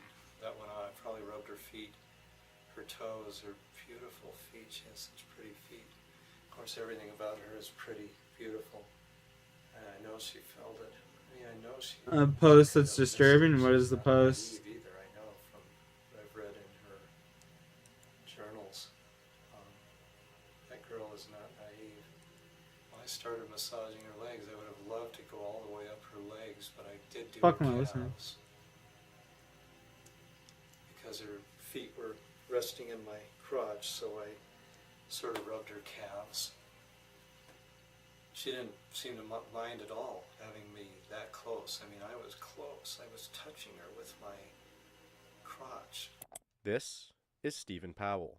I In January don't of think she deserved to die. 1976, Stephen Powell and his then wife Terry Powell gave birth to their son Joshua Powell. Terry has claimed that throughout Josh's childhood, Stephen would allow Josh to do whatever he pleased, with very little discipline. Stephen would also have a tendency to show Joshua pornography at a very young age. During Josh's teen years, it has been said that Josh once attempted to commit suicide. He would make threats towards his siblings while holding knives, and on one occasion, he deliberately killed his sister's gerbil. When Josh graduated from high school, he then moved to Seattle and attended the University of Washington. Sometime during his stay in Seattle, between 1997 and 1999, Joshua met his first girlfriend, Catherine Everett. They dated for a short while before moving in together. Catherine has stated that during the initial months of living in the apartment with Josh was a kind and caring boyfriend, but that quickly changed when he began restricting her from speaking to family and friends. Catherine began to feel trapped and unsafe around Josh, so she decided to plan a vacation to Utah and never came back. She then broke up with Josh in November of the year 2000. Very soon after the breakup, Josh would go on to meet a woman by the name of Susan Cox at a party hosted by mutual friends. The relationship moved very quickly, and Josh and Susan would tie the knot in April of 2001. After the wedding, the two of them moved back to South Hill, Washington to live with Josh's father, Stephen Powell. Stephen quickly became infatuated with Susan.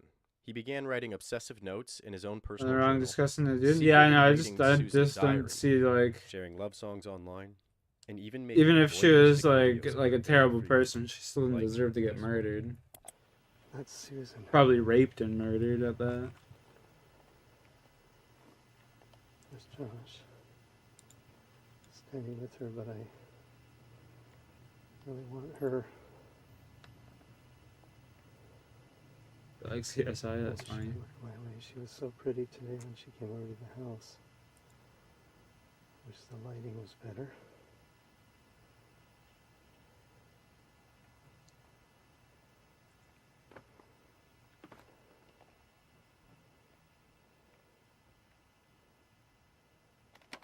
Well, she does have suggestive photos that asked for it.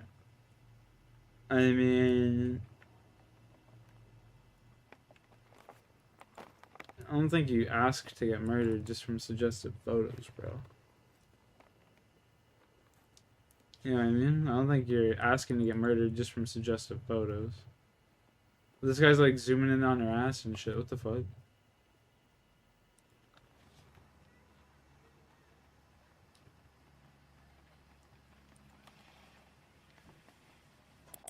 Stephen would also make video journals of himself speaking to the camera about his interactions and intense feelings about Susan. Eventually, Stephen's emotions grew too strong, and he confessed his love to Susan. I'm probably wrong, but I've really fallen in love with you. You're just asking for wrong intention? I mean, it doesn't hurt for a woman to be conservative, I agree. But still, just because they want to dress like a whore or whatever doesn't mean like you should still be able to like control yourself, you know?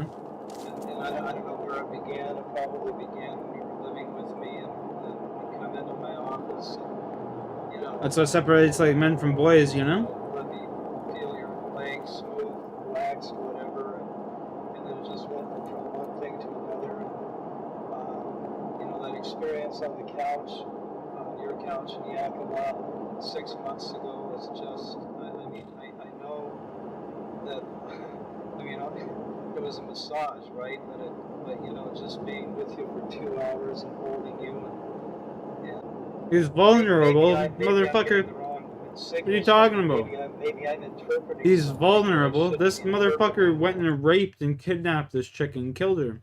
She was vulnerable. What the fuck are you talking about? It just, for example, when we were sitting on the couch, it just felt like you were very, you know, I mean, I was extremely aroused, and I think you were somewhat aroused, at least I thought. I don't know where you're going with this. But Susan, I don't, yeah, well, I'll tell you what I'm married to your son, and I should just be the daughter-in-law. I know. Which puts me a step beneath your own children. When Susan expressed to Josh her discomfort with the situation, they began to speak about moving into a place of their own. Shortly after this, Stephen made a move on Susan and tried to kiss her. It was after this incident that Susan and Josh finally decided to move into their own apartment in West Valley City in Utah. Despite the relationship beginning to show signs of toxicity, the two went on to give birth to their first son, named Charles, in 2005, and then to their second son, named Braden, in 2007. Unfortunately, the weird advances from Josh's father didn't end with the move, as Josh would stay in good contact with Stephen, and Stephen would make weird statements over the phone about Susan. And This guy's a once, creep. Stephen mailed a package to Utah containing graphic images of naked men. As this behavior began to further strain the relationship between Josh and Susan, Josh began spending money very irresponsibly. He would also begin to treat Susan in similar ways to that of which he treated his ex-girlfriend, Catherine. He became more and more unstable and controlling, as well as more and more possessive. Nearing the end of 2007, just after the birth of their second child, Josh and Susan declared bankruptcy, citing that Josh possessed about $200,000 of debt. This sequence of events led Susan to become more worried about her safety, and in July of 2008, Susan went on to record a video documenting some of the couple's personal belongings. Covering all my bases, making sure that if something happens to me or my family or all of us, that our assets are documented. Shortly after making this video, Susan also wrote up a will. Contained in that will, Susan made this statement: "If I die, it might not be an accident, even if it looks like one." On December 6th, 2009, a neighbor of the Powell family stops by the house while Josh is still at work to visit Charles, Braden, and Susan. This neighbor leaves the house around 5 p.m. Another neighbor then witnessed Josh arrive home and park the family minivan inside the garage around 8 p.m. Later that night, roughly around 11:45 p.m., a neighbor can hear the alarm of the family Internet has no going empathy. off inside the garage. Morky. They noted that it appeared that all of the lights inside the house were off. 2 hours later, at about 2 in the morning of December 7th, the same neighbor that heard the car alarm earlier heard a man and woman screaming and yelling coming from the Powell residence.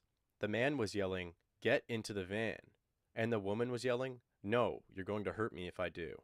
The van was then witnessed leaving the home with 4 occupants.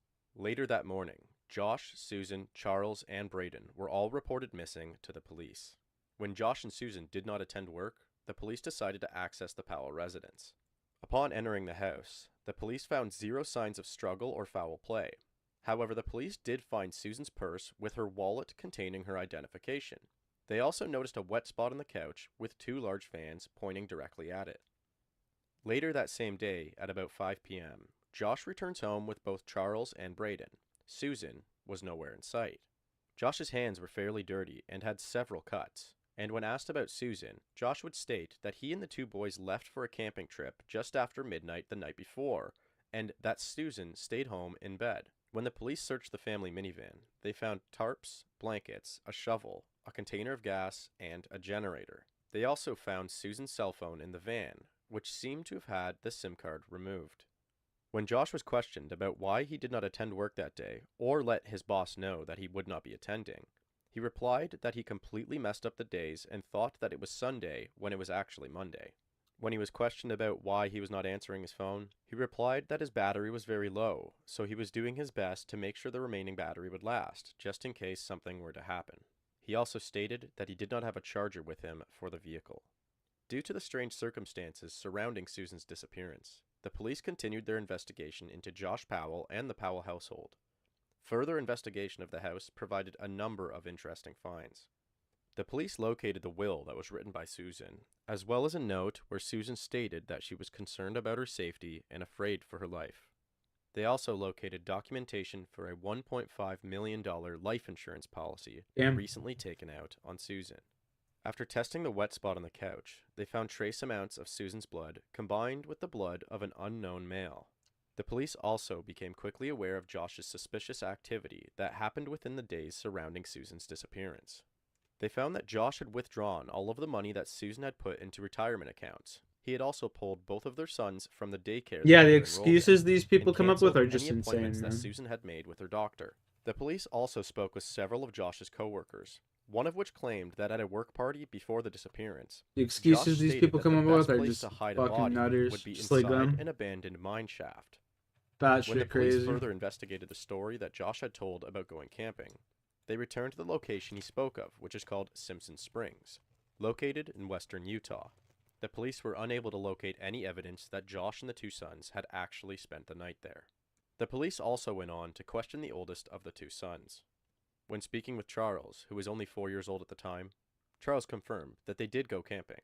However, he also stated that both Charles and his brother, as well as both Josh and Susan, were together on the camping trip.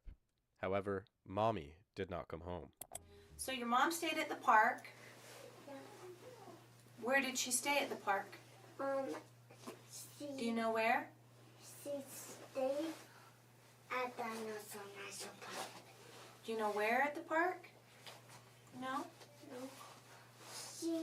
My mom stayed where a crystal are. One of Charles's teachers later went on to claim that Charles would make statements in class that his mother, Susan, was dead. Charles also drew a picture of a van with 3 occupants and said to the daycare workers that Mommy was in the trunk.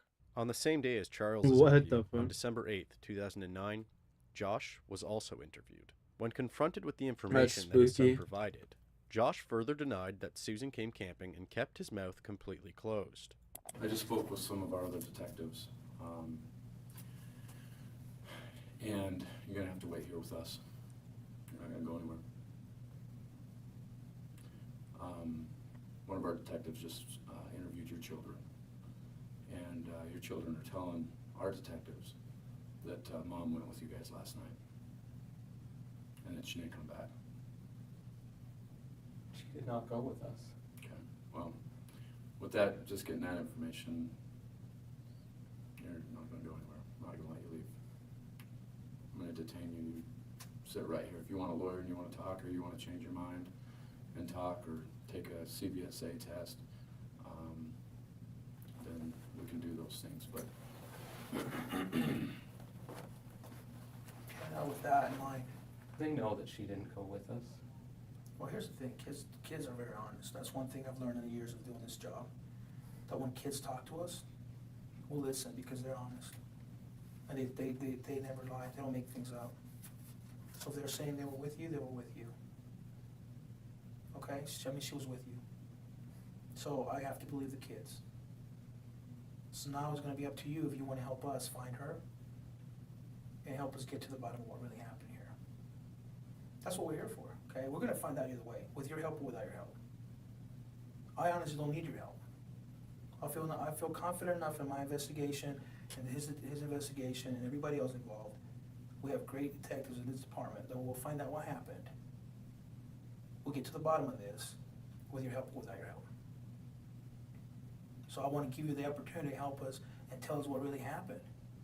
Because you're the only one that knows. Nothing that happened. She was not with us. And if my kids said that... So your kids lie then? Do your kids lie? Sometimes they do. I mean, if they said that she was with us, they know that's not true. So if they and say... if they said that she was with us, then us, that would put her out at Pony Express. Okay, and that's my concern. Josh then quickly retained an attorney and was labeled as the main person of interest in the disappearance of Susan. Just under a month later, in January of 2010, Josh and his two sons moved back into his father's home in Washington. Around this time, Josh, Stephen, and the family of Susan were beginning to have public confrontations. And I guess we're here, You're right? not believable. Yeah, right, sir. Right, I'm not. You are, though. Anyway, is there any other question that I can answer for anybody? I'm totally open to anything. I mean, we've got a lot of information about the Cox family and about Susan, a lot of it from her journals, a lot of it from Josh's, you know, he lived with Susan for 8 years before she left. He knows a lot that is not in the journals, but the journals confirm what he knows that Susan told him about her family, about her growing up years. We weren't going to bring this up with the media. He brought it up with the media. But you okay? came here. I did come here. Yes, I did. Because I wanted to see what was going on, and I wanted to. And I have one question for you. How is you coming here helping to find Susan? It isn't helping to find Susan. How is your standing at our neighborhood market helping to find Susan, Chuck? People see the signs, her Bullshit. pictures out in the media. Right. It's been That all doesn't- over the media. If somebody has seen her, then they can report to the police. And you're only going to do this. Which other stores are you doing this at, Chuck? We're doing it in West Valley City. As the tensions and suspicions continued to grow, What the more fuck? bizarre events began to unfold. At one point, a website was created that suggested that Susan had met a journalist who had also disappeared around the same time that she went missing. It went on to insinuate that Susan's mental health was severely declining and that she had likely ran off with this new man to Brazil. It is believed that this website was started by Josh and Stephen Powell. After the police were able to obtain a warrant to search Josh's new home, That's which he and his wild. sons lived in with Stephen, the police discovered about 4.5 thousand photos and videos of Susan as well as other women and neighbors that belonged to Stephen. A large portion of these photos and videos appeared to have been recorded without Susan or the others' knowledge. When Stephen was questioned about these photos and videos, he claimed that he and Susan had fallen in love behind Josh's back.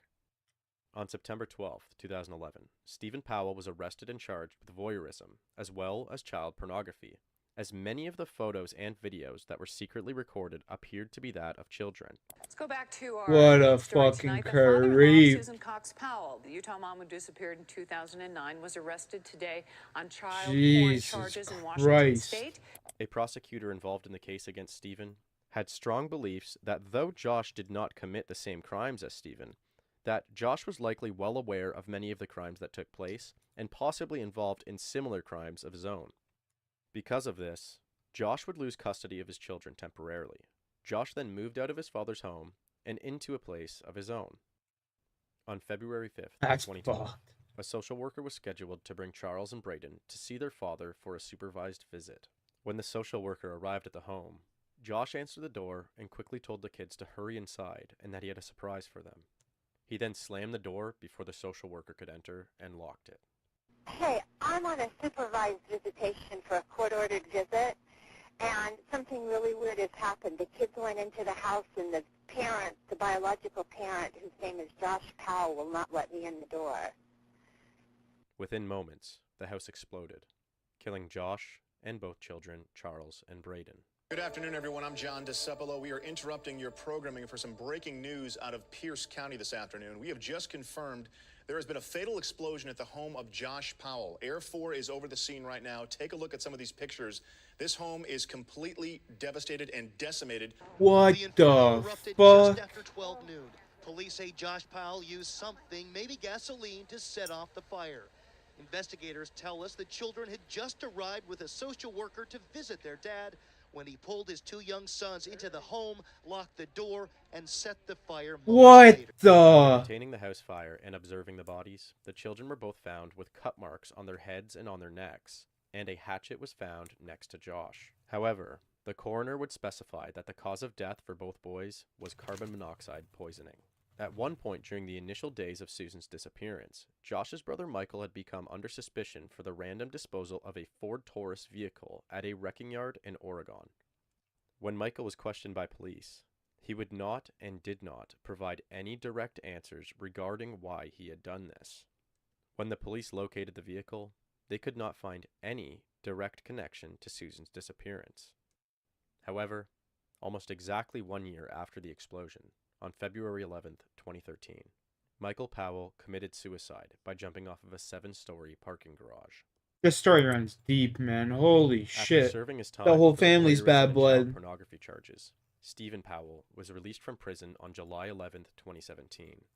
Just over 1 year later, on July 23rd, 2018, Stephen Powell died of a heart attack at the age of 68. Yeah, good morning, and Steve Powell. The whole family's bad blood, man. What the fuck? Of Susan Cox Powell, the West Valley woman who disappeared from her home without a trace back in December of 2009.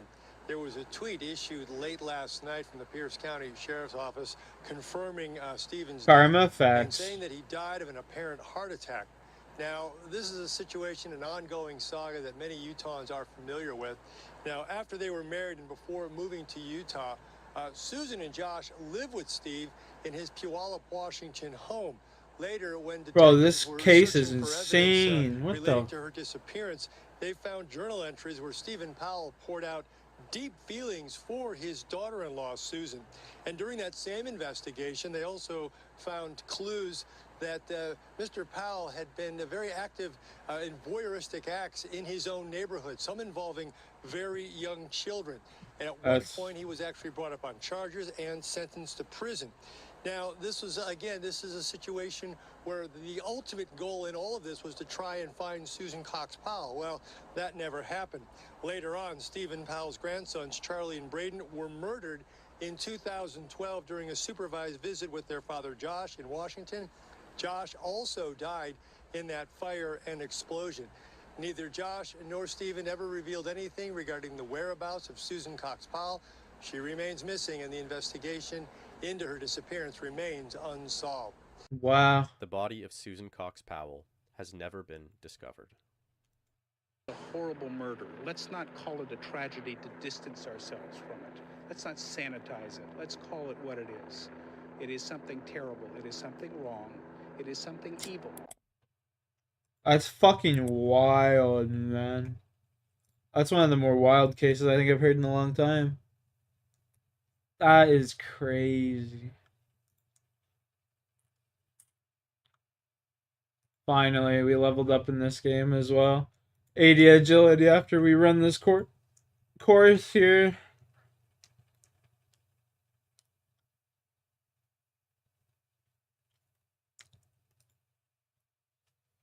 Butt breaker. Adam, what's up, dog? If you are seeing this, can you please come home to your family? They really do miss you. And if anybody knows where Adam is, please contact the Ontario County Sheriffs. So this way the family can The Ontario know County how Sheriff. he is and that No, he's this happened okay. near where I live. This is 31-year-old Rose Chase. As alluded to during this news clip, Rose's husband and high school sweetheart, Adam, had been missing for about 6 weeks before this video was shot. For most, her strange behavior can Bro, this is close to where I live. be felt within the first few moments, What as the her eye fuck? direction shifts all around the room, seeking affirmation from those surrounding her. And she constantly refers to their family as his family, or as she put it, your family instead of our family. Can you please come home to your family? She does this again by stating how much they miss him instead of we. They really do miss you. If there is one thing to take note of as we dive deeper into this video, it's that Rose is a horrible liar. Let's now start at the beginning. On June 14th, 2012, in a home located at 2215 Mott Road in Ontario County, New York, a 31-year-old man named Adam Chase and his wife Rose both stayed home from work as they needed time to work on That's their not in marriage America, following never a mind. very serious disagreement. During I that thought it evening, was close to where I Adam live. stopped replying to texts and phone calls from his friends and family. His lack of response continues into the following day, and his mother becomes increasingly concerned. Adam's mother then calls Rose and asks if she knows where Adam is. 67 Rose mil? How replies close that am she I and to Adam had 60? gotten Yeah. into an argument, which started to get physical. Adam had accused her of cheating on him and then stormed out of the house on foot. He didn't take his phone, wallet, or vehicle with him and said to Rose on his way out that she will never see him again. Rose also explained that she had felt that Adam was bluffing and that he would obviously come back What later do that I evening, do since the two have a now? 4-year-old son together named Tristan. I guess Adam's I could mom, go kill Sylvia, those found dragons. this narrative quite strange and immediately called the police to report Adam missing. She tells the police that in the week before Adam went missing, she was sent a picture of Rose cheating on Adam with another man. She confronted Rose about this picture, and Rose denied having the affair, stating that the man in the picture was just a friend, a gay friend. When Rose wouldn't own up to it, Sylvia then sent the picture to her son Adam just 2 days before he went missing, on June 12th. The day after filing the report, on June 16, 2012, 2 investigators followed up by visiting the home of Adam and Rose. Rose answered the door, and the 2 officers briefly interviewed her regarding the argument and Adam's potential whereabouts. Rose tells these officers the same story that she told to Adam's mom, but this time with slightly more information. She now says that Adam had approached her regarding the picture that he was given of Rose cheating with this other man named Mark, as the 2 sat on a bench at a nearby park. Rose confirmed that she was in fact having an affair, and that it was Adam's fault, as all he would ever do was play video games and watch TV, neglecting their relationship and not giving her enough attention. During this argument, Adam brought up his concern regarding whether or not their son was biologically his. Rose then told Adam that she was confident that it was not his son. So Adam became enraged, punched a hole in the wall, and stormed out. She repeated that Adam left on foot, he did not bring any belongings with him, and that he said that she would never see him again. Although quite suspicious, investigators chalked this up as no marriage is perfect, and continued on their way. They returned to the house 2 days later, on June 18th. This time, they brought a cadaver dog with them. They asked Rose if they can search the premises, and Rose reluctantly agreed. They walked through the main floor and the upstairs bedrooms, taking note of how messy and unorganized the home appeared to be. There was a different smell emanating from each room, but the worst smell of all came from the basement. The cadaver dog also seemed to signal that it believed something was downstairs. As they enter the basement, Rose explains that the putrid smell was coming from dead rats that constantly break in, eat rat poison, and die throughout the basement. She also stated that there were several bags of rotting garbage stacked up down there that were definitely contributing to the smell. The officers walk through the basement and do in fact see a massive pile of garbage, as well as several different dead and decomposing rodents. They do not spend long, but they are inclined to believe that Rose's claims regarding the smell are accurate. They then leave and dude, the Rose bodies down there? No. The next day, on June 19th, 2012, Adam's mother and father both received the same identical text message from Adam.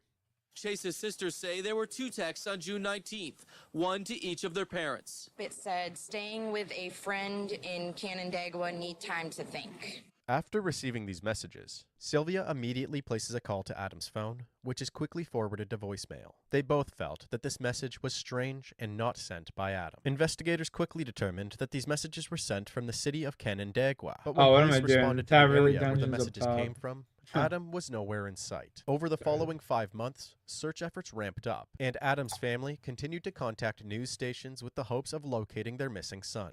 Ontario County Sheriff's deputies are asking for your help tonight, finding a missing man. They say 31-year-old Adam Chase went missing on June 14th. Adam, if you can hear this, you have a place to come home to. Call me, email me, whichever. Just come home. That's it. Rose would attend these news interviews and press conferences with the rest of the family. However, she always appeared uninterested or just plain over it. It was also around the time of this particular press conference that Rose stated that the man that she was seen kissing in the photograph was now her new full-time boyfriend. He had even so much moved for into being the a little house gay where boy. Rose and Adam had lived. This did not go unnoticed, and Adam's family became even more determined to link his disappearance to Rose, as they all felt that she had become distant and was not putting any energy into helping locate him. So in November of 2012, they went on to hire a family friend and private investigator named Rodney G. Miller to help with the case. Rodney's first course of action was to speak directly with Rose. So in mid-November, he visits Rose at home and introduces himself. He asks if she has any information that could possibly help him. And she seems withdrawn while replying that she told investigators everything that she knows. Rodney then asks if he can walk through the house. Rose agrees, and Rodney walks through the entire home, also noticing how filthy it really was. In the basement, he also notices the distinct odor of decomposition. Rose tells him the exact same story about the dead rats and old garbage. Rodney reluctantly believes her story and then leaves the house. On his way out of the house, he walked past a living room where a TV was turned on. He sees that Rose's boyfriend was relaxing on the couch and watching TV, seemingly very comfortable. Rodney then warns Rose that if Adam were to ever return home to that man living in his house, he won't be very happy, and it could even lead to violence between the two men. Rose then replies that she was done with Adam. She did not want him back even if he did come home. She was sick of him. Rodney found this response quite strange, but continued on his way out of the house. As he returned to his car, he felt certain that Rose was far more involved in Adam's disappearance than she has been saying she is. He contacts Adam's parents and tells them that he's fairly confident that this should not be a missing persons case. Instead, that he believes that a homicide has taken place. Over the following weeks, Rodney hatches a plan. He was determined to corner Rose into admitting that more had happened to Adam than she was leading on. So he locates Rose's usual babysitter named Sandy and asks her to help him out. She agrees, and they discuss the plan. Shortly after speaking with Rodney, Sandy was then contacted by Rose on December 12th, and Rose had asked if Sandy could take her son Tristan for the night. Sandy says no problem, and so Rose drops off her son for the night. She returns the next morning on December 13th to pick him up. When she arrives, Sandy tells her that she had heard that the police had made a breakthrough in Adam's case and were planning to make an arrest sometime over the next 48 hours. Apparently, Rose immediately started to shake and her skin turned extremely pale. She then said that she needed to go. As soon as Rose drove off, Sandy called Rodney and told him, "This is the time, go now." So Rodney drove straight to Rose's home and approached her as she was entering the house. He informed her that he had built a strong enough case against her that he believes that she will be charged with murder over the next 48 hours. He says that he may be able to help her as long as she tells him where she buried Adam's body. He also stated that he knows that she had the body in the house based on the way it smelt when he walked through it. Rose replied, "I didn't bury it. I burned it." She then explained that Adam's body had been in her basement for several weeks and had heavily decomposed. She then loaded him into the car piece by piece and drove his remains to her mother's property on Haggerty Road in Potter, Yates County. She had actually transported these remains with their 4-year-old son in the vehicle. Rodney Miller then immediately contacted the police and informed them of this breakthrough. The police rushed to the Haggerty Road property and located several bones scattered throughout the burn pit. Rose was quickly apprehended and transported back to the Ontario County Police Station, where she took part in an interview. The first thing that investigators wanted to know is where Adam's body was when they walked through the home with the cadaver dog. So when we were in there the night that we came over, me and Investigator Durgan, where in the basement was he? The part that I told you the light wouldn't work. Mm-hmm. I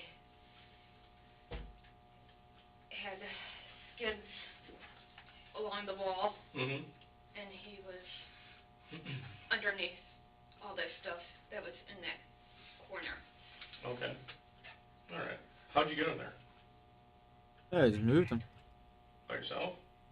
He's a pretty big guy. And, you know, when somebody can't move, it's hard to move them. It was very difficult. Okay. I will admit it was difficult. They then ask Rose to explain what actually happened to Adam that caused his death. The day that he called into work, is that when this happened? Yes. Okay. Well, what happened? Him and I called into work so this way we could work things out. Okay. He went back to sleep after he called up his boss. Okay. I tried waking him up. It took me a while, but he finally got up. He went upstairs to grab a smoke. Then he started to go on the computer, and I thought we were going to talk about this. Started arguing again. My guy prioritized the computer over his wife. What a Chad. What a G. Yes, it was only a kiss. And he goes, "Well, you told me last night that we're going to get a DNA test done on Tristan." I told him then, "No need, Tristan's not yours." He got furious, punched the wall. Okay, and that was the hole that we saw, right? I went to grab him. He did push me away. I went to grab him again, and I don't know if he tried to push me away again or if I tried to grabbed him wrong, but his foot caught the stairs doors and he tumbled down the stairs. Because I remember it was a sunny day and the light was coming in from the window right there.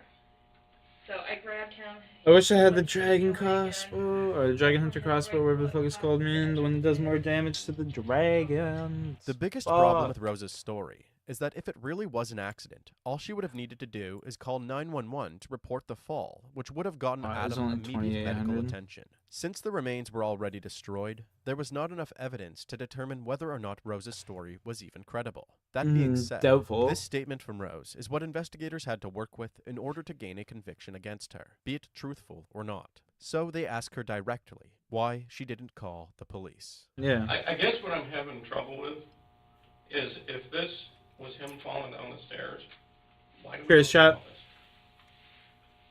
I mean, what do we go through all this for? I'm just, help me figure this out, because At first, I thought everyone was going to think it was a murder. That I offed him on purpose. And then after I hid the body, and the dogs came in, I thought I got pretty lucky. I was going to turn myself in several times. But the thing that kept shying me away from turning myself in Was years in prison? was how his family acted. what do you mean by that? As in, what they were doing was, pissing me off. How about they were, saying that I did all this stuff without physical evidence, and it really pissed me off, and I just wanted. So this drags on mostly because of their treatment of you after this happens? Correct. Is that, okay. What the fuck? The logic Not only these is people Rose a think. horrible liar, Like, but she's what also the deluded fuck? while exhibiting symptoms of obsessive-compulsive disorder and narcissistic personality disorder. Instead of trying to It doesn't save even her make high school sense. sweetheart's life, she became convinced that everyone around her would immediately believe that she was a murderer. So she took every step that she could think of to remain in control of their perception, while having no regard for human life. When Adam's family saw through her lies and began to believe that Rose did in fact murder their son, she acted resentfully and took whatever steps she felt could negate their beliefs. During all of this, one thing that Negate. investigators could confirm was that Rose did in fact go to extremes in order to dispose of her husband's body. When you were taking him out of the house, did you cut him up or anything?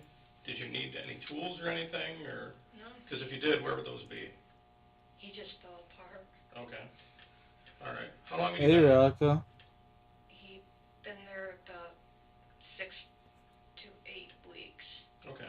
Following this interview, Rose was charged with second-degree murder, tampering with evidence, and endangering the welfare of a child. You ever asked me if you Throughout should her fuck a court fat bitch? proceedings, Yeah, she yeah. stuck to her I said claim that everybody's gotta Adam's get their death fat happened bitch in, as you the know? result of an accident, Everyone's and gotta that tap Adam a fat had died bitch at when he least fell down once. the first set of stairs. Although she admitted to pushing him down the second set of stairs into the basement, she stated that she was confident he had already died from the first accidental fall before she did so. Rose claims that she then covered his body up with a blue kitty How'd pool that go? and then stacked lumber and several bags of garbage on top of it. Adam's body was still in this position during the initial search, while investigators were accompanied by the cadaver dog. Rose's trial began in October of 2013.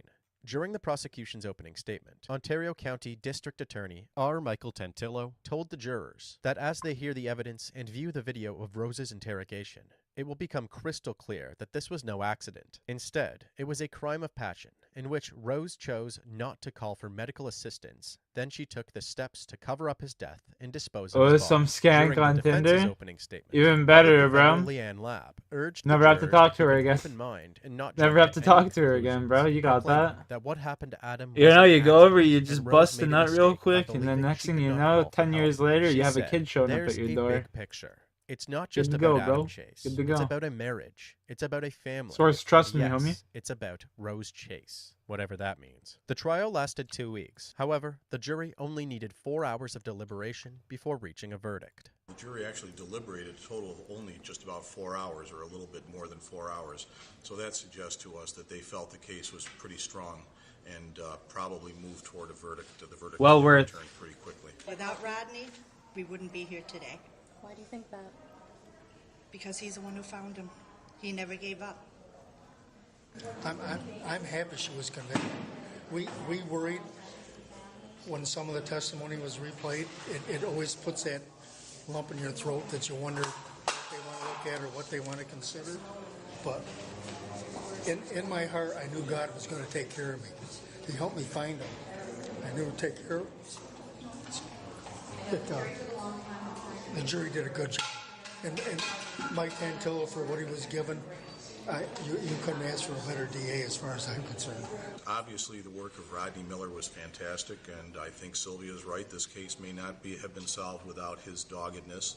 A lot of that is also due to the Chase family, because they are the people that kept the pressure up on Rose Chase, and I think set up her state of mind when she actually gave this all up in December. And I don't think that would have happened without the Chase family keeping the pressure on the way that they did. After the verdict was read, Rose was given a chance to speak. She said, "I could stand here and tell you a heartfelt apology for what happened, but my friends know what's in my heart and that I'm not a bad person." Rose Chase was sentenced to 24 years to life and an additional 1.5 years for endangering a child. The child endangerment conviction was overturned in February of 2018, claiming overturned. She brought legally sufficient evidence. She brought a fucking Chase, dead the body in the convicted car of with her killing, kid. dismembering and burning her husband's If that ain't body child in 2012, endangerment, I don't know what the had a fuck is, misdemeanor man. Conviction reversed last week. Court documents say Chase was not guilty of endangering the welfare of a child. That charge had stemmed from her then 4-year-old child riding in the car with her as she transported remains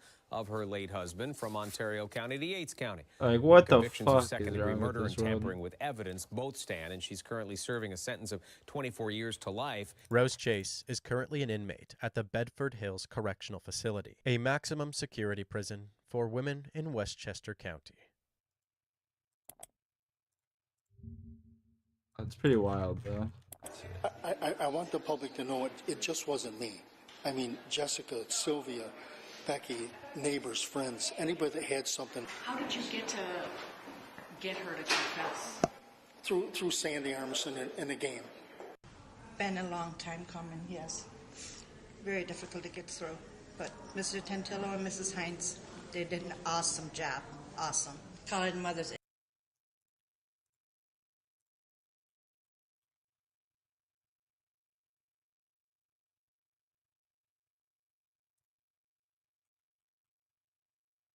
During the early hours of April 21st, 2012, in the city of Tucson, Arizona, a 6-year-old girl named Isabel Celis went missing from her midtown I'm disappointed home. in The you, incident butt breaker. happened as the family slept. The Should've house broke that remained butt. silent.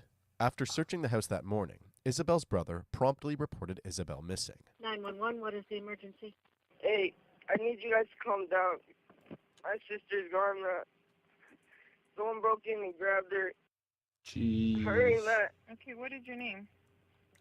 Sergio Celis. Who else is there? My dad, just people are looking. Okay. Just hurry, man. We are on the way, okay? How old are you, Sergio? Jeez. 14 going on 50. Okay, anything else that you know of? Do you know what she's wearing? She's probably wearing pajamas. Do you know what color? Pink, maybe green, I don't know. Did you guys hear anything? No. No. I don't know, man. What's your sister's name? Isabel Mercedes Celis. Later that same morning, during another 911 call, Isabel's father, who was also named Sergio, tells the dispatcher, We woke up this morning. I went to go get her up for her baseball game, and she's gone. I woke up my sons. We looked everywhere in the house, and my oldest son noticed that her window was wide open and the screen was laying in the backyard. We've looked all around the house. My sons are running around the house looking for her. The screen was on the ground outside? Yes. Isabel's disappearance spawned a massive search in Tucson by approximately 250 law enforcement personnel and included national media attention and the public scrutiny of her parents. FBI experts and tracking dogs were used during the investigation, and detectives followed up on more than 2,200 leads in the case, 1 year and 8 months after Isabel's disappearance. During the early hours of New Year's Day in 2014, a man named Michael Dwayne Leday was having a very loud and intimidating argument with his then-girlfriend Cindy Burnett. The argument began while they were walking in the 2200 block of East Sunderland Vista, near East 36th Street and South Campbell Avenue. As the argument escalated, a man named Patrick Balbastro and his girlfriend Valerie Kalongi were driving through the South Side neighborhood when they saw Michael Leday assaulting Cindy Burnett. Patrick called 911 and told the dispatchers that he was going to help the woman. When he got out of the car, Michael Leday attacked him. Patrick's girlfriend Valerie also got out of the vehicle to intervene.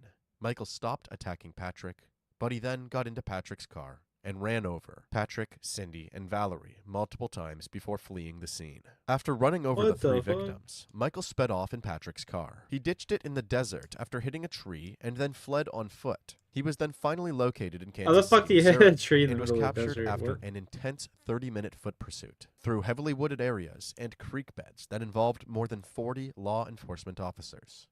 The new year got off to a deadly start in Tucson. 2 people were killed and another critically hurt when they were repeatedly run over by a car.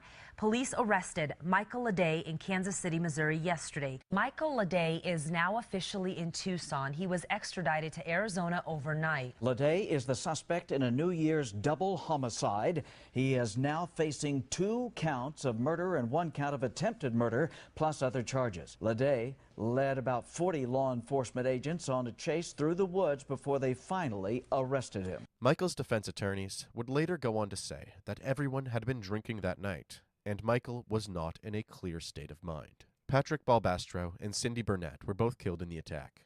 Miraculously, Patrick's girlfriend Valerie Kalongi lived to tell the tale. A deadly start to the new year. 2 people killed, 1 clinging to life. They did everything that they could to make sure that I lived, because I almost died. No shit, Tonight, lady. the survivor of the New Year's morning attack speaks for the first time. In a story you'll only see on 9 on Your Side, Justin Shecker visited Kalonji as she continues to make progress in rehab. Before I wasn't able to go Ooh. into the chair. Fuck, now I man, that can looks kind of painful. Pivot into the chair. Now Valerie Kalonji is focused on learning to walk again, a miracle made possible by damn. the emergency room surgeons at the University of Arizona Medical Center. Everybody loves them for saving my life. But there's another man Valerie credits for her survival, her boyfriend Patrick Balbastro. She found the strength in the interview to stand up and show us her shirt with Patrick's picture on the back. When I think about things or What a gentleman, too. He was trying to help her in case she fell. I look at his picture. The interviewee, Go. or interviewer, sorry. What a gentleman. And then to see him smiling, it makes me laugh, makes me smile, you know. I wish he was here next to me. Looks like Tony Stark. The arm stretched out and me having his arm saying goodbye like that. About 6 months after this New Year's Eve attack, on the afternoon of June 3rd, 2014, Valerie Kalongi's 13-year-old daughter, Maribel Gonzalez, goes missing after telling her family that she was going to visit a friend. Maribel's home was located just minutes away from Isabel's home. When Maribel did not come home the following morning, Valerie called the friend, who then told her that Maribel never arrived. Valerie immediately reported Maribel missing. Search efforts ensued. However, just 3 days after being reported missing, Maribel's body was discovered in a desert area northwest of Tucson, near North Trico and West Avra Valley roads. A medical examiner ruled her cause of death as homicide by unspecified means. There were no immediate suspects. One family, 2 horrific tragedies. Months later, Kalonji, still recovering from life-threatening injuries, has a different type of healing to do. Just last week, detectives confirmed the body in a remote Marana area is that of 13-year-old Maribel Gonzalez, Kalonji's daughter. 1 week shy of her 14th birthday, the family of Maribel Gonzalez is hoping someone can offer clues into the Tucson teen's death. The plea eerily similar to the situation they were in a few months ago. A few weeks after the attack, Maribel sat down with 9 on Your Side. I love her. I'm just happy that she's alive. It feels good to have people support my mom. Citing severe decomposition, it took detectives 3 weeks to identify Maribel's body. According to her family, they first reported the soon-to-be 8th grader missing on June 4th, after she didn't show up to a friend's house. On June 6th, deputies, unaware it was Maribel at the time, recovered her body here in a remote desert area in Marana. nearly 40 miles from her East Side home. Following the tragic discovery of Maribel's remains, the search for Maribel's murderer continued over the following years, along with the search for missing 6-year-old Isabel Celis. Thousands of tips poured in, but each tip led investigators to a dead end. Say, how are you doing to people? And they're like, oh, living the dream. And all that goes through your head is living the nightmare, you know, surviving the nightmare, and doing everything you can to stay strong, stay healthy. As mentioned earlier in this video, throughout the years following Isabel's disappearance, her parents fell under public scrutiny. This is partially due to the razor-sharp statements made by former prosecutor turned television journalist Nancy Grace. It's the father. I've analyzed over and over with specialists, with experts, the voice reaction in the 911 call and other times that he's spoken. And there is an umbrella of suspicion over him today, whether anybody wants to admit that or not. It's there. Nancy would question several people close to the Celis family, including friends and even direct neighbors. She would use a combination of her cutthroat reputation paired with any controversial statements to direct the public's focus onto Sergio, Isabel's father. More specifically, she would express how she felt his urgency during the initial 911 call did not reflect that of a concerned father. I don't know a single parent that when their child goes missing laughs on the 911 call. Dan, when you ever have a child, maybe you'll understand. But I lost John David for about 45 seconds in Toys R Us. I've never felt such panic in my whole life. So, you know, you can say whatever you want to, but I know what I know, Dan. In fact, she even pointed to some specific moments where he seemed to be laughing or enjoying the situation. Okay, what's her actual birth date? Okay. Is Mom there also? She had just left for work. I just called her and I told her to get her back home. She would also highlight how Sergio would use the word abducted instead of disappeared during his initial call. Hello, I need to report a missing child. I believe she was abducted from my house. These accusations grew to such a point that Child Protective Services stepped in and ordered that Sergio did not have any contact with his 2 sons. Although it is assumed that this order was brought on due to the public attack on his character, the exact reason has not yet been made public. However, police did state that Child Protective Services noted that this order was the result of a call that took place sometime during the year before Isabel's disappearance. Sure. With total confidence in her husband, Isabel's mother Becky spoke out at a public event defending Sergio and proclaiming his innocence. My husband's a great father. My husband loves those boys, loves my daughter, is a great husband, a great father to the boys. Becky, too, faced accusations of involvement and criticism of her actions as a mother. You know, Leslie Austin, psychotherapist, New York. I've never had a case where the mom did not stand by husband, boyfriend, lover, live-in. Right. Well, the wife is part of the system. If it's a strong marriage, a strong family, she's going to defend him until proven otherwise. There's a disbelief there. Well, also, I think that it touches on the mother's own judgment. Yes. Women often bond with the husband over the children, unfortunately, where they should be protecting their children. Although it's quite apparent that Sergio is calm during the initial phone call, it is well documented that each person has a different response when coping with high-stress situations. Whilst it is more common to associate hysteria and panic with these dramatic moments. Police, what's going on? 5515th Street. What's going on there, ma'am? We have a kidnapping. Hurry, please. Explain to me what's going on, okay? Oh my God, please. Okay, calm. There's somebody. I am, honey. Please. Take a deep breath. Please, okay? Hurry. Patsy.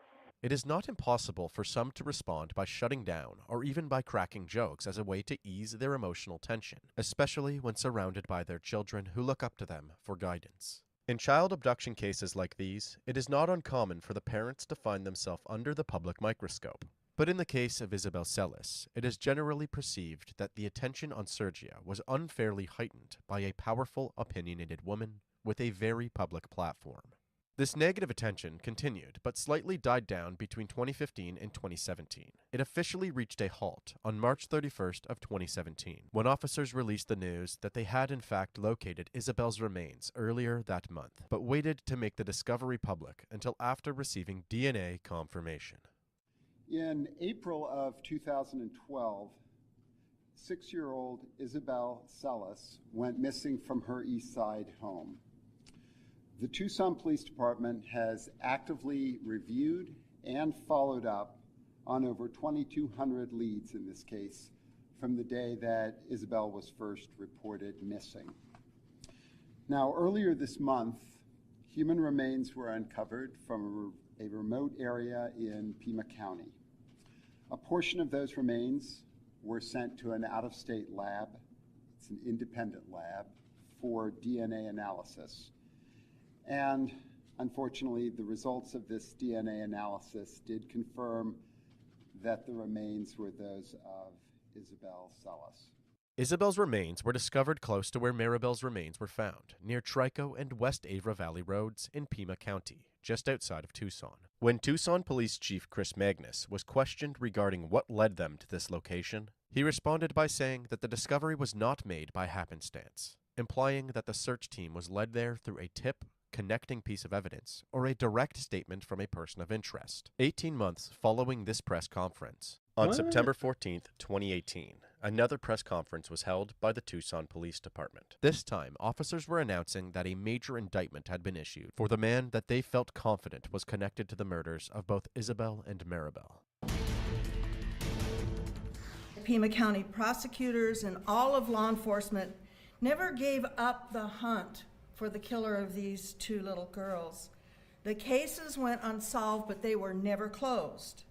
More late-breaking news now, a major felony indictment in the cold case murders of two young girls in southern Arizona. For years, the families of 6-year-old Isabel Celis and 13-year-old Maribel Gonzalez have been left with nothing but questions. Both girls disappeared without a trace. Both of their bodies turned up in the same similar area of a desert in Pima County. So what happened to those little girls? Today, their loved ones and everyone else following these cases over the years have their answer. The man that the indictment was issued against was a 36-year-old man by the name of Christopher Matthew Clements. As it turns out, Christopher Clements was already behind bars for a burglary charge at the time of the indictment. He was only connected to Isabel Celis after officers found handwritten letters to another inmate named James Sullivan while doing a routine check of Christopher's cell. This past June, while Clements was in custody at the Maricopa County Jail, a routine check of his cell turned up handwritten notes tied to another inmate in jail. TPD interviewed that inmate, James Sullivan. Sullivan told detectives that Clements talked about Isabel Celis, saying he knew where she was and that he was concerned there might be DNA evidence related to Celis's hair in the trunk of his car. Clements reportedly told Sullivan that Celis had been dumped in the desert and that she had been strangled and had chemicals poured over her body. Clements told the inmate he never intended to keep Isabel alive. This is the Celis home where Isabel was kidnapped in April of 2012. According to inmate Sullivan, Clements showed him photos of the Celis house that he kept hidden in the pages of the Bible in his cell. Clements described how he took Isabel from a bedroom window. The FBI interviewed Clements in February of 2017, and he said that he knew where Isabel was buried, but refused to lead them to her unless 2 Pima County burglary cases against him were dismissed. He would also state that although he knows Isabel's whereabouts, he was not involved in the abduction whatsoever. I'm not doing this to be a good Samaritan, I'll be honest. Well, yeah. Yeah. I was involved with some people, and that's how I know.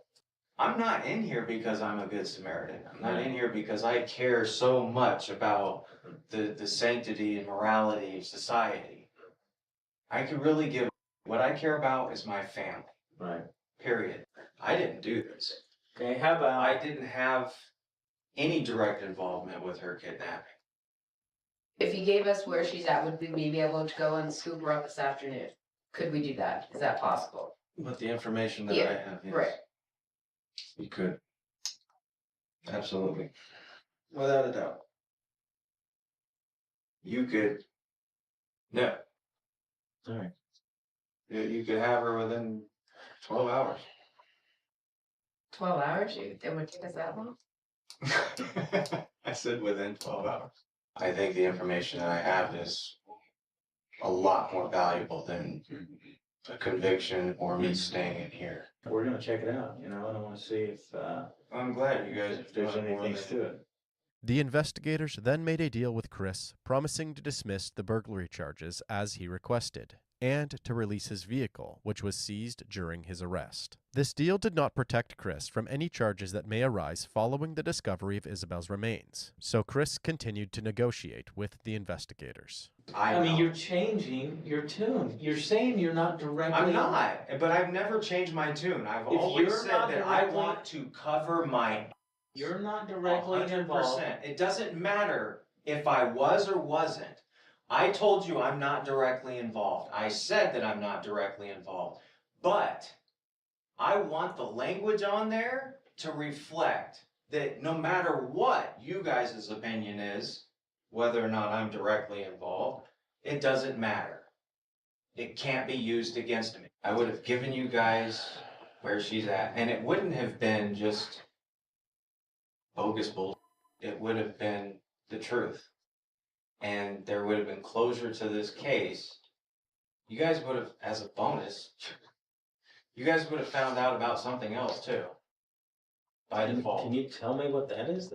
No, because if I told you that, then you guys would know exactly what direction to go. Despite his best efforts, Chris was denied any form of immunity. Chris then went back to his cell and contacted an attorney. Just 3 weeks after his initial interview, Chris asked to speak to the investigators again. As far as I understand, this is the location. Avra Valley and Trico Road. Kind of familiar with that area. It's pretty remote. I ask, are we talking now about a gravesite versus a location where she's alive? As far as I understand, she's not. She's not alive. As far as I understand, I mean, last time we talked to him, he said he knew firsthand, and he did say she was alive. I don't know anything about when I walked out, I was saying she's not. Is it a burial site or just a place where a body was dumped? What I know is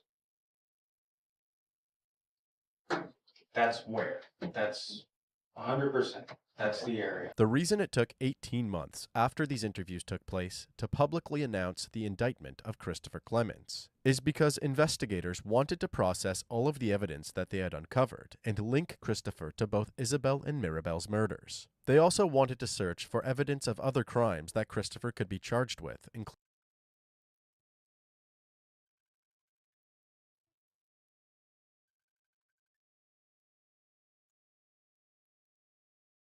Yeah. What are you saying? Not much, bro. What are you up to? Just Runescape and streaming and shit. I seen that. I seen you were playing skate. Yes, sir. Oh, hell yeah. Yes, sir. What have you been gaining on, bro? Pardon me? What have you been gaining on? Everything. I just hit 1763 total level. Oh, nice. Basic. I almost have base 80 stats.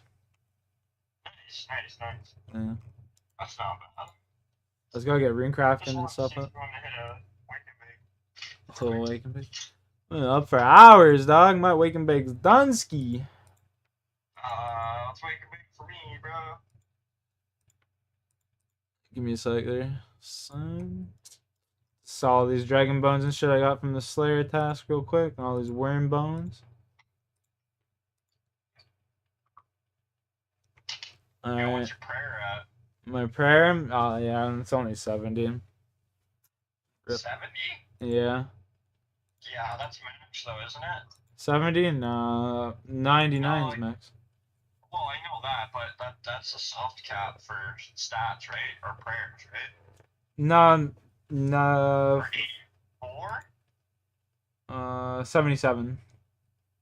77. Oh, that's right. What's that spell called again? Fuck. The shield. Augury or whatever it's called? Or are you talking about Smite? Like that. You're talking about the Smite. Chivalry? Chivalry, that's it. That's OG, like, what do they call that? Not ancients, just regular prayers. Yeah. Fuck, man, what you been saying? Prayers, did they? What's up? They didn't have ancients or whatever, did they? Ancients, I don't know what that is. It's a different prayer book. Oh, the spell book, you mean? Yeah. No. Prayer book. There's two sets of prayers. There's the Oh, base really? ones, and then there's like turmoil and soul split and all that. I don't know if you can get that. Damn. That's crazy. It may not be in the game. That's crazy. You don't know what soul split is? No. I'm a RuneScape noob, bro. Bro! You played RuneScape. You should know what soul splitting is. I'm a noob, bro. I'm a RuneScape noob. You want how much gold I have, Eric? If you damage, it comes back and heals you. You want to know how much gold I have? $100. 67 mil.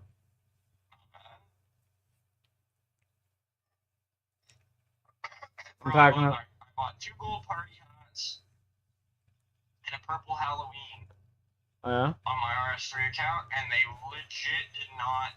They lost so much market.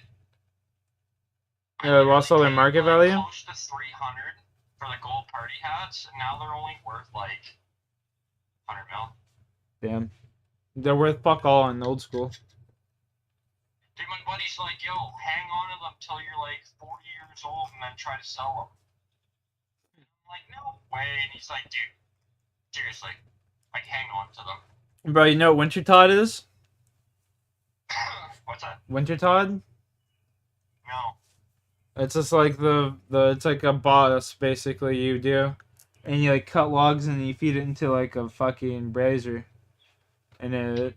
Oh, that's part of the new update. Yeah. I was doing that, and I got 100 crates. I got like 260 crates, actually. And I opened them all. And then there's, like, this outfit you can get. I got the gloves 4 times, and I got the torch 4 times. And I didn't get any of the other pieces of the outfit. I was so fucking pissed off. No, it's the Wintertod, the Pyromaniac. Whoa, Pyromancer. The Pyromancer. No shit. Yeah. Damn. I ended up having to do it another like 200 times. I ended up doing another 200 times to get all the other pieces. I still don't have the fucking boots. Hmm?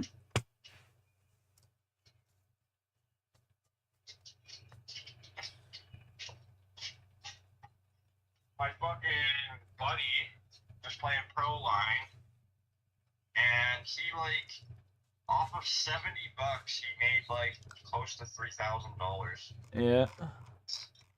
I guess he picked all the teams correctly on Pro Line. Yeah, that's sick. Yeah, dude, I was like, damn, you must be like into sports, because that's crazy. That's pretty crazy. Look at the fancy lug nuts I bought for the car. Oh, yeah? Yeah, blue ones. Dude, I bought blue. They wanted $60 for red ones. Black ones, they wanted $60. Every color but blue. Blue, they wanted $27. Wow. So, I wonder why. I don't know. I was curious about that myself, but I said, fuck it. I'm not gonna worry about it. Cheers, though, buddy. Yeah, cheers. Cheers to all the fucking queers. Oh, you got a bomb!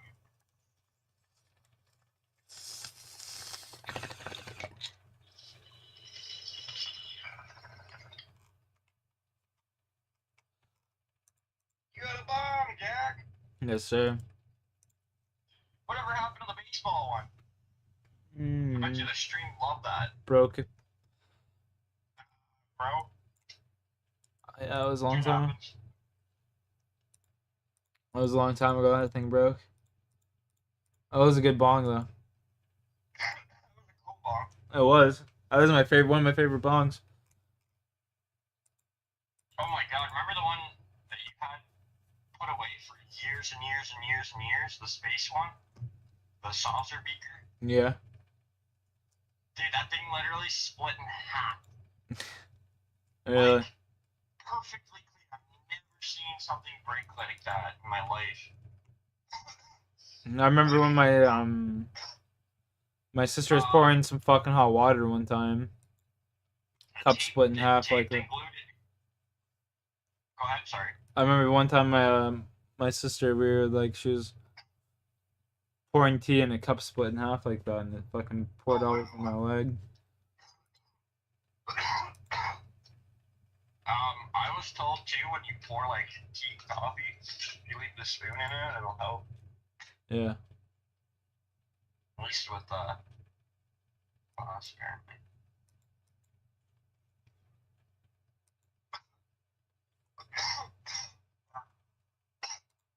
They're getting my wheels out here.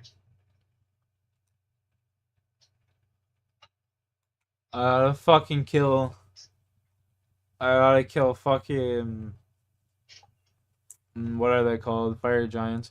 Kind of debating whether or not I should buy just the set of Bandos armor. What? I'm debating whether or not I should buy a set of Bandos armor. I mean, what's your CB level? 99. Okay, you could probably go farmhand. Not that hard.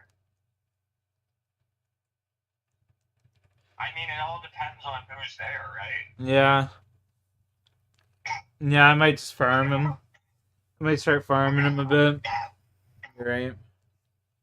Dude, back when I used to play, you used to have to jump worlds for like 20 minutes. Yeah. Before you could find one empty chamber for like 2 minutes. You could probably get 2 kills in before someone joined you. It's okay. Yeah, I know. I have the money just to buy it and then sell it later, though.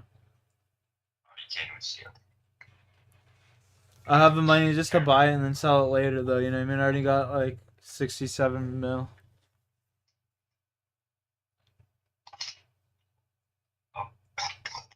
Oh.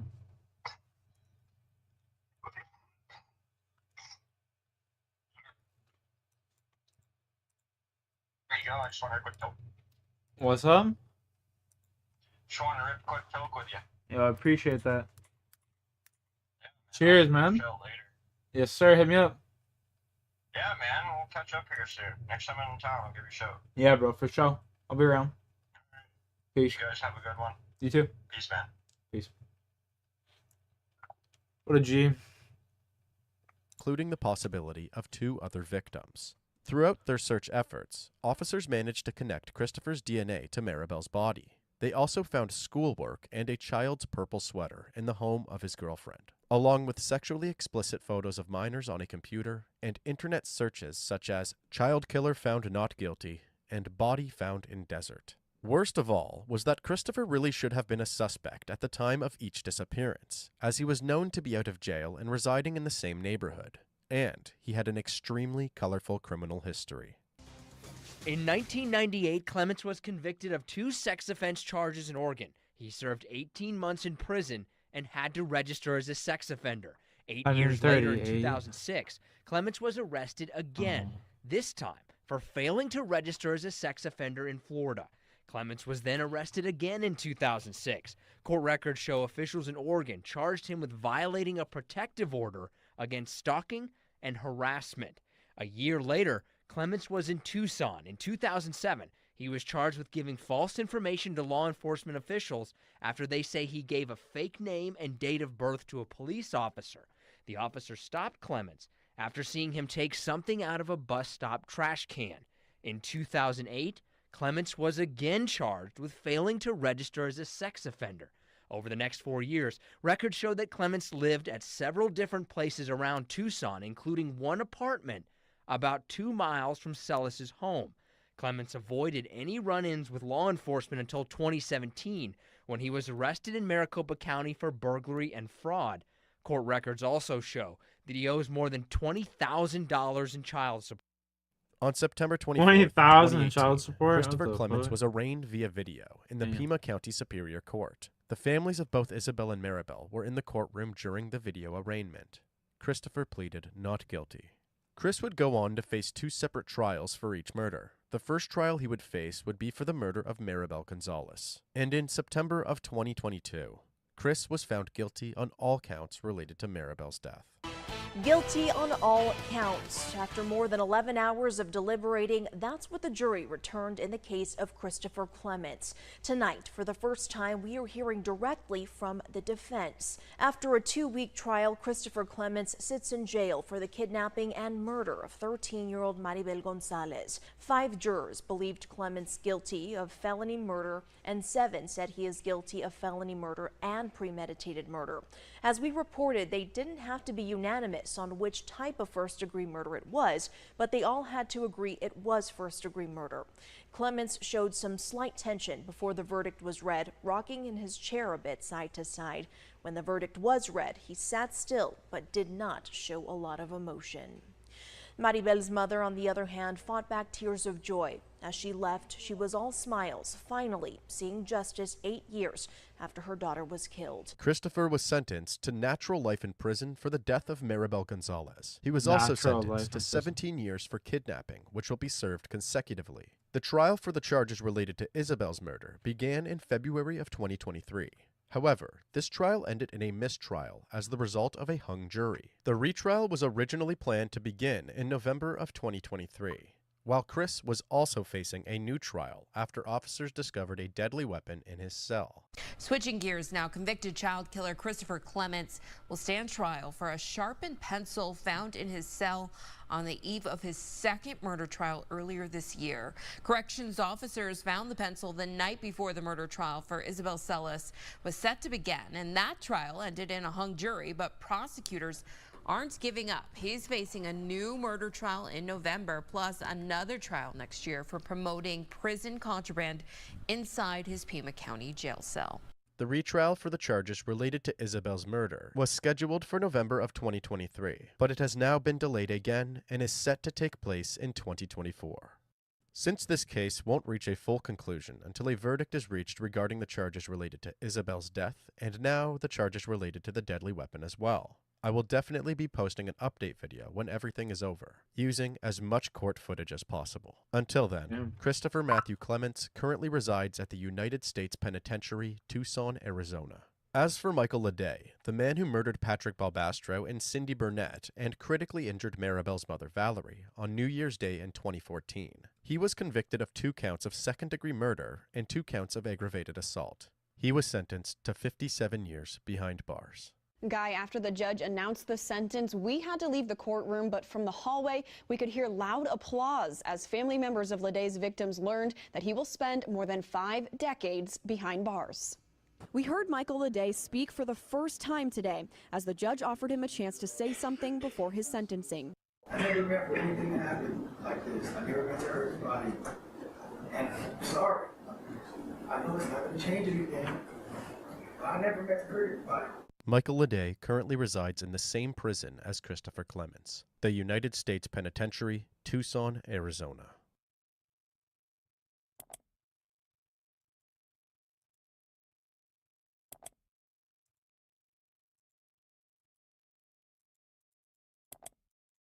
Thank you for watching.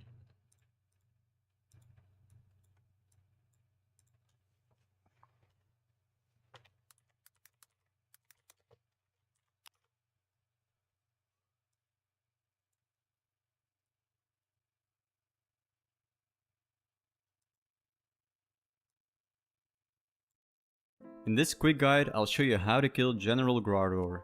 If this is your first time doing God War's Dungeon, go check out the first link in the description. It's basically an introduction to God Wars and it'll help you learn everything you need to know about how to get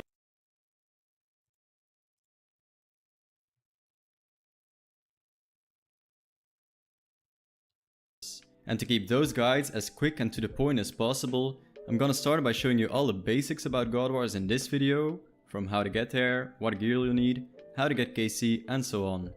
At the end of this video, I'll link my God Wars Dungeon playlist, so you'll be able to just click through to the boss you want to kill. Starting off with how to get there. You'll want to have 61 magic and have completed the Edgar's Ruse quest to use the Trollheim teleport. If you don't have this teleport unlocked, you'll have to teleport through Birthwarp, bring a set of climbing boots and run all the way north through the troll area, which definitely isn't recommended. You should bring a rune pouch to cast this spell to save you some inventory slots.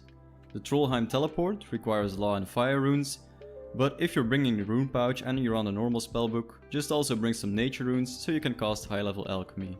If you don't have a rune pouch, or if you want to be on the ancient or archaeus spellbook, you can also bring 2 Trollheim teleport tablets. These are made by using a scroll of redirection, which is a reward from the Nightmare Zone, on a house teleport. You should bring 2 tablets, teleport to Trollheim, and then revert the leftover Trollheim teleport back to a teleport to house as your escape method. This will save you an inventory spot and give you an extra food for your trip. Then just run down the hill.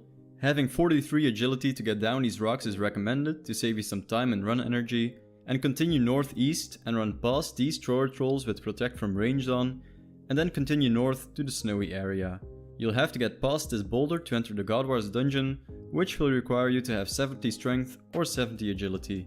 You can see that I have this fire going here. If you don't have that fire active, there will be snow falling in this area which will drain your stats slightly and completely deplete your run and special attack energy, which is really annoying. To build a fire, you need to have completed the Making Friends with My Arm quest and have 60 construction. Then just come here with the materials that are on screen now to light the fire. Then continue north, put on your protect from melee so you don't get hit by the wolves, and climb down the hole. If it's your first time here, you'll need to bring a rope to climb down. So now we are in the main area, and there will be monsters that worship all 4 gods here. Every monster will aggro you, unless you have a god item equipped from the god that they worship. You won't need to have 4 god items on you though. Usually you can get away with just the item from the general you're going to kill, plus the Zamorak item, because their Zamorakian scum everywhere. For example, if you're gonna do Bandos, you'll want to have a piece of Bandos and a piece of Zamorak equipped. Usually you'll bring some god D-hides that will count as your god item, or a piece of Armadillo or Bandos armor. To enter the boss area, you need to kill 40 of his followers. You can check this kill count in the top left. If you leave the dungeon at any time, the counter will reset. Alternatively, you can make use of an ecumenical key to enter the boss room. This makes you not have to get kill count. Ecumenical keys can be obtained in the Wilderness God Wars dungeon, and I'll show you how to get those in a separate guide, which you'll also be able to find in the playlist. To get the Bandos KC, just run a bit north here and you can find a clump of goblins. Killing 40 goblins here should take only around 5 minutes, so you really don't need an ecumenical key for Bandos. The goblins frequently drop hammers, which will come in handy. Once you got your 40 KC, run a bit west and you'll have to bang this door with the hammer to open it. A Dragon Warhammer works as well. Banging open the door will require you to have 70 strength. To get the Zamorak KC, you'll also want to go north and jump off the bridge into the water to enter Zamorak's fortress. This will require 70 hit points and will drain all of your prayer points. For you, it'll be really dark here. If you want to brighten up the place, you can use the Suradomin's Light, which only costs around 80k, to remove the darkness if you find it annoying. You'll find 4 imp spawns, so just kill these 10 times while running in circles, and you should have your 40 KC in about 5 minutes, so also no ecumenical key recommended for Zamorak. To get the Suradomin KC, run east towards Suradomin's encampment. If it's your first time entering, you'll need to bring 2 KCs will waste your supply. When you're doing next, you can just stay in the dungeon and you don't have to keep getting KC for every new trip. Now I just want to briefly touch on for the first time, you'll be getting Iron Man to stack up on grapples here, so you can drop your Mithril grapple every trip. Then you want to kill Aviancies here to get your 40 KC, try to focus on the lowest level Aviancies. But again, killing these Aviancies will waste your supplies because they're quite a high level, so it's definitely recommended to use ecumenical keys here as well. When you kill any of the 4 bosses for the first time, you'll be guaranteed to receive a key fragment. If you collect the key fragments from all 4 generals, you will be able to combine them into a frozen key, with which you can open the door to the south to unlock the ancient prison, and here you can find Nex. The monsters here all follow the Forgotten God Zaros, and you'll need an ancient or Zaros item to not take aggro. You also have to get 40 KC to enter Nex's room. I get this by killing some of the spiritual mages. These spiritual mages give you 5 to 6 KC per kill, so you'll only need to kill about 8 of them. Then you can open the door to the east, and here you can find a bank. So when you're doing Nex, you can just stay in the dungeon and you don't have to keep getting KC for every new trip. Now I just want to briefly touch on some extra things that'll help you out doing God Wars. Completing the Kandarin Hard Diary will give you a 10% increased chance to proc Enchanted Bolt's special effects. So if you're gonna be using a crossbow to kill the boss, this will give you some great extra DPS. Every boss is accompanied by 3 minions. So for every boss kill, you'll get 4 sets of bones. Having Bones to Peaches tablets will allow you to transform the bones to peaches, which will heal for an extra 32 health per boss kill. You don't need to have unlocked the spell in the mage training arena to use the tablets unless you're an Iron Man. You should bring some tablets to every God Wars boss to extend your trips. When doing God Wars, it's highly recommended to make use of the Ancient or Arceus spellbook. With 92 magic and the completion of Desert Treasure, you can cast Blood Barrage. After you kill the boss, try to stack up the 3 minions and Blood Barrage them to get some health back. This will usually get you back to full health, greatly increasing the amount of kills per trip. If you don't want to use Blood Barrage, you can also use the Arceus spellbook to summon skeletons. The skeletons attack with ranged, with a max hit of only 3, but they ignore all the defense bonuses from the monster they're attacking. So these will constantly be dealing small bits of chip damage, which really add up a lot and is definitely worth bringing here. In every boss room you can find an altar you can pray to every 10 minutes to restore your prayer, so try to make the best use of this to extend your trips. You can also right click this altar to teleport out of the room and you'll end up right at the entrance to the boss. Every KC you get in the room will be kept when teleporting out, so if you can get 10 boss kills in a trip, you just teleport out with the altar and have an alt or a friend bring you a fresh batch of supplies so you can just start another round of killing the boss without having to get KC or spending an ecumenical key. That was basically it for the introduction to God Wars. If you're looking for a team to PvM with, go join my Discord. You can find the link in the description below. In the next video, we'll go over how to kill the boss of your choice. Just click the playlist on screen. Hi there. In this quick guide, I'll show you how to kill General Grardor. If this is your first time doing God Wars Dungeon, go check out the first link in the description. It's basically an introduction to God Wars and it'll help you learn everything you need to know about how to get here, how to get KC, and much more. General Grardor is the leader of Bandos' forces. He is located in the northwest of the dungeon. He's a really tough nut to crack, so I'd recommend having at least 85 plus in all melee skills and 70 plus prayer with piety unlocked. Having 76 magic and the Kingdom Divided quest completed is very helpful, so you can summon skeletal trolls to help you out, or if you want you can bring Blood Barrage here if you have 92 plus magic and Desert Treasure.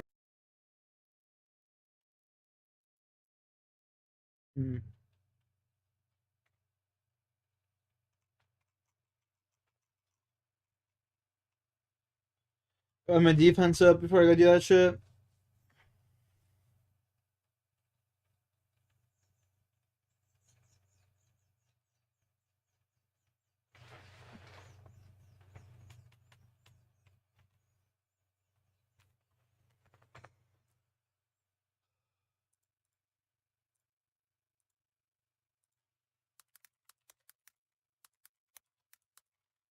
Is it even worth fucking killing these guys? Like,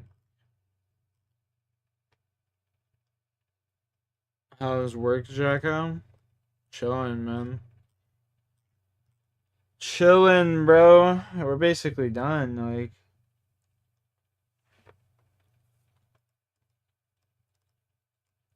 we're waiting on permits and shit, you know?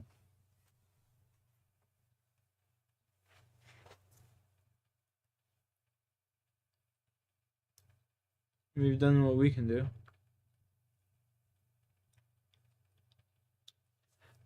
I'm supposed to be going to work out on the reserve pretty soon. So that'll be fun. Working on the reserve, there's no rules, you know?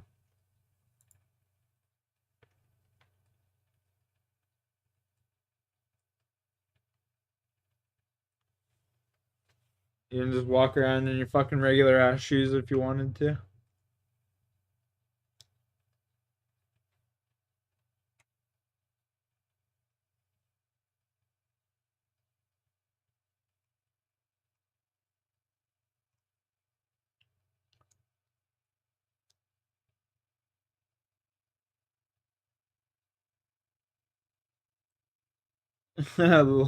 Yeah, we just building unsafe gas stations for sure.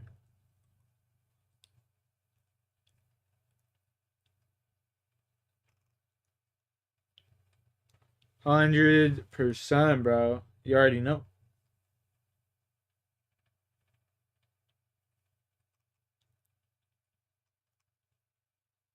He's on to me.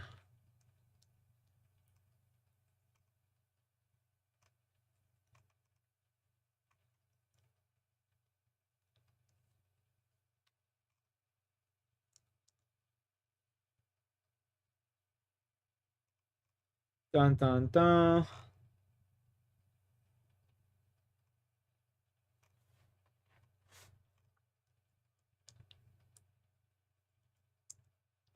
$97 mil? Damn.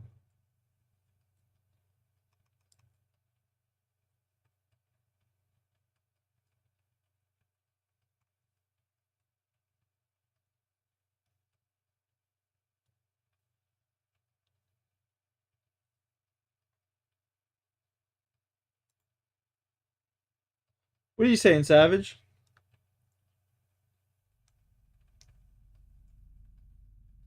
On the 2nd of August, 2017, at approximately 5:15 p.m., 21-year-old Savannah Gold left her parents' home and drove to San Jose Boulevard in Jacksonville, Florida. She had a 5:30 shift at the Bonefish Grill, a casual seafood restaurant where she worked as a waitress. But on this occasion, she never showed up. It was a fairly quiet Wednesday afternoon at the diner. Her absence wasn't too much of a strain, so the on-duty supervisor simply took her hours off the roster for that day and thought nothing else of it. Suspicions only arose roughly 1 hour and 15 minutes after Savannah had left the house, as her father received a text message from her phone number.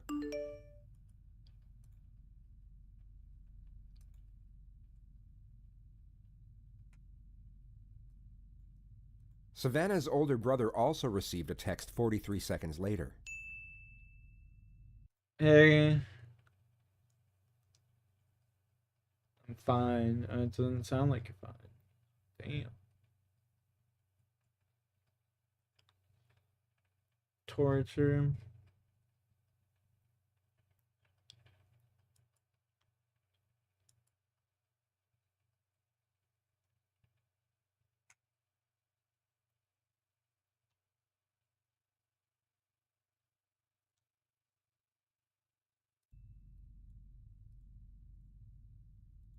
Although both texts came from Savannah's number, her family knew right away that something wasn't right. She had just left the house in what appeared to be very high spirits, but now proclaimed to be running away with an unidentified man without packing so much as a change of clothes. Not only that, but the text messages were riddled with errors and composed in a completely different way to how she would normally write. Her phone was switched off when they tried calling just minutes after receiving the texts, so they immediately called her place of work and found out that she hadn't shown up. It was at that point they called police and filed a missing persons report. Savannah had been gone for less than 2 hours. Roughly 40 minutes later, her car was found unlocked and abandoned in the Bonefish Grill parking lot, and the only thing missing was her phone. Her wallet, ID, if you have and a Miami number of type other shit, you better start valuable items had not manifesting been that, taken. brother. Investigators went through the I'm parking saying the lot same surveillance thing. tapes and discovered what would then become the 27 primary piece of almost. evidence for the case. The majority of footage remains undisclosed to the public, but a detailed description of what occurred has already been released. What we know is that Savannah parked her car and stepped out of the vehicle at exactly 5:31 p.m. She then walked over to another vehicle and conversed with the occupant for 14 minutes through the driver's side window. She then got into the back seat of said vehicle at 5:45 p.m. 14 seconds later, the car began to shake sporadically as if We'll some type of manifest struggle was something? occurring Fuck, man. inside. Fingers the crossed. rear door swung open 3 times, I've but been was working at it. immediately and forcefully shut each time. It appeared as though someone was attempting to get out, but couldn't. This lasted for 49 seconds until the vehicle suddenly stopped moving. A male figure was then seen getting out and proceeded to walk over to Savannah's car that was 20 feet away. The surveillance was grainy, and the person could not be identified from the footage alone. All that police could ascertain was that he had short brown hair and was roughly 5'11". The unidentified person reached into Savannah's car and took out what police believed was her phone. He then slashed the front tire with a knife before walking back to his own vehicle. He got in and drove away from the scene at exactly 6:04 p.m. Savannah was never seen exiting the car. This was a crucial piece of evidence, and essentially all investigators had to go on. They had to find out who the man was in the video, and fast. But they also had to be careful in how they conducted their investigation. They couldn't let anyone find out they had this footage in their possession, as knowing this information could allow a suspect to alter their alibi to fit with the evidence. This would take a significant advantage away from investigators during interrogation, and would hinder their ability to build a case to a considerable degree. Over the following 2 days, investigators briefly interviewed all the staff at the Bonefish Grill. For the most part, these encounters consisted of just 3 questions. When was the last time you saw Savannah? Do you know where she is? And is there anything you know that could help with our investigation? Within 48 hours, they had 3 potential suspects, whose names were then ran through the motor insurance database. The first suspect didn't have a license. The second suspect owned a bright red 2001 Jeep Cherokee, while the third suspect was registered to a 2012 silver Chevy Malibu, an identical match to the vehicle seen on surveillance. His name was Lee Rodarty. He was 28 years old and was both the manager and head chef at the Bonefish Grill. Coincidentally, he was the first person to be interviewed at the diner about Savannah's disappearance, where he told investigators that he hadn't seen her in about 3 weeks and knew nothing of her current whereabouts. It was only from his co-workers that police discovered he was having an on and off relationship with Savannah for the last 8 months, despite it being against company policy. From what investigators could gather, this was a very popular individual, rising fast through the ranks of his chosen profession. He was known for his charm and charisma amongst his colleagues, and also had a lot of success when it came to the opposite sex. On all accounts, his life seemed to be going very well, but he was now the prime suspect in a kidnapping investigation, and the Jacksonville Sheriff's Office planned their next steps in meticulous detail. At around 5:15 p.m. on August 5th, police arrested Rodarty while midway through his shift at work. They told him it was for an outstanding traffic warrant and took him to the JSO Police Department. Can you do me a favor? I'm going to have you take that apron off, too,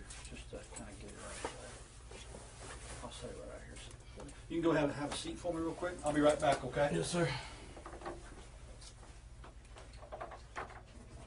The officer said he would be right back, yet Lee was left to sit there for 90 minutes with nothing but his own thoughts to keep him company. Now, think of yourself in his position, and presume you were guilty of whatever happened to Savannah, and that whatever happened was something truly horrific. In the present moment, you have just been arrested for an outstanding traffic warrant, yet you were interviewed the day before about your co-worker's disappearance. 1,000,001 things will be running through your mind about what could happen next, and as each second ticks by, the anxiety this will cause will begin to fester and slowly intensify. However, the optimism of uncertainty would still be present. There would still be hope, but this hope is about to be dashed.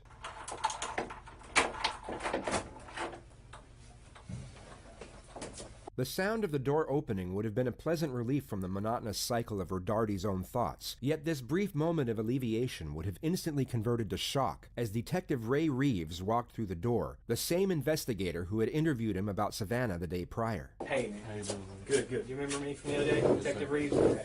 It would have been at this moment that Lee realized his situation was far more severe than he was hoping. The relative optimism he would have felt during the initial 90 minutes on his own will now be gone, which in turn will greatly magnify the contrasting sense of fear he will now be experiencing. This is my partner, Detective Staley. She was interviewing some of the other folks, waiters and other staff people the other day, so she didn't get a chance to come in at the time. I wanted to talk to you, or actually we wanted to. You want some more water? Please. Actually, would it be all right to use the restroom one more time? Yeah. Come on. You bet. I'll walk out there.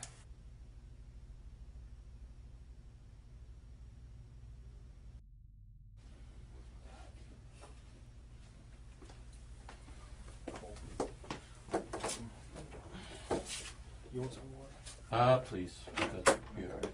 Yeah. We got water.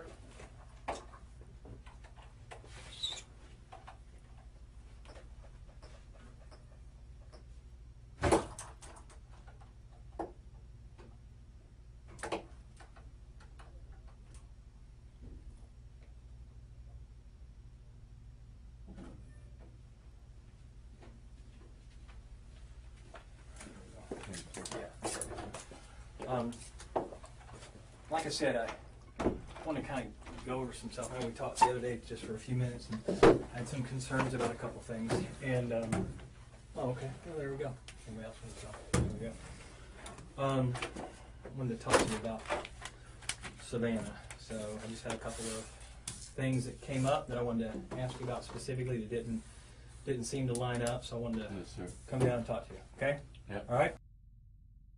Have you drank any alcohol today? Any drugs today? I took an Adderall that my buddy gave me. Okay. Because I was there so late last night. I Yeah, came yeah. in and was super tired. Like, here, take this. Okay. Adderall? Yeah. And do you normally take that? No, I was. I've taken one a long time ago. Like, I wouldn't say high school. A little bit after high school, but it's been years. Okay. Yeah. Perfect. I appreciate that. Okay. All right. So, Savannah, you said that you knew her and you guys had, you knew her from work. I mean, just kind of fill me in with that. How long have you known her?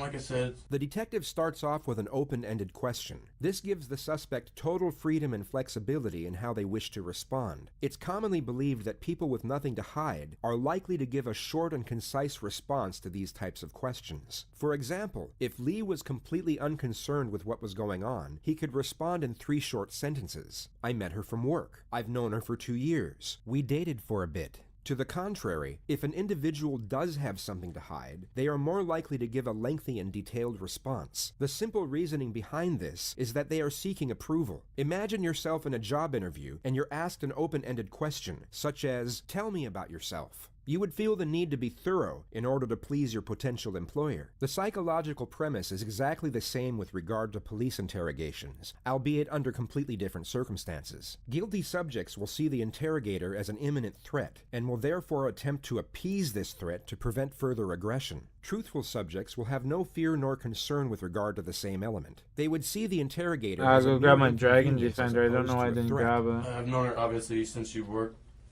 started working there. I would say probably about 8 months ago or so, we started hanging out outside of work. And at the time I had a girlfriend.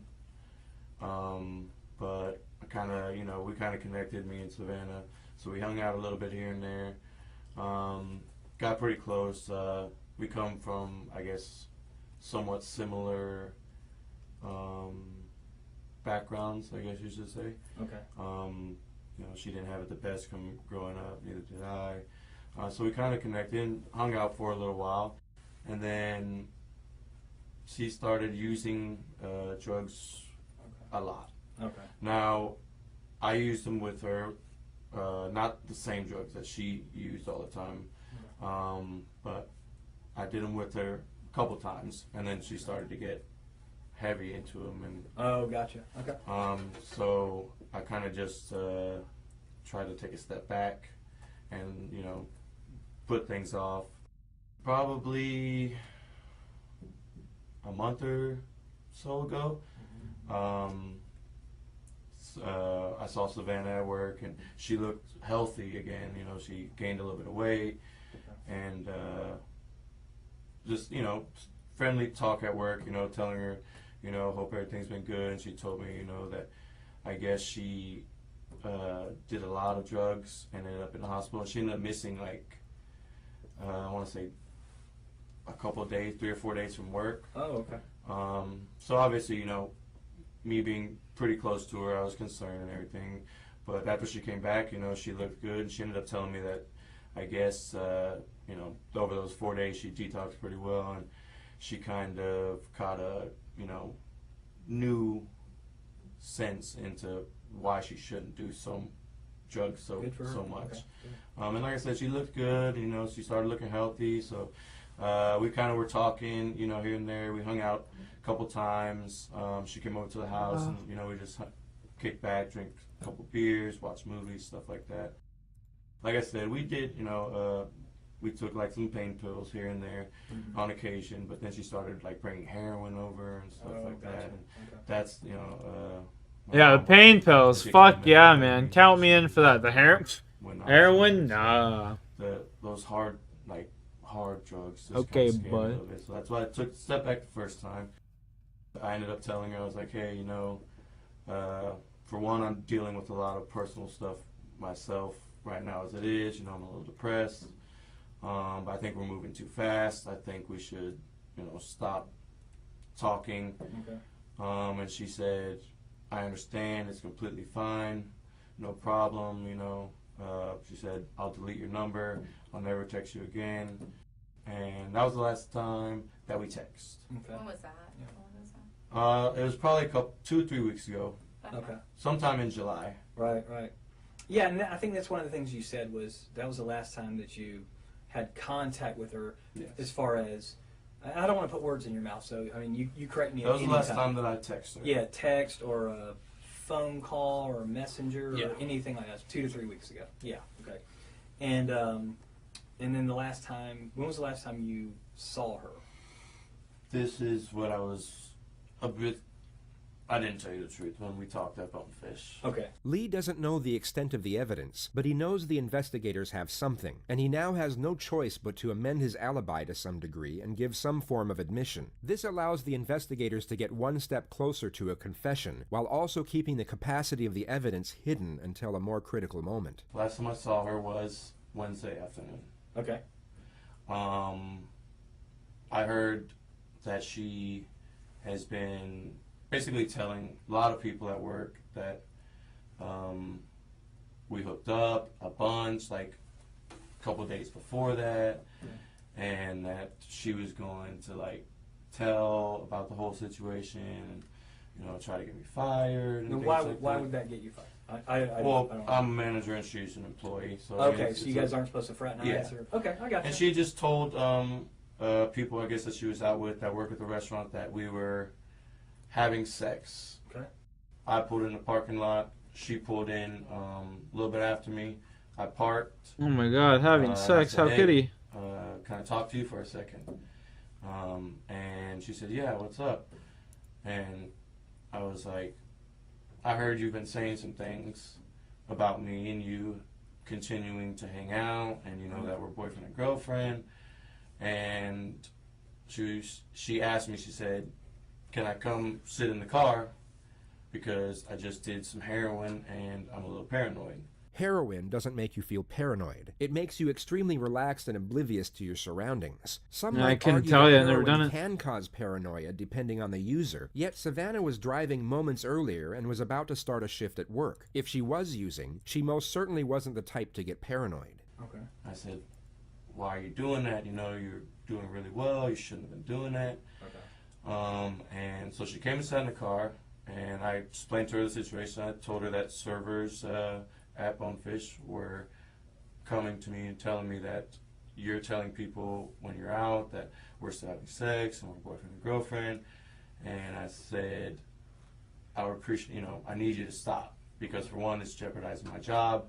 We agreed to, you know, stop talking mutually and just move on and, you know, be cordial or whatever." But it was nothing more than that. And she said, "Fuck you, you know, you're a piece of shit." And I said, she said she's going to keep telling lies and stuff about me and everything like that. And at that point, Lee has just tried to cover his tracks as much as possible without giving away anything incriminating. He may have thought a witness saw him at the scene with Savannah and was most likely hoping the verbal argument was the extent of what was seen. He therefore gives away this detail in an attempt to come across as truthful. Yet as we know, the investigators have proof that Savannah never got out of the car, and he's about to lock himself into his second lie, which is exactly what the detectives want. she had her phone in her hand. She got out of the car and walked towards the main entrance from San Jose. So like if So this is like I wouldn't say she was walking along the edge of the plaza, but she was walking maybe towards this way. And I would say an older model Ford pickup, green. Okay. Drove past me and around, and she got in. Okay. The suspect has now thrown away his best possible defense, which would have been that he drove away from the parking lot with Savannah, and that she got out at another destination where they then parted ways. If he had known about the surveillance footage, this would have no doubt been his revised narrative, but it's no longer possible due to this fabrication. This is now his stated alibi under caution, and any amendments that he might try to make at a later stage will have no credibility whatsoever. So she gets out of the backseat and begins walking toward What a in the fool. direction of, not necessarily paralleling San Jose, but she's walking towards 295 or down towards that entrance area. Yeah. And then she's got her phone, and you said you thought she was calling somebody? The detective knows this alibi is completely fabricated, so you might be wondering why he's inquiring into it further. The truth is that he's not actually inquiring, only pretending to. The suspect's responses to these questions are of no importance, and the detective is not information gathering. He's simply getting the suspect to let his guard down as much as possible by making him think that he is being believed. As the suspect continues to convey this made-up narrative, his anxiety will slowly diminish. His belief that he is fooling the detectives will increase, and his heightened state of mind will decrease as a result. This is a well-known strategy, and the reason for this strategy is because the detective is about to initiate the first confrontation. He wants to catch the suspect completely off guard. She had it in her hand and looked like, I mean, I couldn't tell if she was texting or not or anything. But she had her phone out. Yeah, she had her phone out and was looking at it, and then it looked like she was going to put it up to her ear, and then the green truck came around. Okay. And she how long got do in. you think it was between the time that she got out and started using her phone till that green truck pulled up? This goes on for roughly 90 seconds, and Rodarty appears to be considerably more at ease. 295 all the way to Beach Boulevard to Grove Park, and then Grove Park. How long does that usually take you? Depending on traffic, obviously. I think it usually takes me about 25 minutes or so. Okay. What happened to your neck? We see a very sharp and very sudden switch. The suspect is taken from feeling assured to once again feeling threatened. It's believed that when the immediate shift from one emotion to the next is so extreme, a suspect can become disoriented, and their ability to think critically can be affected. In other words, it's much harder for them to think up lies on the spot or fabricate emotion in a convincing manner. That was self-inflicted, actually. After a long, nervous breath, he takes 3 seconds to respond, yet somewhat saves himself with the answer. The fact he stated his injuries were self-inflicted could give reason for the nervous breath and his hesitation to respond, as self-harm is a taboo subject, and some might be embarrassed or even ashamed to admit to it. The detective recognizes this and immediately puts him back on the spot. Why? I just have been having kind of a hard time. Your neck? I couldn't. The first interjection from the female detective. She alludes to the fact that the neck is an unusual place for a self-inflicted injury, essentially stating that she's not buying it, but also refrains from applying too much pressure, which is being saved for a more pivotal moment at a later stage. Yeah, I did. And What did you use? a knife. When did you do that? Sometime in July. You did that in July and it's still bloody?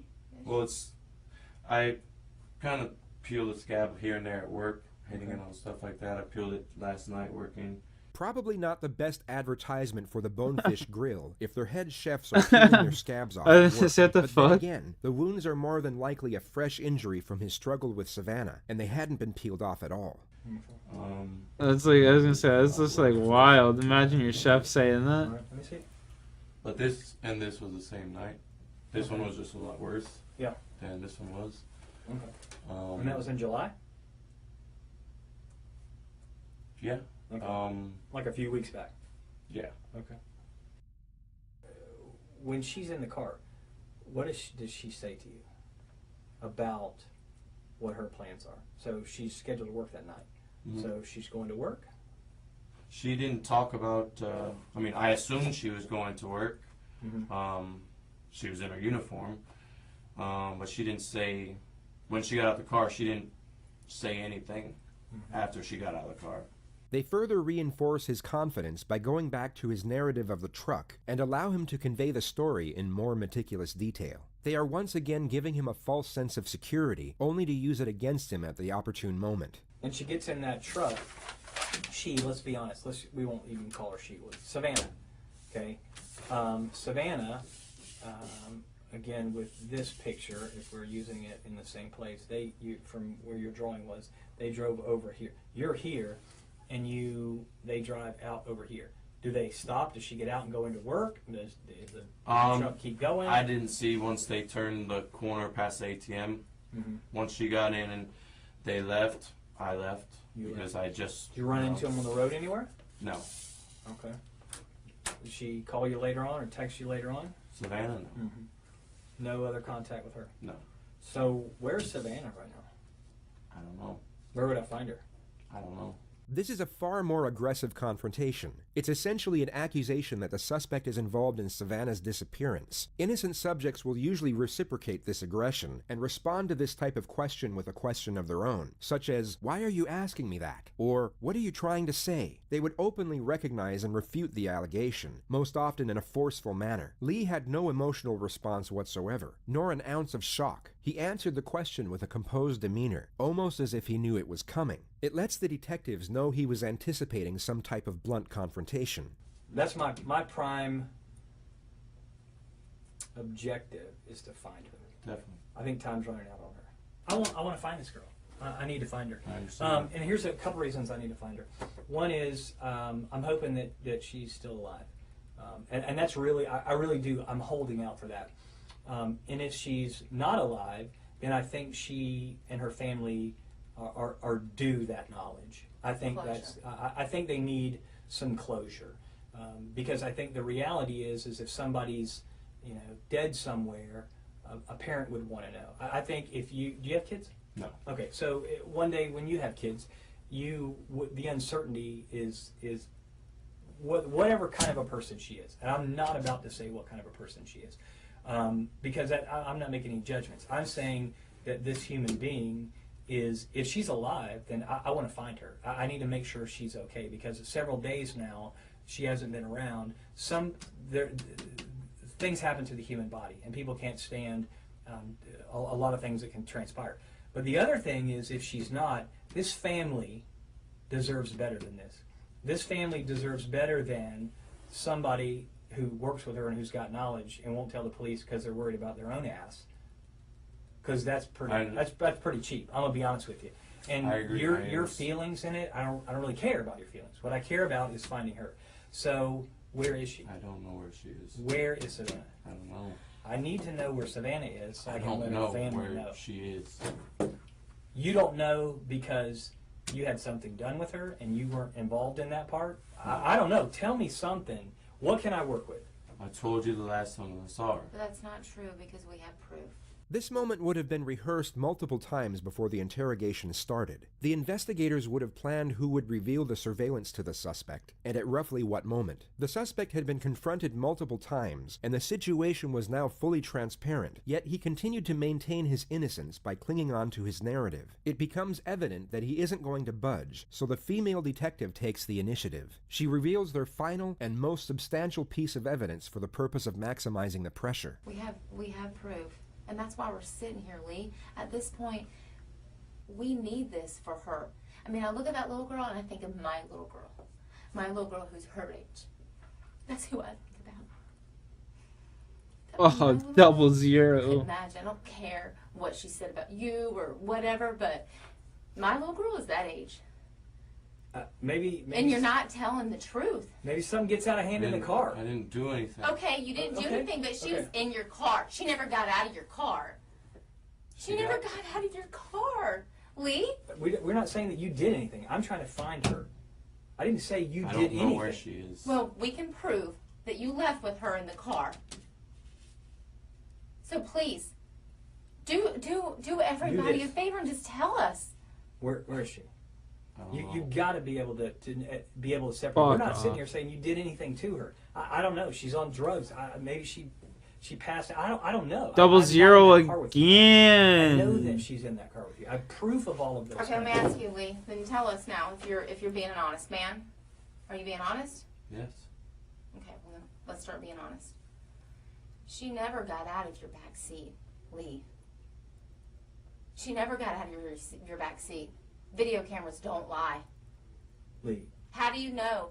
How do you think I know this information, Lee? I wasn't there, but a video camera caught it. Tell me what happened. I don't know. What happened to her? Was it an overdose? Is that what happened? I don't know. I'm not in the car with you guys.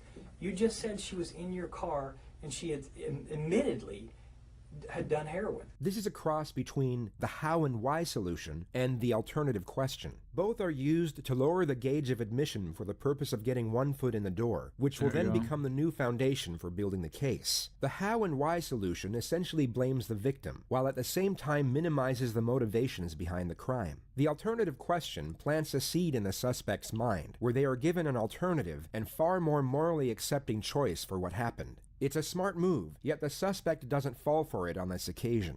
Bodies overdose all the time. Is that what happens? Does she overdose? Okay, well, tell us when you left with her in the car, because that is what is shown. We can't make up that.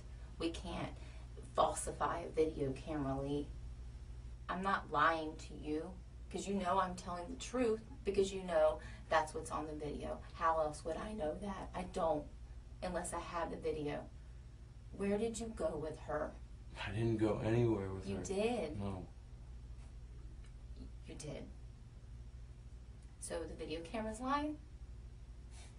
I don't know this. I mean... Well, I'm telling you.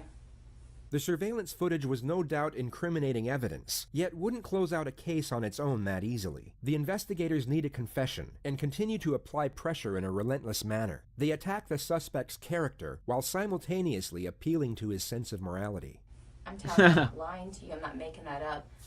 The best way to do it, attack That's their why I'm character so will incite a piece of about this. morality This is in their someone's heart. child. You might not have kids, but damn it, she's someone's kid. We're fact finders, Lee. I don't have anything personal. Low-key investigators are just as psychopathic as like some fucking murderers, man. It's hard. No. Where did you go with her? Where did you go with her, Lee? Be human. You're a human. You're a man. Where did you go with her? I know you're not that cruel inside. Seriously. Where did you go with her? Maybe you don't know where she is now. Where did you go with her? Please. I'm begging you, Lee. Please. Please tell us. Please don't make us waste any more of our time. Just tell us. Please tell us. Please. I'm begging you. I know you're not evil. Just tell us where she is. I'm begging you. Please. Please. Can you please just tell me? Where did you go with her then? Can you At least tell us that. at least tell us that part? Where did you go with her afterwards? She didn't get out of your car, and you know that obviously because I and know we do that. too. That's why we're here. Just tell us where. Where did you go with her? Tell us that. At least point us in that direction. The Midnight Dookie, don't be shy, drink them perks. I tried drinking one before, homie. It doesn't taste good, trust me. When y'all left that, Runescape? Hey, let's go, baby. Hi, Alcohol. Where else did you go before you went home? I mean, I know you eventually went home, I but didn't go anywhere. I went straight home. okay. So what did y'all do when you got home? Savannah was with you. She was with you. Give me a brimstone key to the boot. Where did she go from there? Is she still at your house? No. Okay. Is she still in your car? No. Okay. Well, then where is she?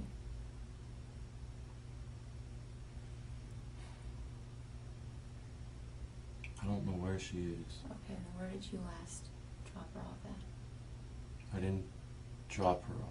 Okay, well then tell me. What happened? Where'd you guys go? We went to my house. This is a breakthrough. The investigators have got Lee to amend his story once more by lowering the level of admission, and this shows Oh that my he God, can double still zero. be influenced. As stated earlier, they were trying to get one foot in the door, which they have now done, and this is their new platform to build on the more damnatory elements. We did some jokes. Okay. Hung out for a little. And then she said she was going to catch an Uber home. What was going on in the Didn't back do seat? anything to What was you know. going on in the back seat? For the doors to be kicked open. She kicked open that door 3 times, Lee. She kicked it. We saw it. Where's Savannah? I don't know. You do know. Lee, we understand. Listen, we understand. We're not trying to hinge you up on anything, man. I'm telling you, I'm thinking about this girl and her family. And your family. She was. Sorry. Please tell me where to go find her.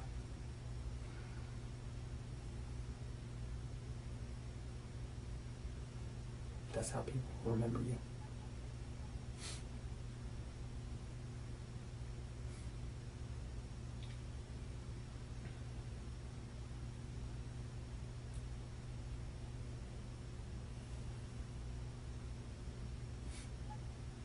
The released footage of the interrogation tape cuts off at this exact moment. The state's attorney has been contacted by multiple sources to release the next segment, but has so far refused to do so. All we know is that Lee Rodarty admitted to killing Savannah Gold. The only information that is currently released is that he proclaimed to have killed Savannah by breaking her neck. He then took her back to his house where he burned her body in a self-made fire pit and then dumped her in a lake at the dead end of a secluded road. Savannah had injuries to over 75% of her body. The medical examiner was unable to pinpoint the exact cause of death. The only conclusion was that it was a violent homicide.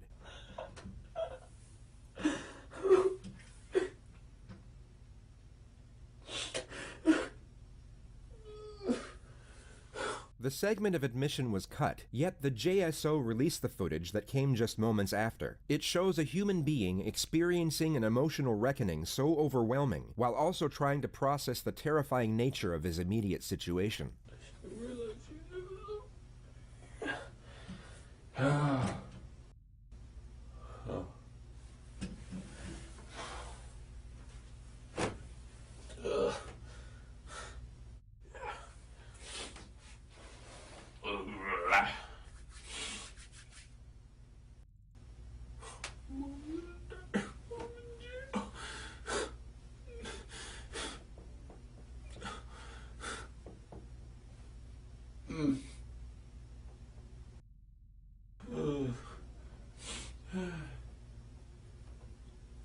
It always amazes me how they cry like so much for themselves and shit. Idiot, Lee. Fucking stupid. You here?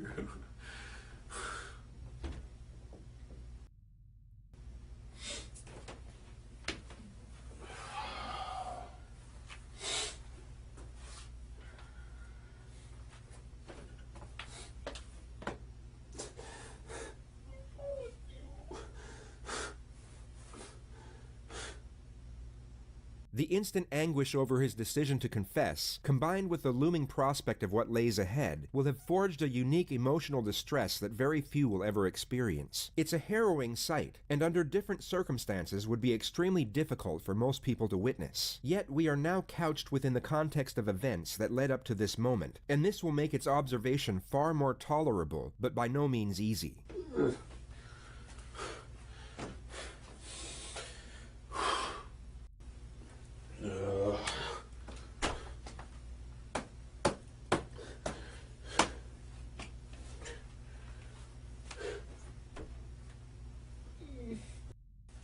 It's so stupid.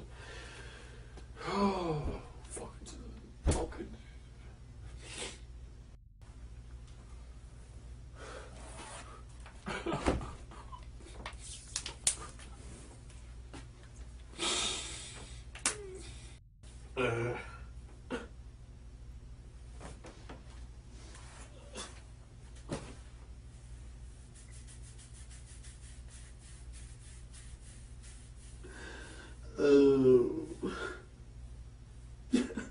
This guy's toast? Yeah, bro, for sure.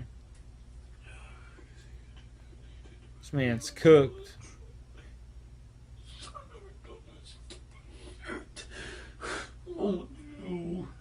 He's like, why did I just tell the truth?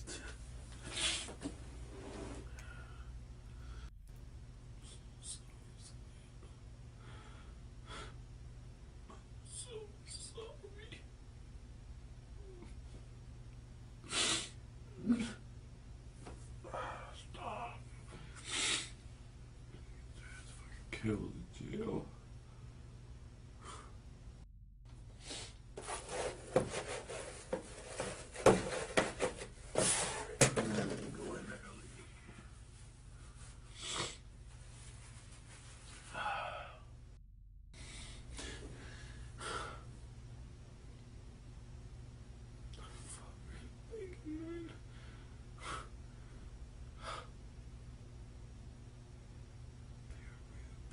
shit. I'm nice to you.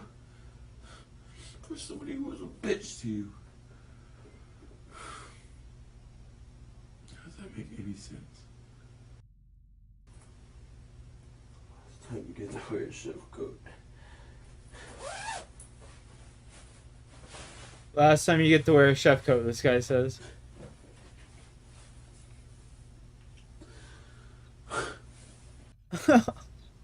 This guy is what? You. This is not supposed to be me. It's supposed to make something of your fucking life.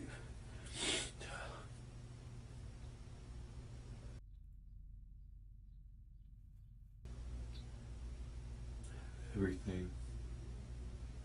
Going places, man.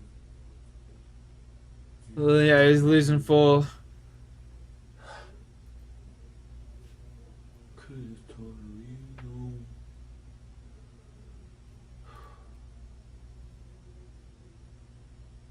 Lee was remanded into custody and taken to the Duval County Jail where he was denied bond. In spite of the overwhelming evidence against him and the prospect of life in prison without the possibility of parole, he pled not guilty and claimed that Savannah's killing was an act of self-defense, even though he stands at 5'11", weighing 163 pounds, while Savannah was just 5 feet tall and weighed 91 pounds. He claimed that he was in fear of his life after she slapped him multiple times in the face, at which point he grabbed her neck, felt a pop, and realized he had accidentally broke it, resulting in her death. The state's attorney's office had no comment on this motion. All they have stated is that this trial is expected to commence during the summer of 2020.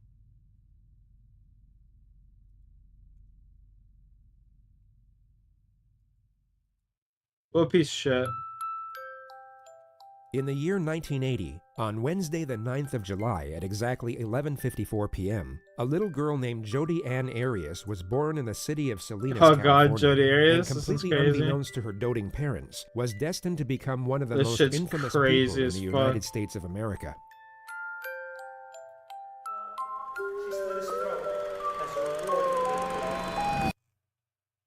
Jodi Arias is crazy as fuck. From what we know about her... Yo, I'll be right back. I gotta go take a piss and take my dog outside.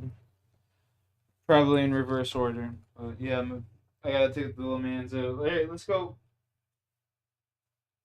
Let's go, little guy. Come on. Let's go.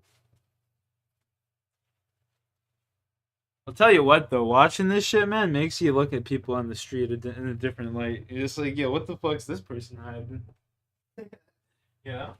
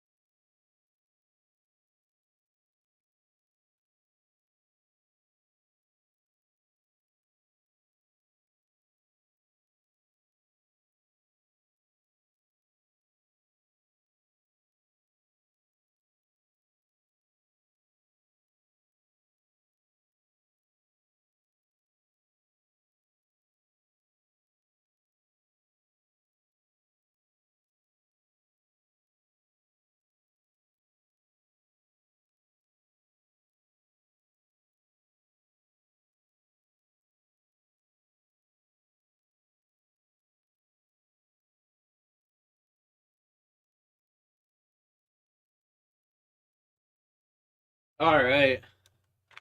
Man. Noah, what's up?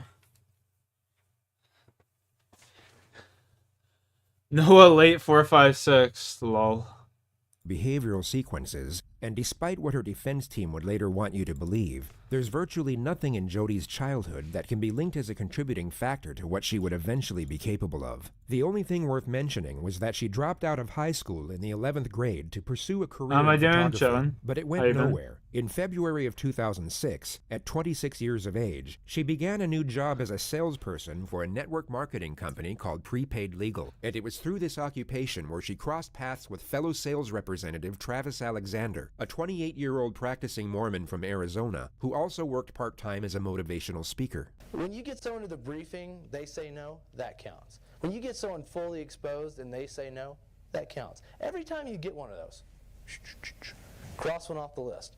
By the time the 100th one's crossed off the list, you won't be able to spend the money. He was a very charismatic young man, which immediately caught Jodi's attention. They met at a business conference in September of 2006 and began a curious relationship from that point forward. To cut a long story short, Jodi was in love, and Travis was not. They broke up after just 5 months, but soon after the split, Jodi moved from her grandparents' home in We watching Eureka, a documentary? California, Yeah, into we've an been apartment watching just crime 2 blocks from documentaries all the Travis's time house in recently. Mesa, Arizona. She It's was about at that Jodi moment Arias. labeled She's the crazy as fuck. stalker I've watched ex this by all before. of Travis's friends. But And although Travis I'll watch it agreed, again. he I would got nothing better continue to do. having sex with her out of pure convenience. She would show Out up of pure unannounced on convenience. countless occasions, sometimes in the middle of the night, and Travis would let her in every time. It became somewhat of a routine, and a dysfunctional situation that neither were happy with. Travis, although he enjoyed the sex, essentially wanted her out of his life, while Jodi desperately wanted a serious relationship. And going off the myriad of entries in her Said that diary, good brain she firmly game. held on to the belief that they were meant to be together.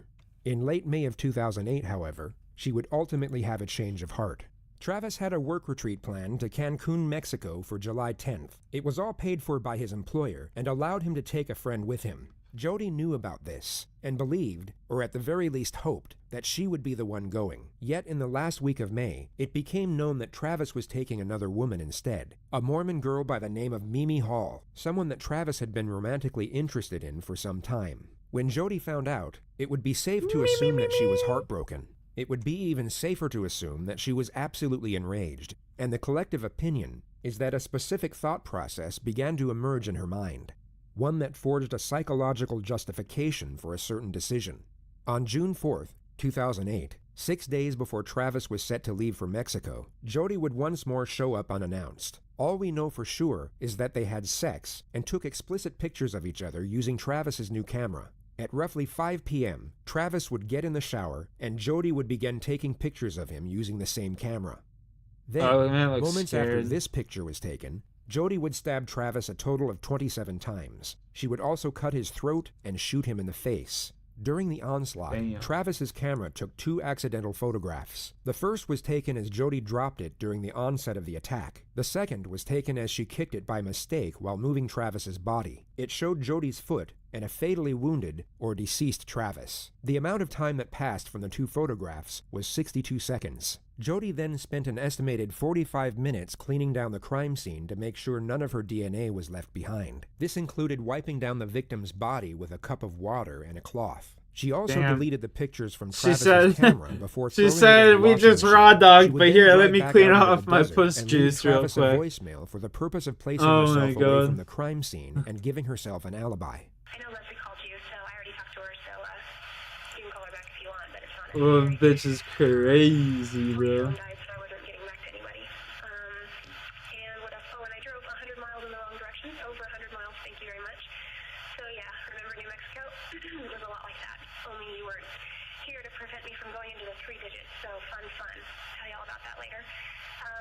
We were talking about, when we were talking about your upcoming travels my way, I was looking at the May calendar, so I'm all confused.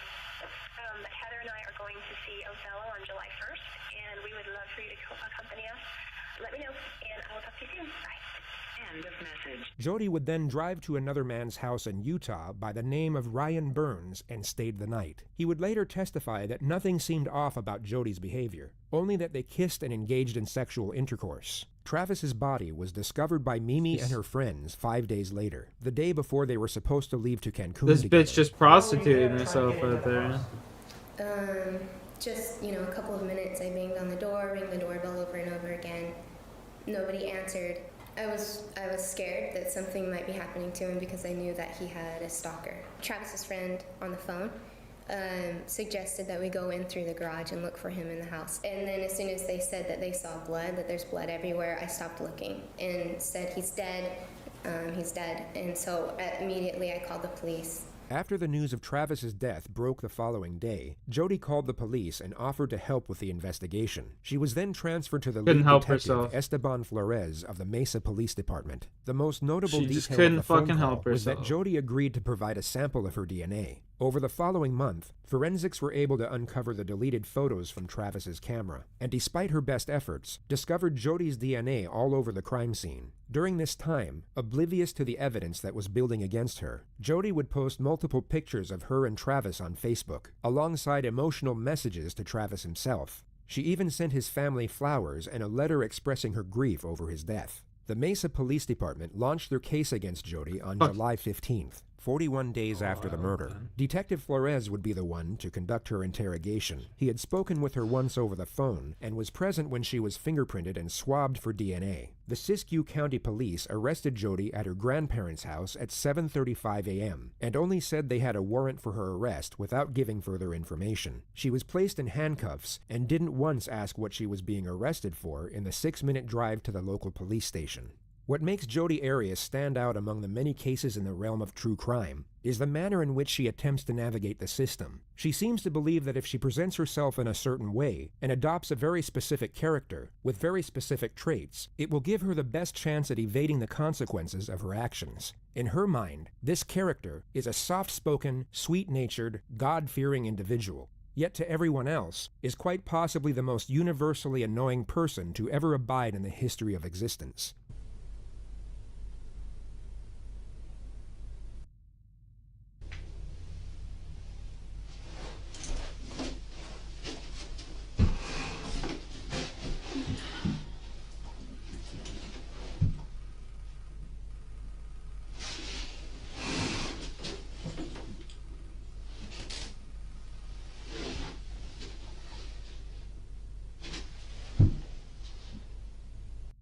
I wonder what the fuck these people think about all day after they've been locked up for their whole life, you know? I wonder what the fuck's coursing through their little fucking brains. Can I get you just to have a seat here? In the next moment, Jodi will hear Detective Flores approaching the room. She will then abruptly place her head on the table to make it appear as if she's sleeping.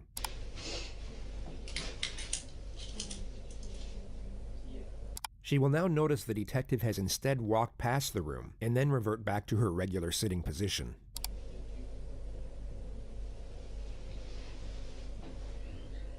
For whatever reason, Jodi wants to appear as if she's in a far calmer state than she actually is. She wants the detective to believe that she's relaxed enough to doze off, when she is in fact extremely alert and anticipating his arrival. She places her head back on the table to feign a placid state once more, and you'll notice her left shoulder hovers in what looks like a very uncomfortable position for just over a minute.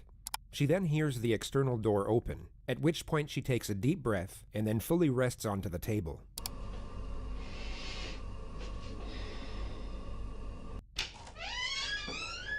Okay, let me get those off you. So you remember me? Of course I do. I traveled all the way up here to come talk to you. Because, I've been working on Travis's case ever since it happened. Okay, and I know exactly when it happened, when he was killed. I know a lot of details. And just recently we found quite a bit of evidence, and I'll discuss that with you. The main thing that I'm looking for, though, is answers on why certain things happened, why they went so far, and also get your statements. Okay. She's been brought to a police station in handcuffs and now just told her arrest is concerning the death of her ex-lover. An innocent person sitting in her position would want immediate clarification as to what exactly is going on. Jody doesn't inquire further, just gently accepts to cooperate after being given a very vague, yet highly accusive clarification of the situation. A lot of details on this case that haven't been released to the public and not even to Travis's family. And those details Not a are known only by us and the person who did it. Okay, and that's one of the reasons I'm here, is because I believe that you know some of these details. And I think you can help us. I would love to help you in any way that I can. Okay. Because Easy we're here at the 30K police right department, there. The sheriff's department here in, was it Siskiyou County? That's what it was called. Okay. And you're considered under arrest or detained. You're not free to go. And I'm a police officer. I have to read you your rights. Okay. I'm sure you've heard them on TV. Chat, if you guys got Tokes, make sure to get ready to rip them. This little card here, but they're pretty much the same, and I'll explain them to you as we go. Okay? We on Toke, we on Toke. And you know, if there's a question that you don't want to answer, you don't feel comfortable, you can say no. You know, or you know, you can elaborate as much as you want. It's completely up to you. It's at your speed. I don't want to pressure you. Is this recorded at all, or should we? Yeah, I don't know if there's a recording or something. I don't know if these are voice recorders. I noticed them. If they have video, or if they have audio, or batteries, or what. I don't think they're on. Hindsight allows us to recognize this is simply an attempt to appear innocent. She seems to think that if she appears confident enough to recommend the use of an outdated voice recorder, that it will seem as though she has nothing to hide in the eyes of the detective. But it's just bizarre. If the detective wasn't already certain of Jody's guilt, he would most certainly become suspicious at this moment. Sorry, I'm really cold. It's okay. You still heat still? Yeah, I haven't touched those or anything, but oh, okay. Jody's mind would be racing here, yet she desperately wants her exterior self to appear calm. She's so focused on having this nonchalant disposition that she completely fails to realize her behavior doesn't match the situation whatsoever. She's in a state of hyperarousal while feigning a state of composure, and the end result just looks very strange. It gives reason for her unusual infatuation with a voice recorder, and also for her oncoming sitting position, which really can't be described, only compared to a sea lion peeking over a rock. And they're not on, so what I want to do is just get to the bottom of it. Everybody wants to know, okay? And you know, so I'm going to ask you some questions. You can voluntarily answer them if you want. Okay, is that cool? Yeah, that's fine. Oh yeah, what the fuck was that? She was why was she leaning over the table like that? Well, let's start with this. What have you been up to since Oh, what the fuck? Travis That was weird. Yeah. Look, I got hurt. That like hurt me watching that shit. Well, I've been working. I haven't been really working in prepaid legal. There's not a whole lot here in this marketplace, which is... It's kind of small here. It's small here, and really that could be seen as an opportunity rather than a hindrance, because that just means the market is untapped in a large way. So I could have, if I wanted to, but I'm kind of like a deer in the headlights when it comes to prepaid legal, and I just have the fear of just approaching people. You'll come to notice that Jody will go off on these unrelated tangents anytime she has the slightest chance to do so. It's a recurring theme in interrogations for when the suspect is facing serious charges. And the common theory is that it's an attempt at gaining a momentary escape from what is likely the most terrifying moment of their life. Going into detail about topics completely unrelated to the situation at hand essentially delays the onset of their new reality. Forensic psychology views this as a form of denial. The detective subtly nudges her away from the theme of network marketing and onto the topic of Travis. She starts off with a Facebook post she made in his memory. I realized looking back on it that it kind of sounded immature. It's more like my dear Travis kind of letter. And so I took it down because... More personal? Yeah, some of it was details, a little bit more personal. Not too personal, nothing inappropriate.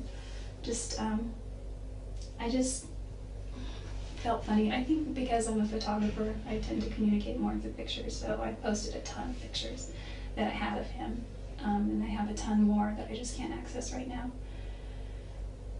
and videos and things that I know his family would want, but She then explains how it's hard to talk about Travis's death with the guy she's now dating. and we've been talking a lot, and we try not to talk about that because it's kind of like, ugh.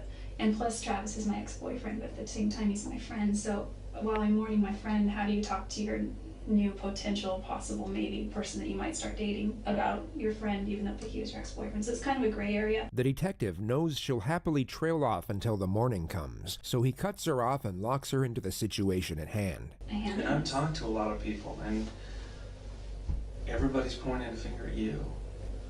You know, everybody is saying, I don't understand what happened to Travis. I don't know who killed him. But you need to look at Jody. And sometimes the simplest answers are the correct ones. One of the most fascinating parts of this interrogation is how long the detective allows Jody to cling on to hope. For the first 45 minutes, she will be terrified, yet still believe there's a chance she will be going home at the end of it. The detective will hint at her suspicions and culpability in a gradual manner, yet not directly accuse her until a much later stage. Dangling the idea of hope above someone's head while simultaneously hinting at the grim future that awaits them would perhaps be considered cruel in most other circumstances. Yet on this occasion, it is tolerated for a tactical purpose, which is to allow for as much divulgence from the suspect as possible. Her fear will cause her to panic, not enough to the point where she completely locks up, but just enough so that she continuously tries to claw at her own salvation, and in the process will divulge information that will be extremely damaging to her defense later on. And that's one of the reasons I started looking at you a little bit closer. And over the last month or so, I've gotten into Travis's life, talked to all his friends, his family. I got a really good understanding of who he is now. And I got a very good understanding of your relationship with him. Obviously you weren't boyfriend and girlfriend anymore, but you were still having a sexual relationship, which, Does his family know about that? Just curious. No, his family doesn't know anything. Yeah. I'm interested in protecting how he's remembered as well, and Just for the purpose of integrated context, at Jody's trial, she would label Travis a sexual deviant, a domestic abuser, and a pedophile. He truly had feelings for you. And for some reason, he felt that the relationship between you and him was somewhat unhealthy, but he couldn't stop it. And I assume that's probably maybe the same way you felt about him, or maybe you didn't understand why he didn't believe it was healthy. No, I didn't think it was healthy either, spiritually at least, and probably emotionally, but mostly spiritually. And I think that kind of, once you have something that's not healthy spiritually, it filters through all aspects of your life.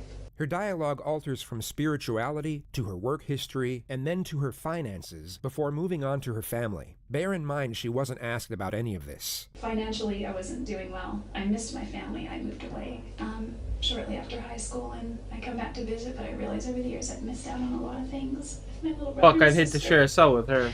Missed out on just Be yapping all day. karate, or whether baseball, or cheerleading, or The detective nudges her back to the subject of Travis once more. He asks if the sexual element combined with his religion was the reason the relationship didn't work. Jody then takes it upon herself to recount her sex life history and simultaneously preach about her own devotion to the Bible. I've had a couple of serious relationships before where I was intimate with a few people, and it's kind of silly, but I used to always joke that regardless of what the Bible says, and yes, I'm Christian, I just live my life by the 10 Commandments, and those are my rules.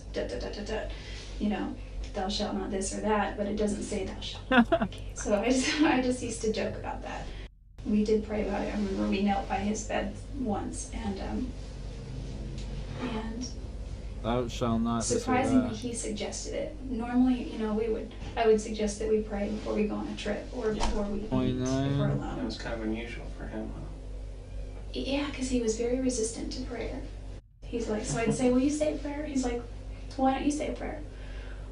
why don't you say a prayer? Why don't you say a prayer? So we'd go back and forth. Yeah. Jody, will you say a prayer? And I said, sure. And Travis was like... The detective endures as much prayer talk as humanly possible before shifting the topic once more. He was at a point in his life where he wanted to really start settling down. He felt like he needed to kind of grow up, you know, become a husband, become a father. Did you guys ever So I need 900K essentially. Getting married or anything? When we were dating, we did. Okay. Once we broke And up, he brought it I'll up. have He actually ADD proposed funds. to me. A lot of times, but he wasn't serious. Let's move to after the breakup. Oh, okay. Gotta kill 6 more Fire the Giants. What kept you in Mesa at that point? I actually moved to Mesa a few weeks after we broke up. Really? Mm-hmm. I mean, there was a time period he really wasn't seeing anybody, and then Mimi came into the picture. What did you think about her? And their I didn't know a lot about relationship? her. She seems like a really nice girl. He showed me her picture on Facebook. You know, This is a good hit and for I think she him. had a lot of pictures on there. He said that he's not sure why, but he's pretty sure that she could be it. And I was happy for him. I didn't find out about Lisa. This conversation you had face to face with him? Yeah, or? yeah, it was in his room. And he had his laptop, you know, just on his bed. Jody is desperately trying to make it appear as though her and Travis were on good terms. But this is just overkill. Jody was labeled the crazy stalker X by all of Travis's friends, and even Travis himself. The idea that he would show and then discuss any potential future romances with Jody is ridiculous. And I truly believe he does love her still. Oh, he but does. Travis had a, he's what you call a player. You know what that means? Yeah. Yeah. He Pulls doesn't girls intend to hurt in. anybody, though. He was reluctant to make a commitment first off. And truly, he didn't think that you were marriage material. And I don't know why not. I mean, I see you. You're a wonderful girl. You're struggling. You're trying to make your way through life. And I don't see why you guys couldn't have made it. I think we have very different philosophies on a lot of ways. We would argue about the dumbest things, and like there was so many times where I just couldn't wrap my mind around what he would. I could, but I would try to get him to do the same for me. Like there was a time when I broke down on the way to LA once, and my car got a flat tire, so I had at the time roadside assistance because my car was still under warranty. And they went to take the car in to change the tire and realized that when they sold me the car, they didn't give me the wheel lock key. And I was kind of hungry. It was dinner time. It was 7:38, and it was dark because it was January. And the tow truck guy said, you know, there's a Denny's 2 blocks down here, and there's a Jack in the Box there, and he was driving me to the motel. I said, is there an IHOP around? See how He much said, I "Oh." made. I was like, yeah, but it's kind of like 5 miles back in the other direction. I was like, okay. He was like, I can drive you there if you want. 130K essentially. And I was like, he was like this short Mexican guy, and he seemed really harmless, and I was like, okay. And he, you know, and I asked him about his life, and he had a wife and kids, and so he wasn't flirting. The travels of Jody and the sweet Mexican continues on for another 2 minutes. The detective then brings Jody's attention to what he already believes was the trigger motive for the murder. So, you know, moving over to his trip to Cancun that he was going to. When did you first find out about that he was going with Mimi? Oh, I found out about that at his memorial services on Monday. It was the Monday night memorial service. You didn't know he was taking Mimi? I didn't know that. I think that's awesome, actually. Right. Yeah. Well, unfortunately, Mimi had called him a week or 2 before, and I told him, look, if you want to take somebody else, it's fine, but I have something to tell you. I don't look at you that way. I don't look at you as a boyfriend. If you want to be friends, we can be friends. The detective essentially stated that Travis was friend-zoned by Mimi, but he still invited her instead of Jody anyway. What kept you to him? What a I Chad. don't understand. Well, moving is expensive for one, so once I was there, I was kind of stuck there. But why do you continue to go back to him? You know what he wants, you know that it's not healthy, but yet you continue to go back, and it brings us to this point where we are now. part of my perspective now has to do with the fact that I'm going through a repentance process that I've worked out with, with my bishop, and he's given me, certain scriptures to read and ponder and pray about. Preacher Jody emerges for another 2 minutes, going into detail about scriptures and baptisms. The detective then interjects and starts getting more confrontational with the facts about Jody's behavior towards Travis. And obviously you guys kept this relationship hidden from everybody else, and because nobody really knew about it. Well, there were some people who I talked to and said, yeah, they continued to have a relationship even after they broke up.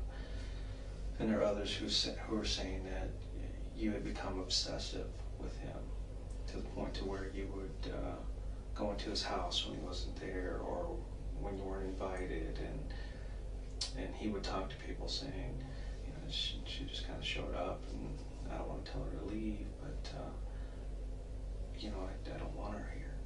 Oh, must have been early on, because there were a couple times when we established a rule early on, just don't come over unless, he said you can come over anytime, but I need to know first. The detective then starts ramping up the pressure and brings Jody's alibi and road trip into the discussion. Was it the week of the first week of June?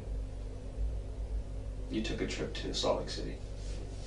Which route did you take from there? I was supposed to get on the 15 and go all the way up. And I somehow got off the 15. Where did you end up? For a while I was lost, and I'm not above sleeping in the car, so I slept for a while. Okay. I'm a heavy sleeper and I sleep a lot, so. But you were on the 15 for a while, and you ended up getting off the 15 somewhere. Yeah, I looked at a map, but I'm pretty sure I know where I went. Can I draw you a map? Sure. So this trip took you a little over 48 hours then. I have a problem with this trip. Well, I went first too. Yeah, I know. Okay. I know you went down here. I've gone over this trip over and over in my mind and on paper. And even if there's still 20 some odd hours, even if you pulled over to sleep a couple of times. Oh, did I tell you that I got stranded? Yeah. Okay. You mentioned that. If you slept for 10 hours, I only slept for like here and here, it would still leave 18 some odd hours for something else. Okay. This is what people are focusing on, is this trip that you took. Because they're saying she left, she didn't get to till Thursday. Wednesday? That's when Travis was killed.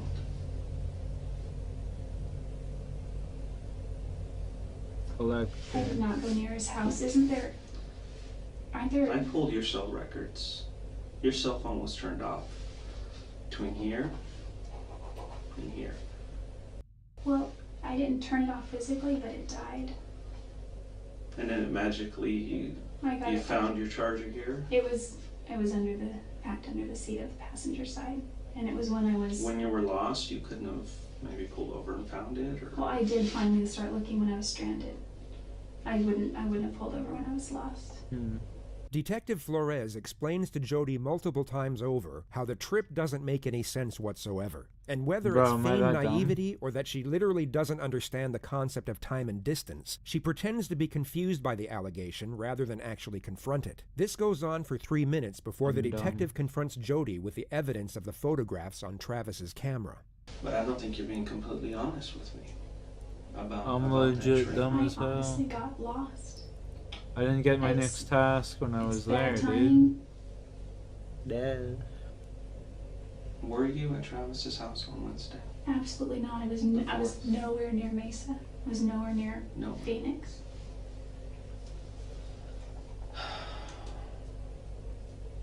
I wasn't even close to him. What if I could show you proof you were there? Would that change your mind? I wasn't there. You need to be honest with me, Jody. I was not at Travis's house.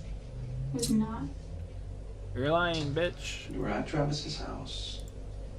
You guys had a sexual encounter, which there's pictures. And I know you know there's pictures, because I have them. I will show them to you.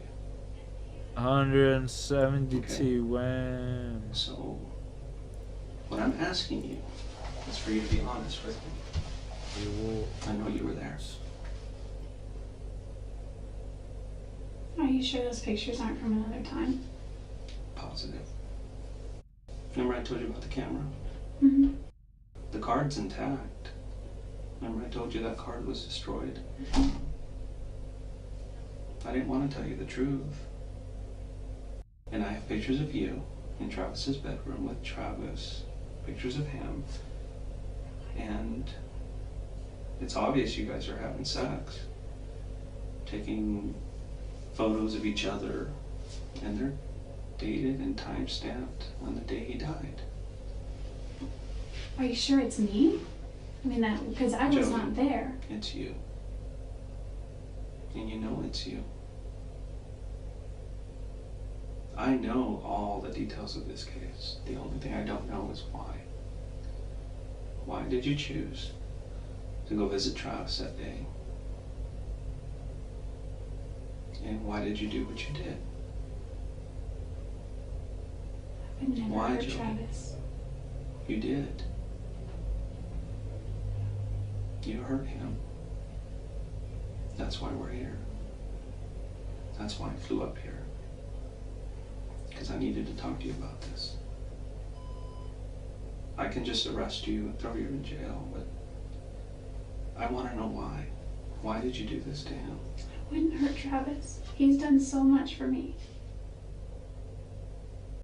I know you took pictures of him in the shower just before he died. I don't think he would allow that. Mm-hmm. And the camera actually took a couple of photos by accident during the time that he was being killed.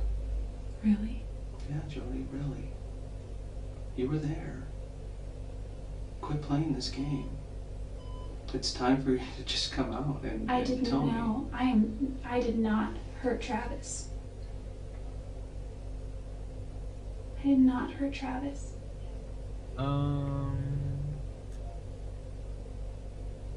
I wouldn't do that to him.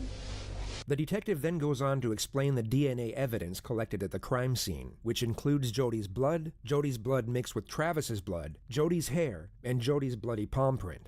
You either had blood on your hand and you touched the wall, or there was blood on the wall and you touched the blood. Could my palm print have already been there and then blood touched it? Jody. Jody, this is over. This is absolutely over.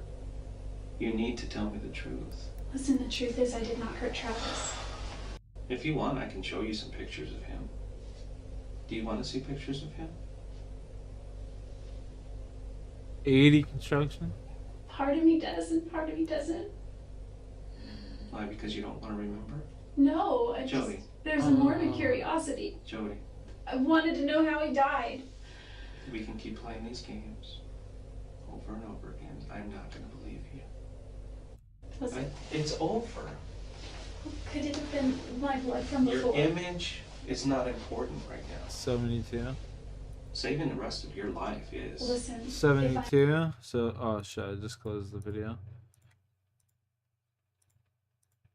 If I get level 72, I'm I not can guilty. get rejuvenation. I didn't hurt Travis. If I hurt Pretty Travis, clutch. if I killed Travis, I would beg for the death penalty. It just seems so impossible. I want to see it. I want to know. I mean, I'm not a murderer, but I guess if I were to do that, I would wear gloves or, something.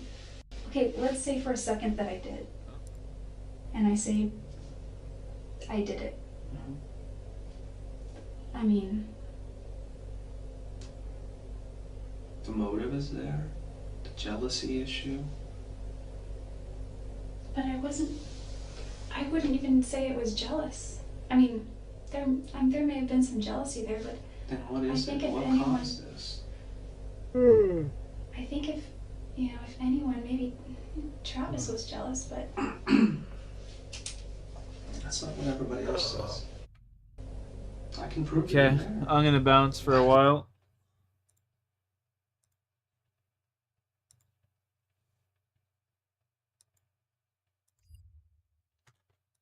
Appreciate y'all for chilling. Have a good day.